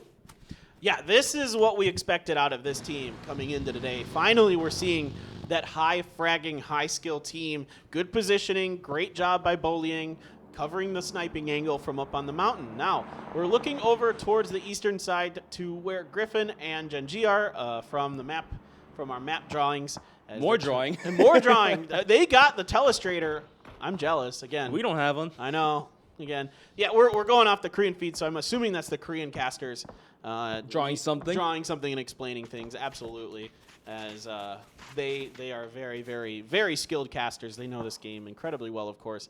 And Griffin, even though they had that one knock, all right, can we get the knock over here? Nope. Motorcycle going to be able to get away this time, and that's a dangerous motorcycle. It's got 2 members on it. Oh no, they got to hold up in a shack. Curzon's putting some shots into him. Dropping that smoke to cover up his motorcycle as well. It is perfect play for them. But I don't know, those kind of shacks in the middle, it's not that great because you can take shots from every single angle possible. Right, exactly. These shacks are even worse than the shacks on on Erangel. Erangel, yeah. They're just so exposed. You can get grenades into them really easily. And you can see, teams sometimes just have no other choice, and they got to go for it. They're just left with basically no other options for hard cover in a circle, and they really, really are going to need it. Tianba's going to maybe come up and over into Entis. Let's take a look as Under. For now, they're taking pot shots down into, I believe that's Element Mystic ahead of them as Tianba. Will they come through? Meanwhile, there's a battle between Rush B Gaming and 4AM. Thankfully for Entis, VLG was taking a couple shots towards Tianba, so Entis members were definitely alerted enough that there are people behind them. And at the same time, Tianba couldn't push down towards Entis, so instead they're just gonna get in their cars and start rotating on the vehicle.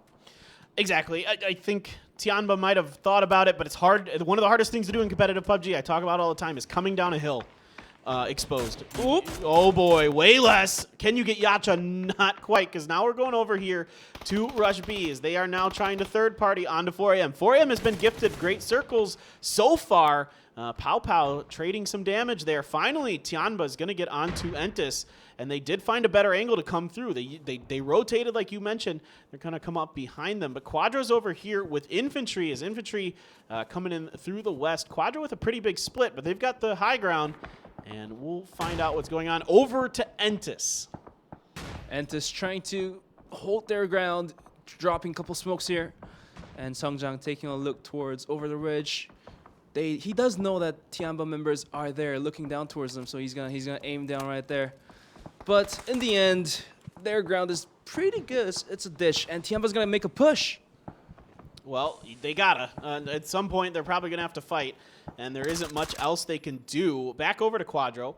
Yacha gonna be throwing a molly down on and in there. Will he get anything? By the way, Rush B Gaming just annihilated 4AM. Wowzers. Here comes the push from Tianba. They're gonna come up behind that van, use that as cover for now. Under's in the shack.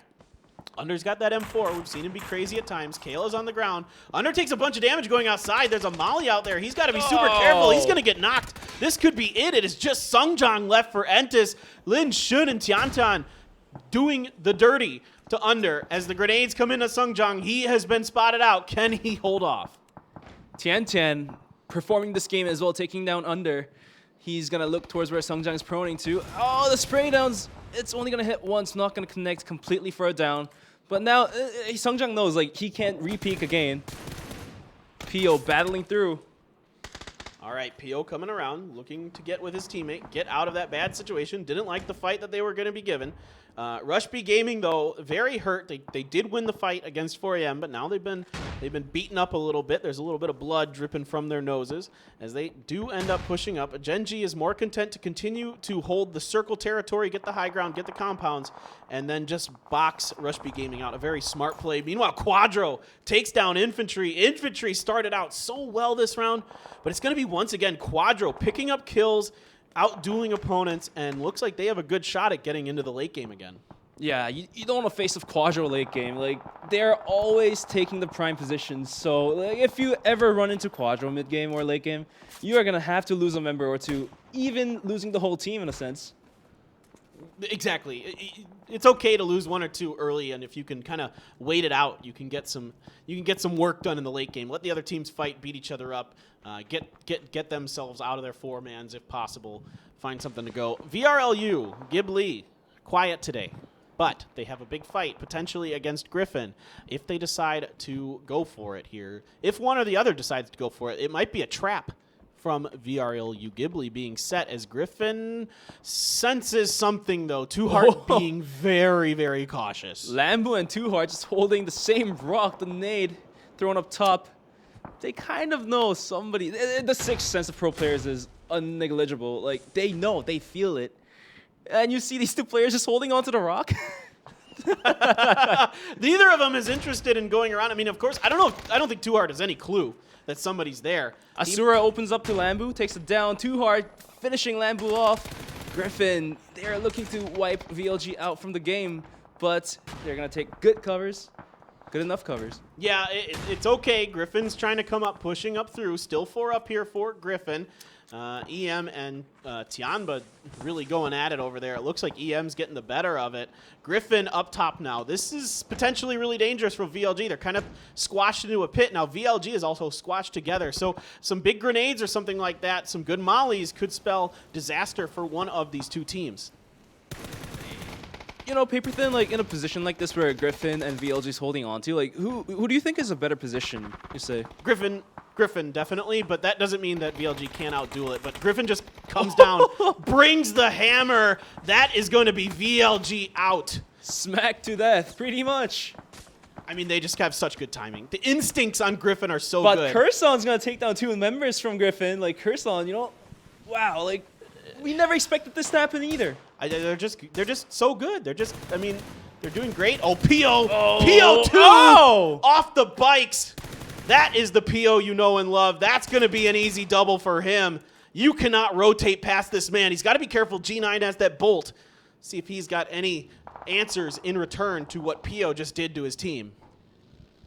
Quadro slowly creeping up towards where Genji's holding, but Genji has decided to just back out from the compound, you know, just leaving one member, Alpha 5, but he's also going to get in his vehicle and, you know, start rotating as well, maybe. Absolutely. Yowook, now Quadro's coming up into this fight as well. So here comes G9. Had no idea anyone else was up here. Yowook gets the kill onto him. Good job by Quadro. Good, consistent, steady play from them throughout this. Genji gonna send it right next to each other. Pio coming up on in. Loki's already up here with Anonix as they want to secure the southern side of the circle. They like the terrain. They like the high ground sort of that they had up there, but now the problem becomes is they abandoned where Team Quadro was, so Quadro might be able to put some fire down into them. You know, Genji's playing for the later stages in the game.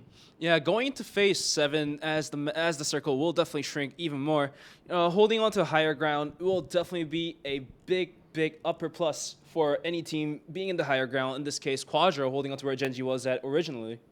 Yeah, it's what Genji is doing is they're hedging their bets because coming down that hill is more dangerous than the other position that they're in. This position is just slightly easier to rotate out of if they have to leave. So basically, they're just considering trying to play the numbers game.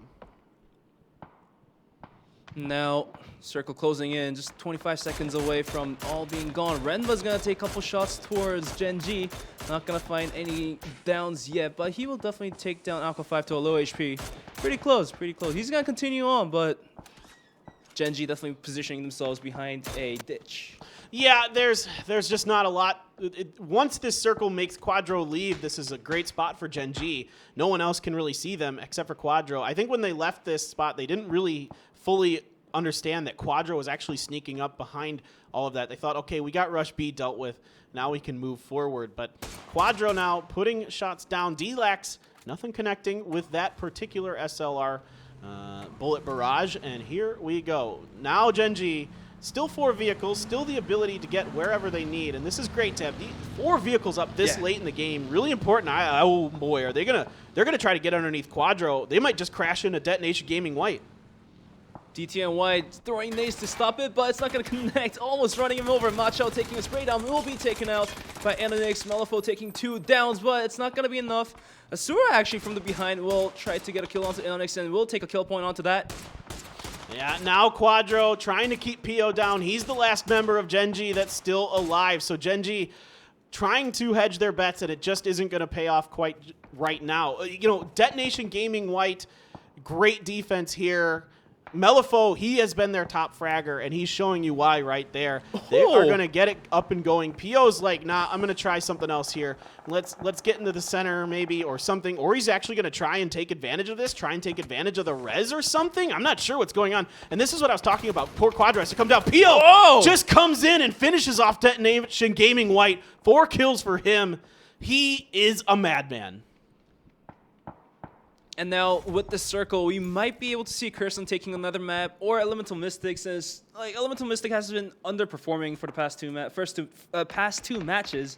So depending on where the circle goes, we might be able to see Kurson or Elemental Mystic take the chicken. But you never know. PO taking more shots towards Kurson here. Elemental Mystic. Yeah. Oh, finally, Element Mystic is able to back him off. This is really, really rough for Pio. He's in the circle for now, but if it moves towards him, he's in a pretty good spot. I mean, he has a lot of cover that he can utilize. His armor and helmet are very beat up, though, so he's got to be pretty careful about taking any more fire. There it goes. There goes. His armor is gone. Exactly. He might have some others to loot off of those other guys, though. Now we're gonna see the next circle in just a split of a second. It's gonna be given towards the center. So Elemental Mystic, it's easier for them. They just have to run downhill. For Curson, they have a bit of their compound being included within the circle. Griffin as well. They can just walk up a little bit. But I don't know if it's a downhill. It's gonna be a disaster for them. Yeah, it could be. EM still got vehicles, so they're going to load up and mosey on out, see if they can get somewhere, but no. Pio says no, puts Machne down. Curzon was shooting into that as well. They might have helped out a little bit with that damage. Right now, it's the Pio show on Miramar. This is not surprising. This guy has lit up the world before. He might be doing it again here. We'll see.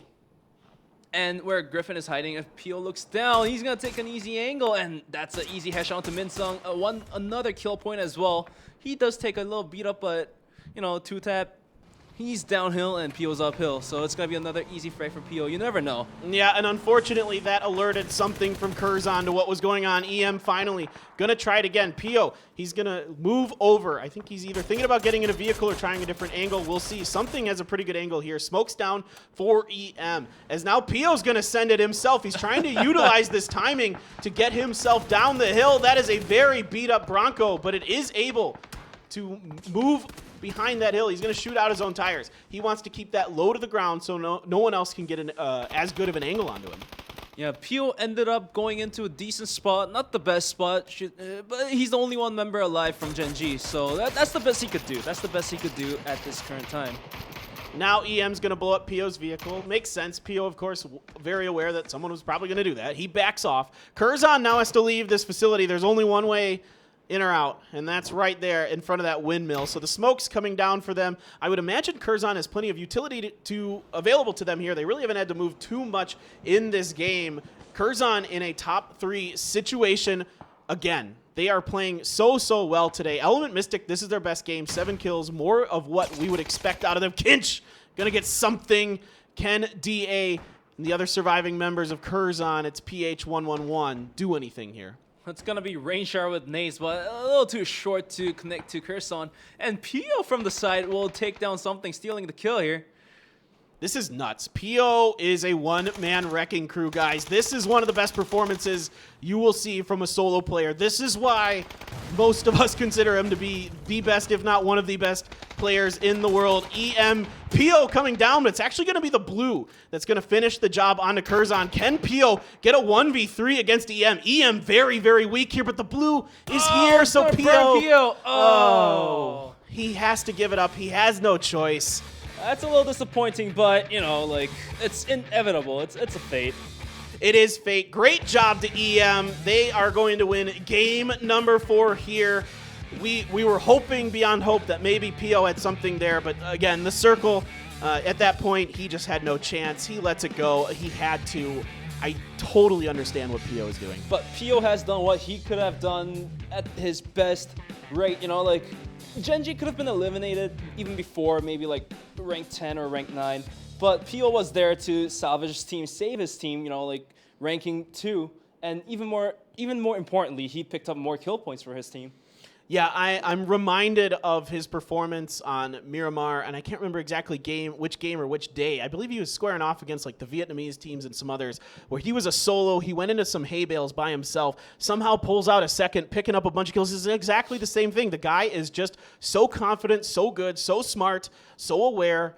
He's the complete package. Oh, by the way, he's the in-game leader for the team. That's insane because typically for an in-game leader, you have a lot to think in your head. So there's a lot going on. So you can't really focus on shooting in a sense, right? So they have a tendency to have a lower kill rate. But Pio's just a different animal. He can lead in-game. He can take kills. He can take frags, and he can entry frag as well too. So he's a man. There's nothing he can't do. Yeah. There's literally nothing he can't do in this game. Credit to EM. Let's not take away from their performance here. And Curzon. And Curzon again. What got into this team? I don't know. It's just crazy how light years different they are from last week. Last week, they were not good. I'm not going to lie. I was casting the Onslaught Season 4 tournament. It wasn't good for them. But now they're completely revitalized. They're rejuvenated, in a bit of a tricky position at the end, but still a third place. Pretty good. And EM with some much needed points. This is the EM I was more expecting. Like I said, you change maps, and sometimes things change. For EM, that's what they needed. They needed to get off Erangel. Genji and Curzon continue to do pretty darn well, though. For Curzon, like this map, the first map of Miramar, the fourth match, like it didn't top off as a chicken for them, but in the end, they did rake up enough points. They also took a couple kills for themselves, so they're happy with it. On top of the 2 chickens they had today. Curzon's going to be your number 1 team coming out of today, almost bar none. I mean, I don't see how they aren't. They're just too many top 5 finishes, lots of kills, 2 wins, 11. Oh, I think they had a 21-point game or something like that. I'm impressed. I'm beyond impressed right now with what I'm seeing from them. Can't wait to see what they've got going for us in our last game. Only 1 more game to go. Final game of the day. A little sad. But we'll have more action on Sunday, so yeah. You guys will definitely tune in on Sunday, yeah? Yeah, Sunday, and then next week, Friday and Sunday again for Asia. Of course, we are going to take a break, though, guys. We will be back very shortly with the final game of the day here at PCS Asia Charity Showdown.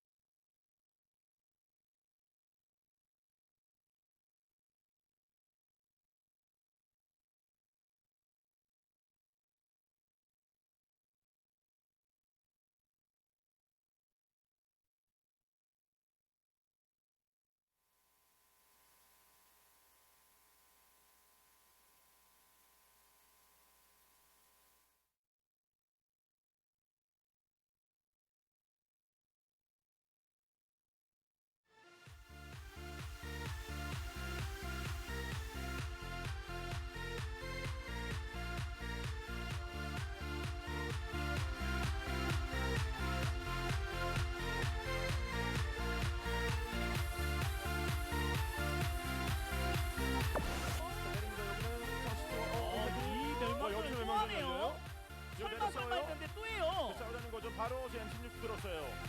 몸에 앞살자. 포토스. 상점 못했어요. 와 하나 더. 야, 플러스 원.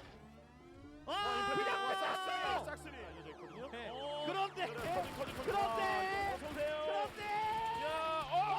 야, 자, 아니, 이걸 임파이터한테 얻어. 쌈마틴 그리고 하시엔다는 표현을 지금 성공했는데. 차웨이. 차웨이. 운연. 됐는데요. 이거 약간 위험합니다. 위험합니다. 장난 아니에요 지금. 네, 자 여기는. 자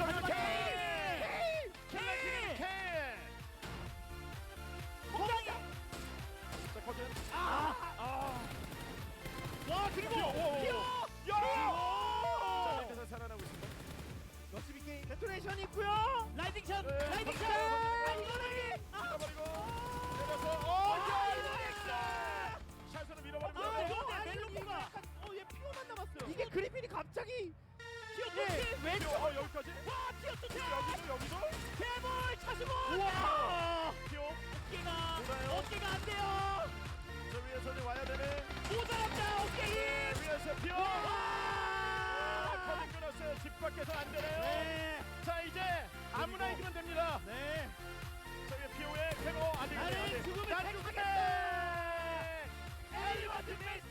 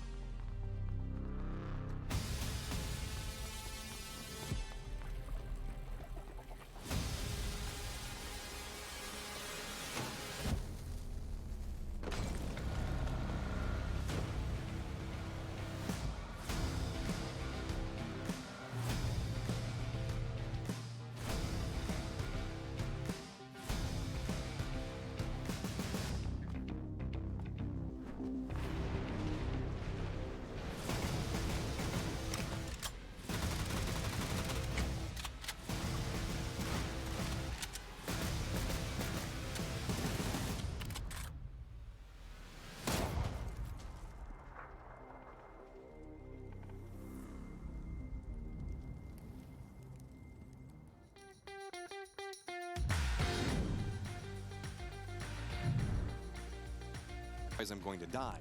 With still having the main island having a little bit of control on there, a couple of these guys can make their way through and find himself getting knocked from. It's really interesting because, yeah, actually, like, the Team Liquid guys, super, super nice dudes. A grenade up to Haigwin. Haigwin, the hero, all right, on top of him. 来看一下这边三名成员不明推进面对 Henry 的架枪，直接打第一支、第二支、第三支，也超漂亮。Well, he's gonna have to work his way forward. They're next to each other. He's actually just gone around him. Gaxi, turn around. He's behind you. They have no idea how close they are right now. Gaxi is a centimeter away, and inch by inch they walk forward in unison. Ghoststar just came out of the smoke. He has no idea that Ghoststar is still behind him. Boom, Ghoststar, Ghoststar's in the boom. Oh my God, he might go down. We'll see Ghoststar, but it's not quite enough. K-Man gets him down. K-Man goes for Fuzz. Fuzz forced to go down. He's going to stick to the spray. He's got no bullets left. Mini falls in. Oh my word! とそしてリラックス取り特殊部隊サンシスターを沈めに参ります。ケネス下手投げグレネード一択効果出て当たってるそのポロダウン裏回って降りて外側1人目ダウン3人目いけるか3人目ああセーフ取れるか倒したか倒した So many teams now piling up in the south. T-Bone. Oh my word, T-Bone's right next to him. He's gonna fly.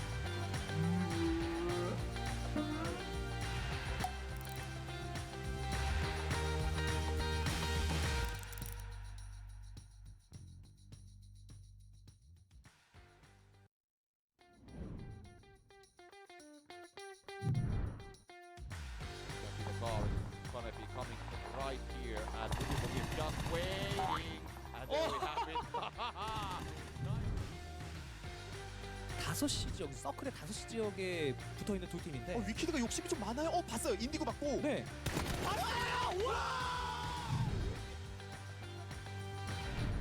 Arena, I guess you would call it. Tagged up once, tags up two. Secure this entire side of the circle. Finds the third. What a hell! Oh, the spray. Dropped over the roof. It's gonna bounce up and over. Somehow no kill confirmed on that one either. They don't know about Iroh's position. They have no idea that there's one inside. That one's gonna bounce up and over and take him down. He's gonna have to hop off the roof. Vard is tagged up. Vard finds one more. Great shooting. Molotov's thrown forward now as well. Now they have to back off and run the hell out of here. Iroh finds one, and that's the third kill. 不要慌，当然还是得看后续。哦，飞起来了，被空战了。 Imaju lijepu poziciju ovdje, Marv radi dosta damage-a, međutim neće on moći ovo vjerojatno preživjeti. Kako? Down as well. Spots one bus face. Takes one to the face, falls down immediately after 20 bullets left. Get this. Tried to stay alive and no Molotov yourself, and now he jumps off. Catches AC Res and a healing, and he gets him. 2.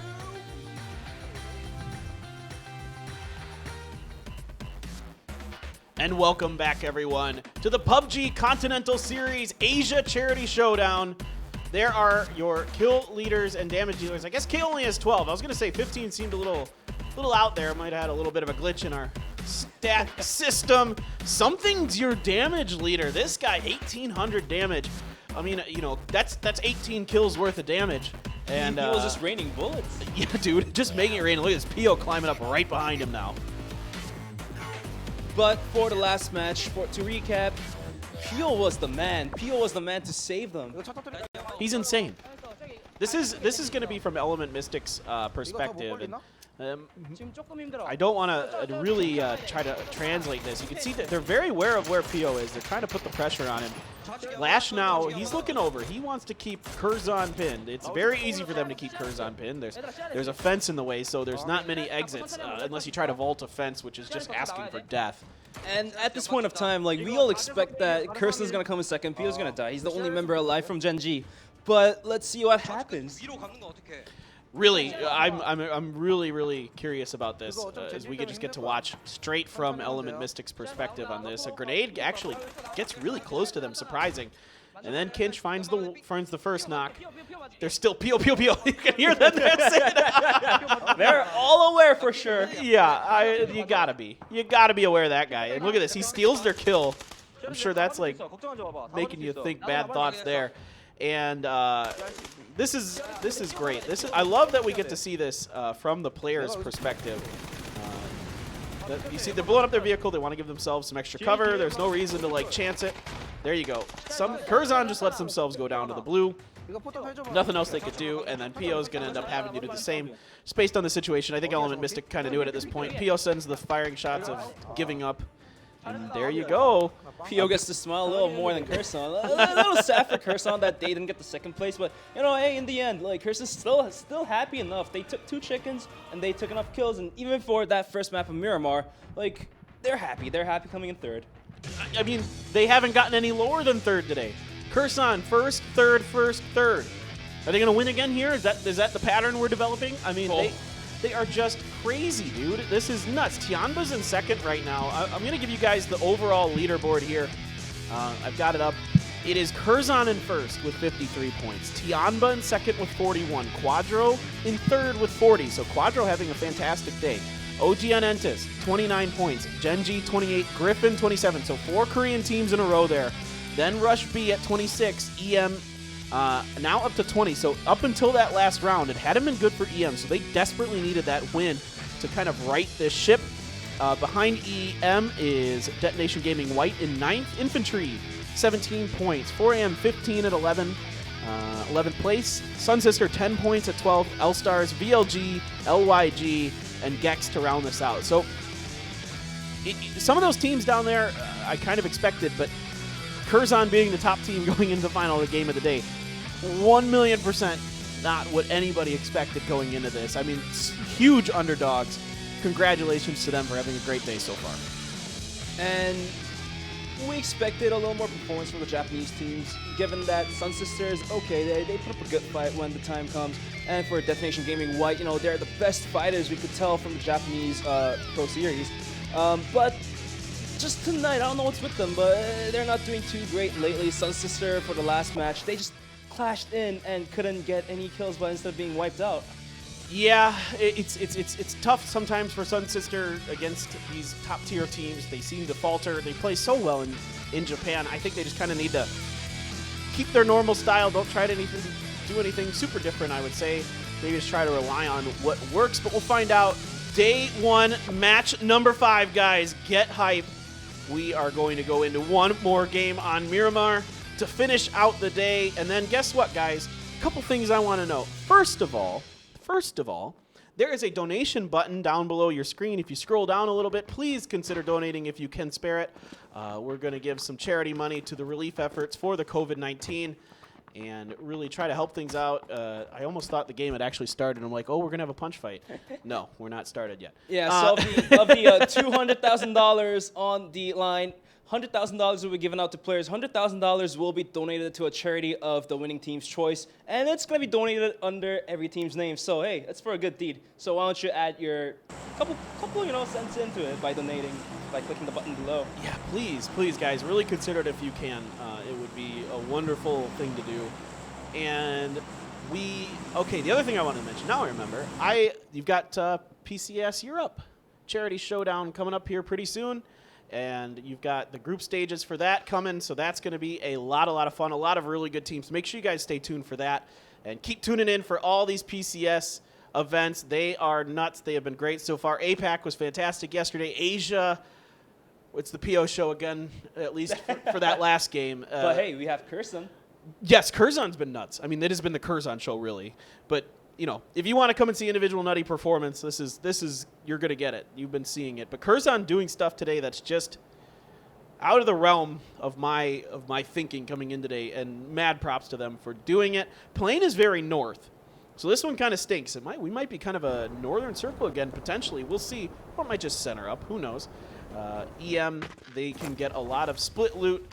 Usually, they like to do the La Cobreria area, but yeah, there are a couple compounds around La Corellia that gives out decent loots, and you know, like if there is another team landing down, hot dropping towards La Corellia, if you do take those compounds on the side, you can lock them down from coming out since like the compounds are on the higher hill. Oops, that won't matter.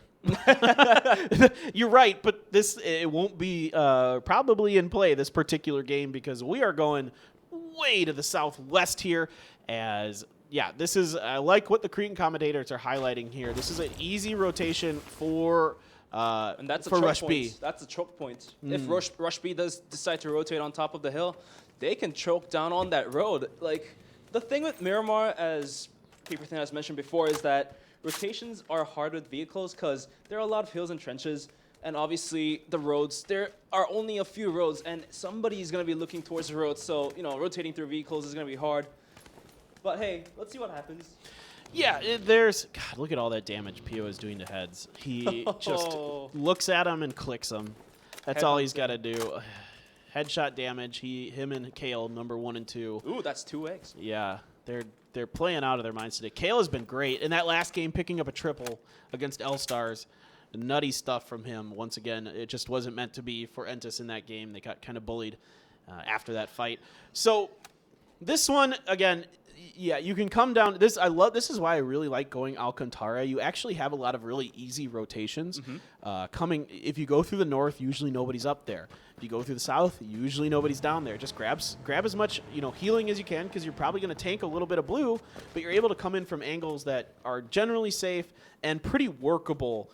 Working north to south on this map, you can be effective for the initial rotations. After that, you don't want to be doing it because the roads tend to run north to south. So if you get caught on those roads, might be problematic.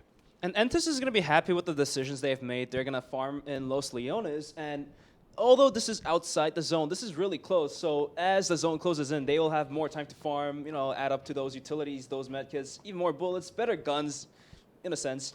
And as they could potentially rotate in towards the center a lot easier compared to other teams. Yeah, no, this is a nice adjustment here from Entis going down to Los Leones.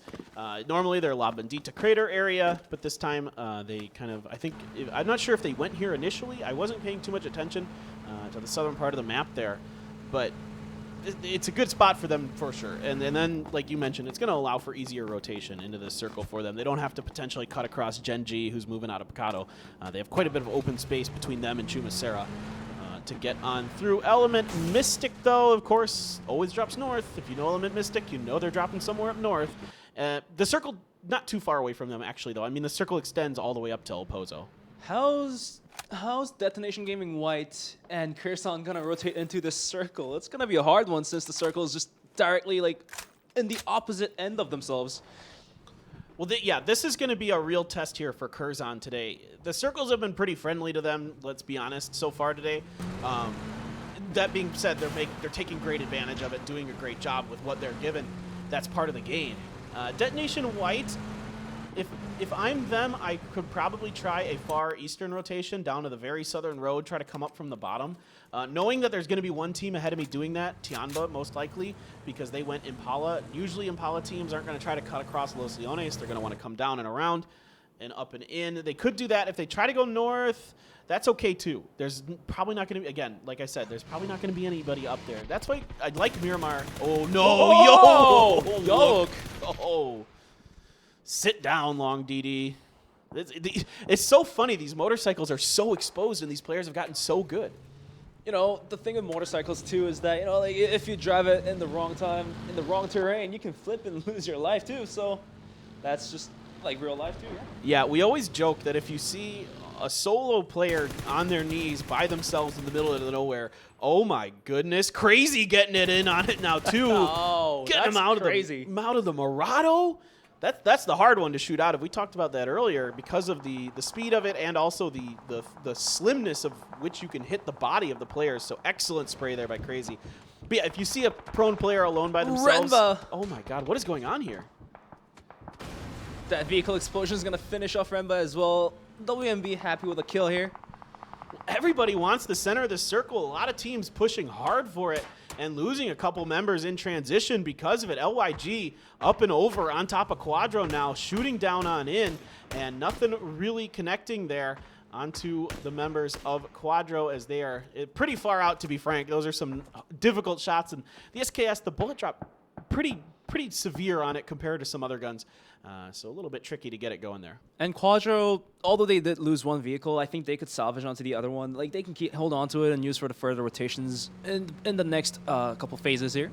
Kinch is going to be waiting for forever. The car pops up. The spray down is not going to connect. But in the end, Kinch will finish off forever. 4 a.m. losing a member early on like this, it's not good for them. Like, they already have lost a lot of... They lost on possible points on Erangel, and coming to Miramar, like, it's not going to be good for them.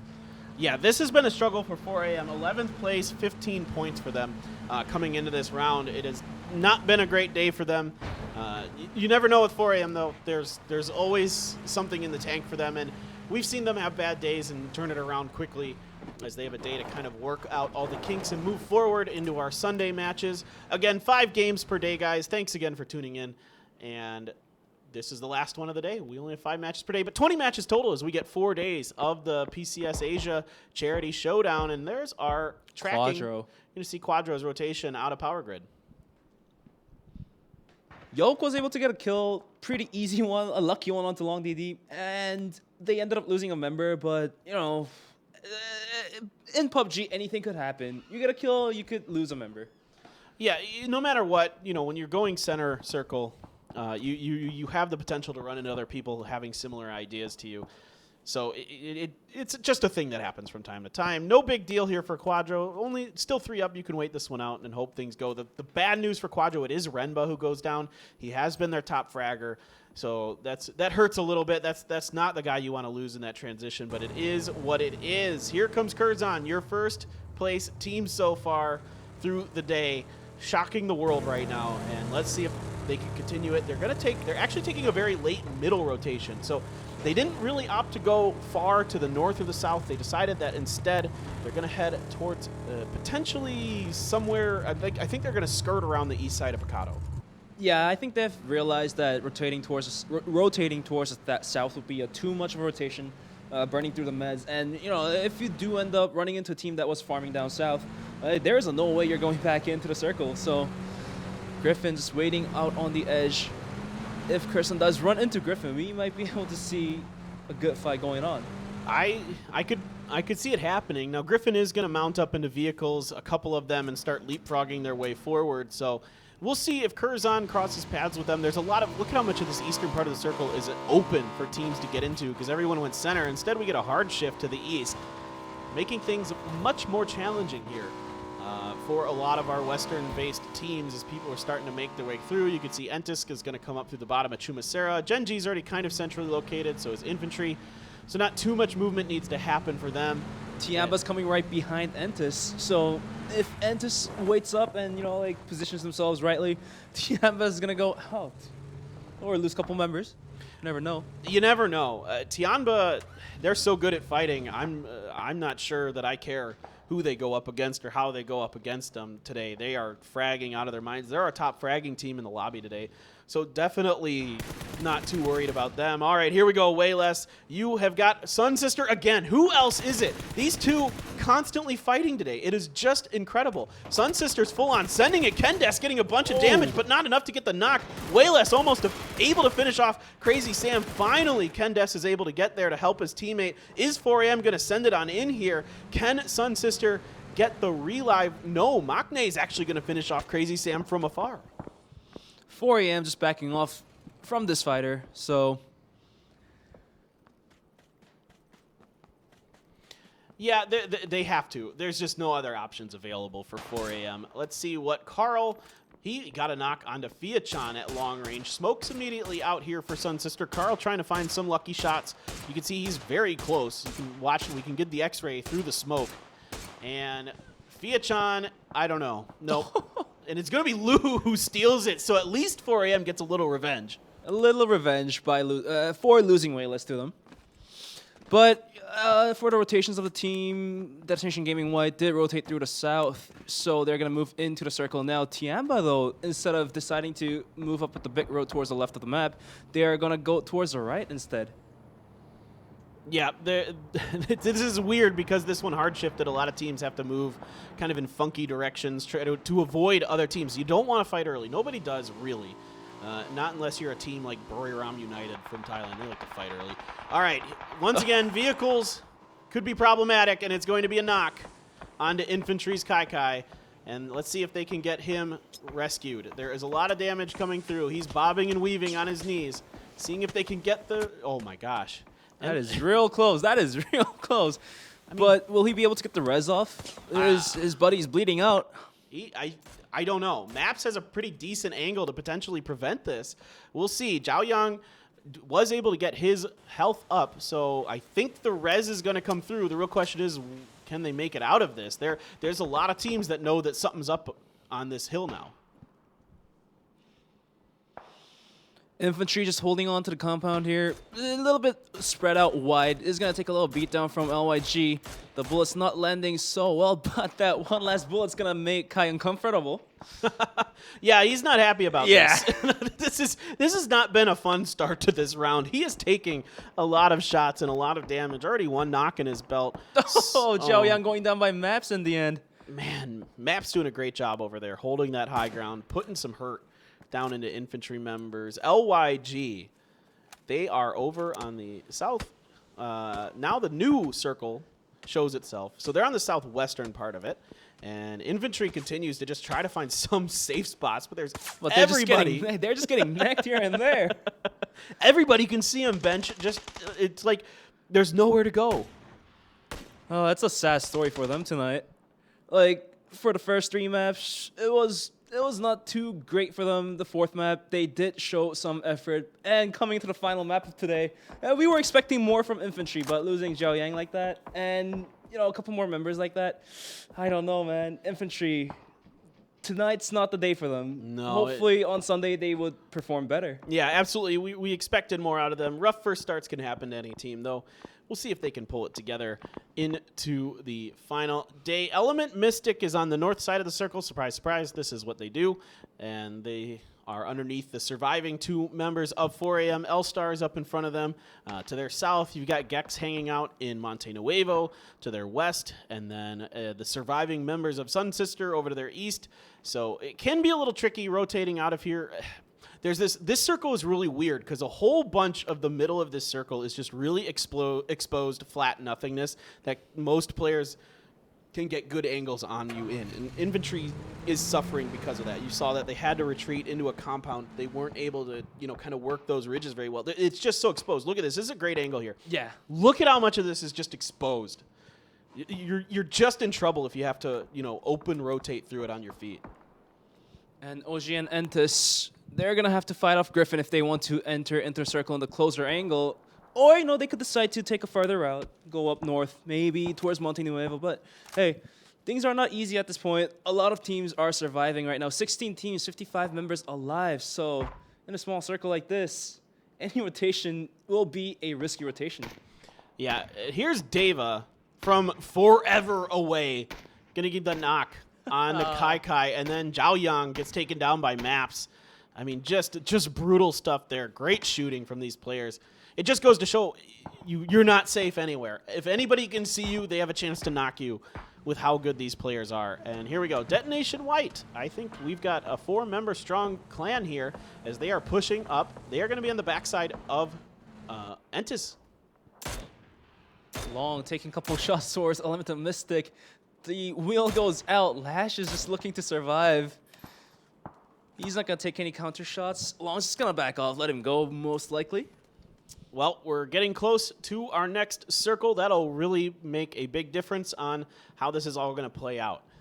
Where are we going? South. Very south. Right on top of Gen G. So this is, of the circles we could have, not the worst. The top of this, the southern side of this, is very playable. You can see they're showing you what Gen G has to work with. Those are the angles they can kind of see other teams coming and going from that compound. So there's a lot, and they're showing you there's some ridges there that you can kind of play in that you can kind of work with on the side of Gen G there. Here we go. Let's go cut over to Detonation White, who's getting torn apart potentially by OGN from long range, but they are going to get onto Tianba, actually, and get Tian down and out after his incredible 8 or 9 kill round earlier today. He is down and dusted here in our final game. Yeah, Tian was fragging here and there. Crazy. But he's going to go out. Minsung is going to take onto Lambu. VLG almost losing Lambu, but Spear's going to go out by 2 hearts. Deva is going to take a counter frag onto 2-tap. Minsung pushing through the smoke. Not gonna just commit just yet, but he's going to wait for his timing. He just could not see his opponent. He knew, he kind of either heard footsteps or maybe caught a glimpse of it, but it wasn't enough. Grenade's going to come in, finish off Lambu. Somewhere along the way, 4 AM just had a car disaster. But now it's 2Heart coming over to try to help out his teammate. Deva the only one left for VLG. So this was a bloody battle between these 2 Korean squads. Again, the struggles continue for VLG, not just in this tournament, but across other tournaments as well, as they are trying to come up, surround him. They get the fire down on the ground, but he can get up. There's a piece of equipment. I think it's a file cabinet or some boxes or something inside of here. He's able to jump up on top of, and that'll keep you safe from the fire. When the smoke's run out, it's going to be time for Deva. Will he be able to capitalize off a couple kills, or will he just go out? Minsung slowly walking in. He has no clue. Deva's right in front of him. It's quite funny to watch, but hey, it's just a couple more seconds and the smoke will dissipate. Well, ooh, some shots Rigi got. I believe that's Curzon putting some damage down. Again, Curzon having an absolute monster day. Who would have thought? You love to see it, though. You love to see these players and teams from regions that haven't had a ton of success step up, come up big at these big stages. Deva continues to wait this out. Smokes continue to be wasted. This is so much utility being burnt by both of these teams. I mean, look at how many smokes Deva has. He can just hang out here for days. 6 smokes. 6 smokes we're talking about. That's crazy. That's so many. I mean, that's like almost 10 minutes of smokes. He can just wait. I mean, he's got like 2 more phases of smokes that he could, assuming he doesn't get moved away from. It should be fine. Kinch, though, he's going to get some help from Lash. Ken Des is actually going to get stolen by Lou there. That's going to piss off Element Mystic. They're going to look up the hill and be like, bro, that was our kill. No way, man. You got to reload that gun, by the way, Kinch. Does he not know it's okay? Okay, there he goes. But for Lou, like, there's no way he's coming in when Element Mystic is looking right at their direction. And back to the smoke show. That's going to continue. 2 more smokes for Deva, and that's as much lifespan he has at this point right now. This is like some club where they just have too much of those smoke machines going all day. Actually, is he going to get out of there? Did he just sneak his way past Griffin? I'm really he got out of that room. So now he might be able to check Griffin where they're trying to get the angle around the corner, and instead he's holding this one. We'll see. There's still a lot of smokes. So we're going to wait this out. Sneaky timing here by Deva. You got to like what he's doing. Griffin doesn't want to leave without clearing Deva completely. Oh, that flash is going to completely blind him out. But, you know, like when Griffin wants to rotate out, he has to take out Deva. And there we go. The nade's going to finish Deva off. Griffin, now knowing that their back is all clear, will probably start rotating into the next circle. Yeah, they're going to have to. I'm not sure if they have any vehicles available or not. Over to Entis. They could be in a battle with Curzon. We'll see. They are next to each other here, and it looks like Martian Chun, yes indeed, it's going to be Kale getting another knock and kill for himself. This guy, 2 already in the bag for him. He has been on fire all day. You love to see it. You love to see what this guy's got. You love to see Entis coming together here, having a very strong day. Meanwhile, Curzon now in a little bit of a tricky situation. They're a little afraid of where to go. They've got Entis on top of them, infantry in front of them, then Gen G as well. This is a meat grinder that they got to go through. Curzon now finally slowly moving up the hill, but will be spotted out right away, taking a couple bullets. Griffin gonna get off the car, looking towards infantry, putting down smokes to salvage themselves, save their cars and save themselves pretty much. Bolian looking out towards the shack. Yeah, so this gave Curzon just a little bit of breathing room to get up to infantry, but it's actually going to be Luminous Stars. Carl's going to put some shots to PH111, keep him backed off. PH111 now. He's going to try to get a grenade inside that shack. We mentioned it earlier. These shacks, not bueno. That's going to connect. Oh, Lin is down. Great grenade, great timing, good cook on that grenade. Now, Boliang, the last one left here for infantry. Does he have some magic? Let's find out. Another molly going into the hut. Burning Lin out. That's going to be a death. Boliang, the last one alive. Curzon now knows they're in a little better situation to rotate in towards the circle, towards the edge. And they shouldn't forget, Entis is just looking down on them. Like, they're on the edge of the circle, as well as Entis. And this circle, by the way, continues to heavily favor Gen G. Let's just put that out there for now. I don't think we're going to have to worry about it for a little bit because they've just been able to sit tight and not really get involved in any of this. Sungjang going to start making a move for Entis. DA. He's got to get that heel off. He's like, oh, please don't come up over this hill. Please don't come up over this hill. Ooh. Whoa. Well, something. That's something. Boliang down. Wasn't ready for that. Great job by something. And that is going to be infantry out of the day. Something just went like a man. And here's Gen G just holding on to their facility, and that's gonna be inside the circle as well. Gen G smiling right now. Yeah, I'd be smiling. This is nice for Gen G. EM, not in a terrible position. Luminous Stars still have a compound too, so a lot of this could come down. I say that, and Lash gets taken out. Sorry, Lash. I cast or cursed you. My bad. But this is not bad at all in a way. They can pretty much weather this down if they're careful. Detonation's still 3 strong. As they kind of took a peek over at Entis. Didn't like what they saw, and they're going to loop back as Indigo trying to cover the back line here. He does spot out Melifo, and he's going to get a nice headshot with the SLR to sit him down. Sees and the other two trying to cover it. Now Machao just revealed his location by firing. Entis, before entering the circle, they definitely want to take a fight onto Detonation Gaming White. DGW just gonna go on for the rest to Melifo, and most likely they're just gonna rotate towards the 7 o'clock of the map.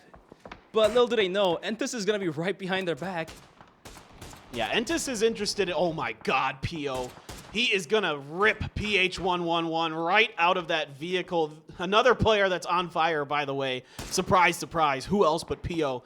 Now Kale wants to get towards Machao, but there's a good angle here from the other members of Detonation Gaming White. Just able to avoid critical damage is Kale. He gets back behind his smoke, but Machao, what kind of angle does he have? Is he going to be able to land some shots? Under's going to go down to Melifo. Melifo having a nice little day for himself. 2 kills, 4 kills for Detonation. Stuns coming out, trying to buy themselves some time. I think Under should be potentially resable. We'll see. But now Entis taking a long time to get this fight going. This is going to be a little bit challenging for them. Entis definitely looking towards pushing DGW out of the game, but Machao's going to take out Sungjang. Not a complete flush just yet, and SES will take down Kale. Indigo going to push up, clearing up Machao, and that's it. That's going to be Entis Gaming taking out DGW. Yeah, great push. It took a little bit too long, I think. I'm a little worried about this.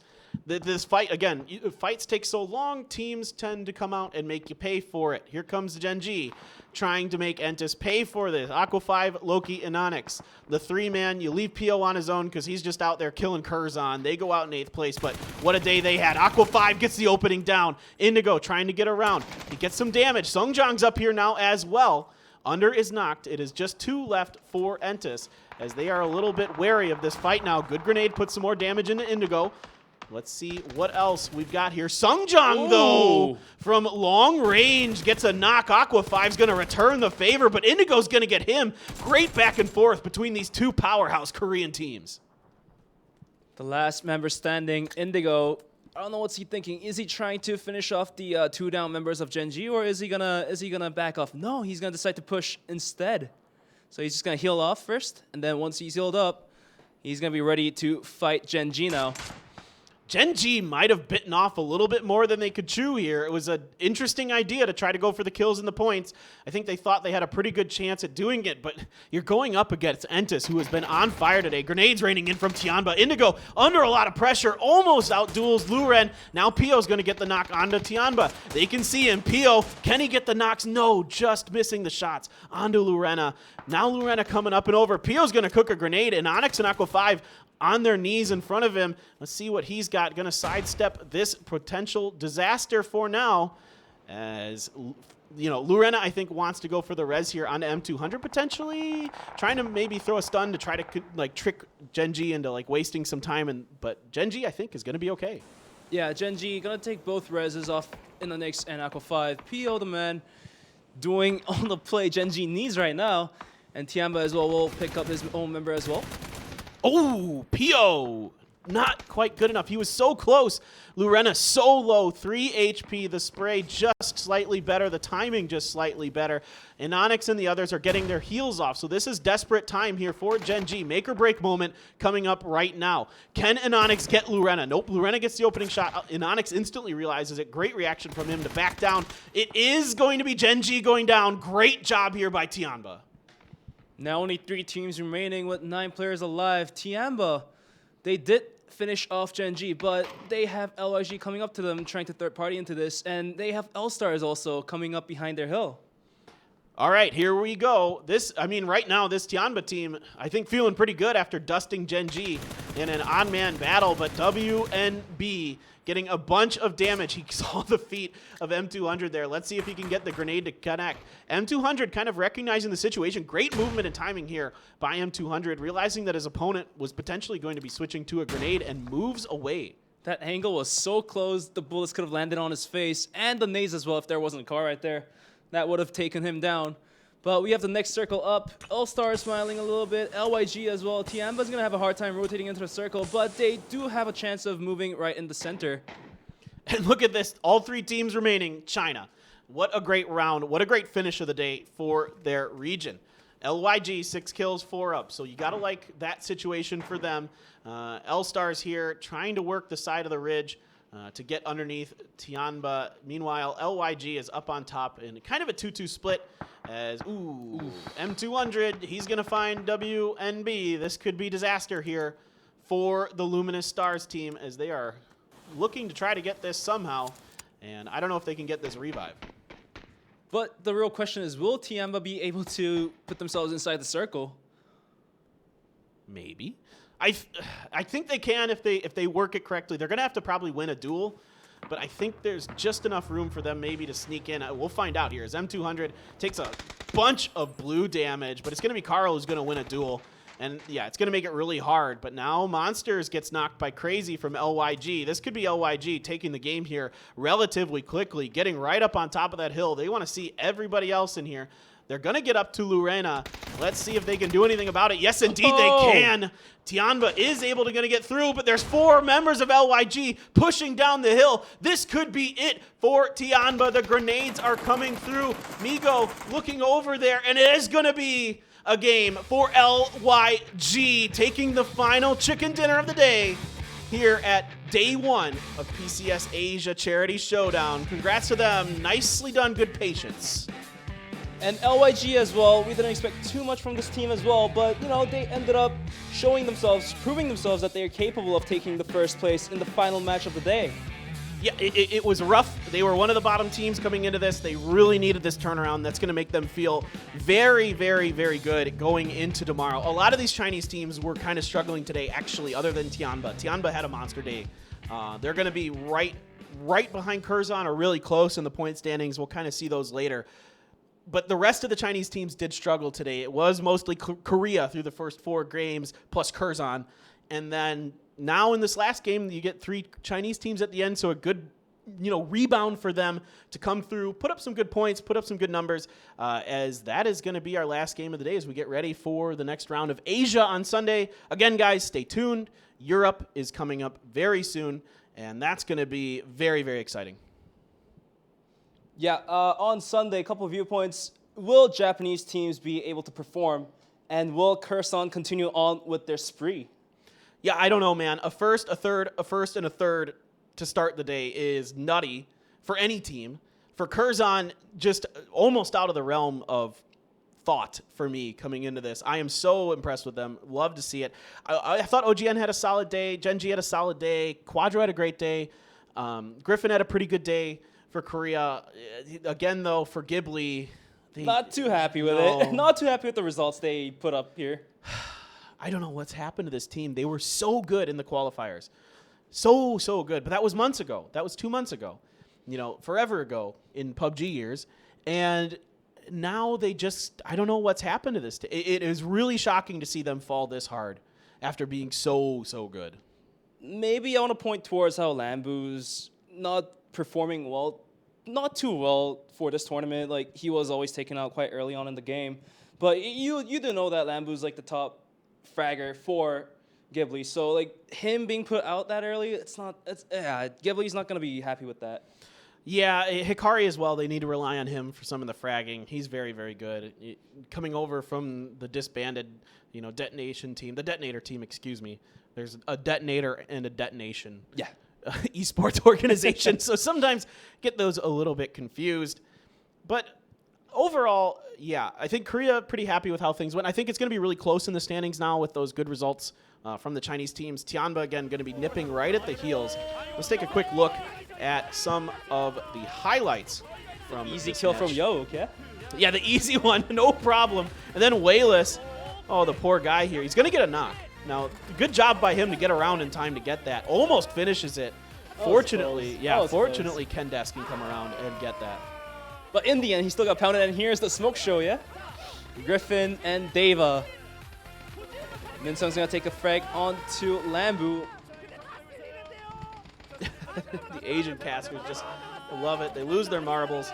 They're so good. This was so tricky. I thought Deva might have actually outsmarted Griffin when he left, but it wasn't meant to be. Griffin sniffed it out. Great job by them. Great grenade here by PH. Yeah, the Kobe right on the money. And this is PO doing PO things. Yeah, PO was going ham today.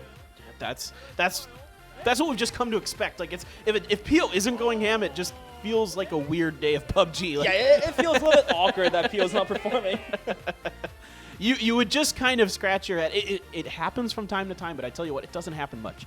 That guy is constantly on it. Okay, let's take a quick look. This is, again, our schedule for the Asia region. It's Fridays and Sundays, 4 days. Day one already done. Wow, that went by fast. Great games. 1900 Korea Standard Time, so 7 p.m. Korea Standard Time is when we start. There you can see all your teams participating in this. And yeah, we're going to be back again on Sunday here, Bench. As if today's games are any indication of what we're going to see, this is really intense, high-level PUBG. These teams are so disciplined, so well thought out. They don't really overstep very much. It's really exciting to watch. Yeah, and just before you guys go, make sure you scroll down, check out the donation button, so you can put out a couple cents. Like if you're capable of, obviously if you're not capable, don't do it. Like just if you have disposable income, perhaps. Whatever money's sitting around in that PayPal account, just drain it out of there. Just drain it out of there. You've just been farming money by selling stuff on the internet or something. I don't know, but just you've been selling stuff on eBay. No, that's the boomer in me talking. Yeah, it's gonna go for good deeds towards COVID-19. So hey, why not? Yeah, that's the boomer in me talking. I just say it. Yeah, this goes towards a good cause. So thank you very much. If anyone has the capability, we know things are tough right now. I think that's gonna do it for us here today, guys. Thank you so much, everyone, for tuning in. This was fantastic. Thank you for your continued support of PUBG Esports. We love you so much. You guys are the best. We'll be back again on Sunday. Stay tuned.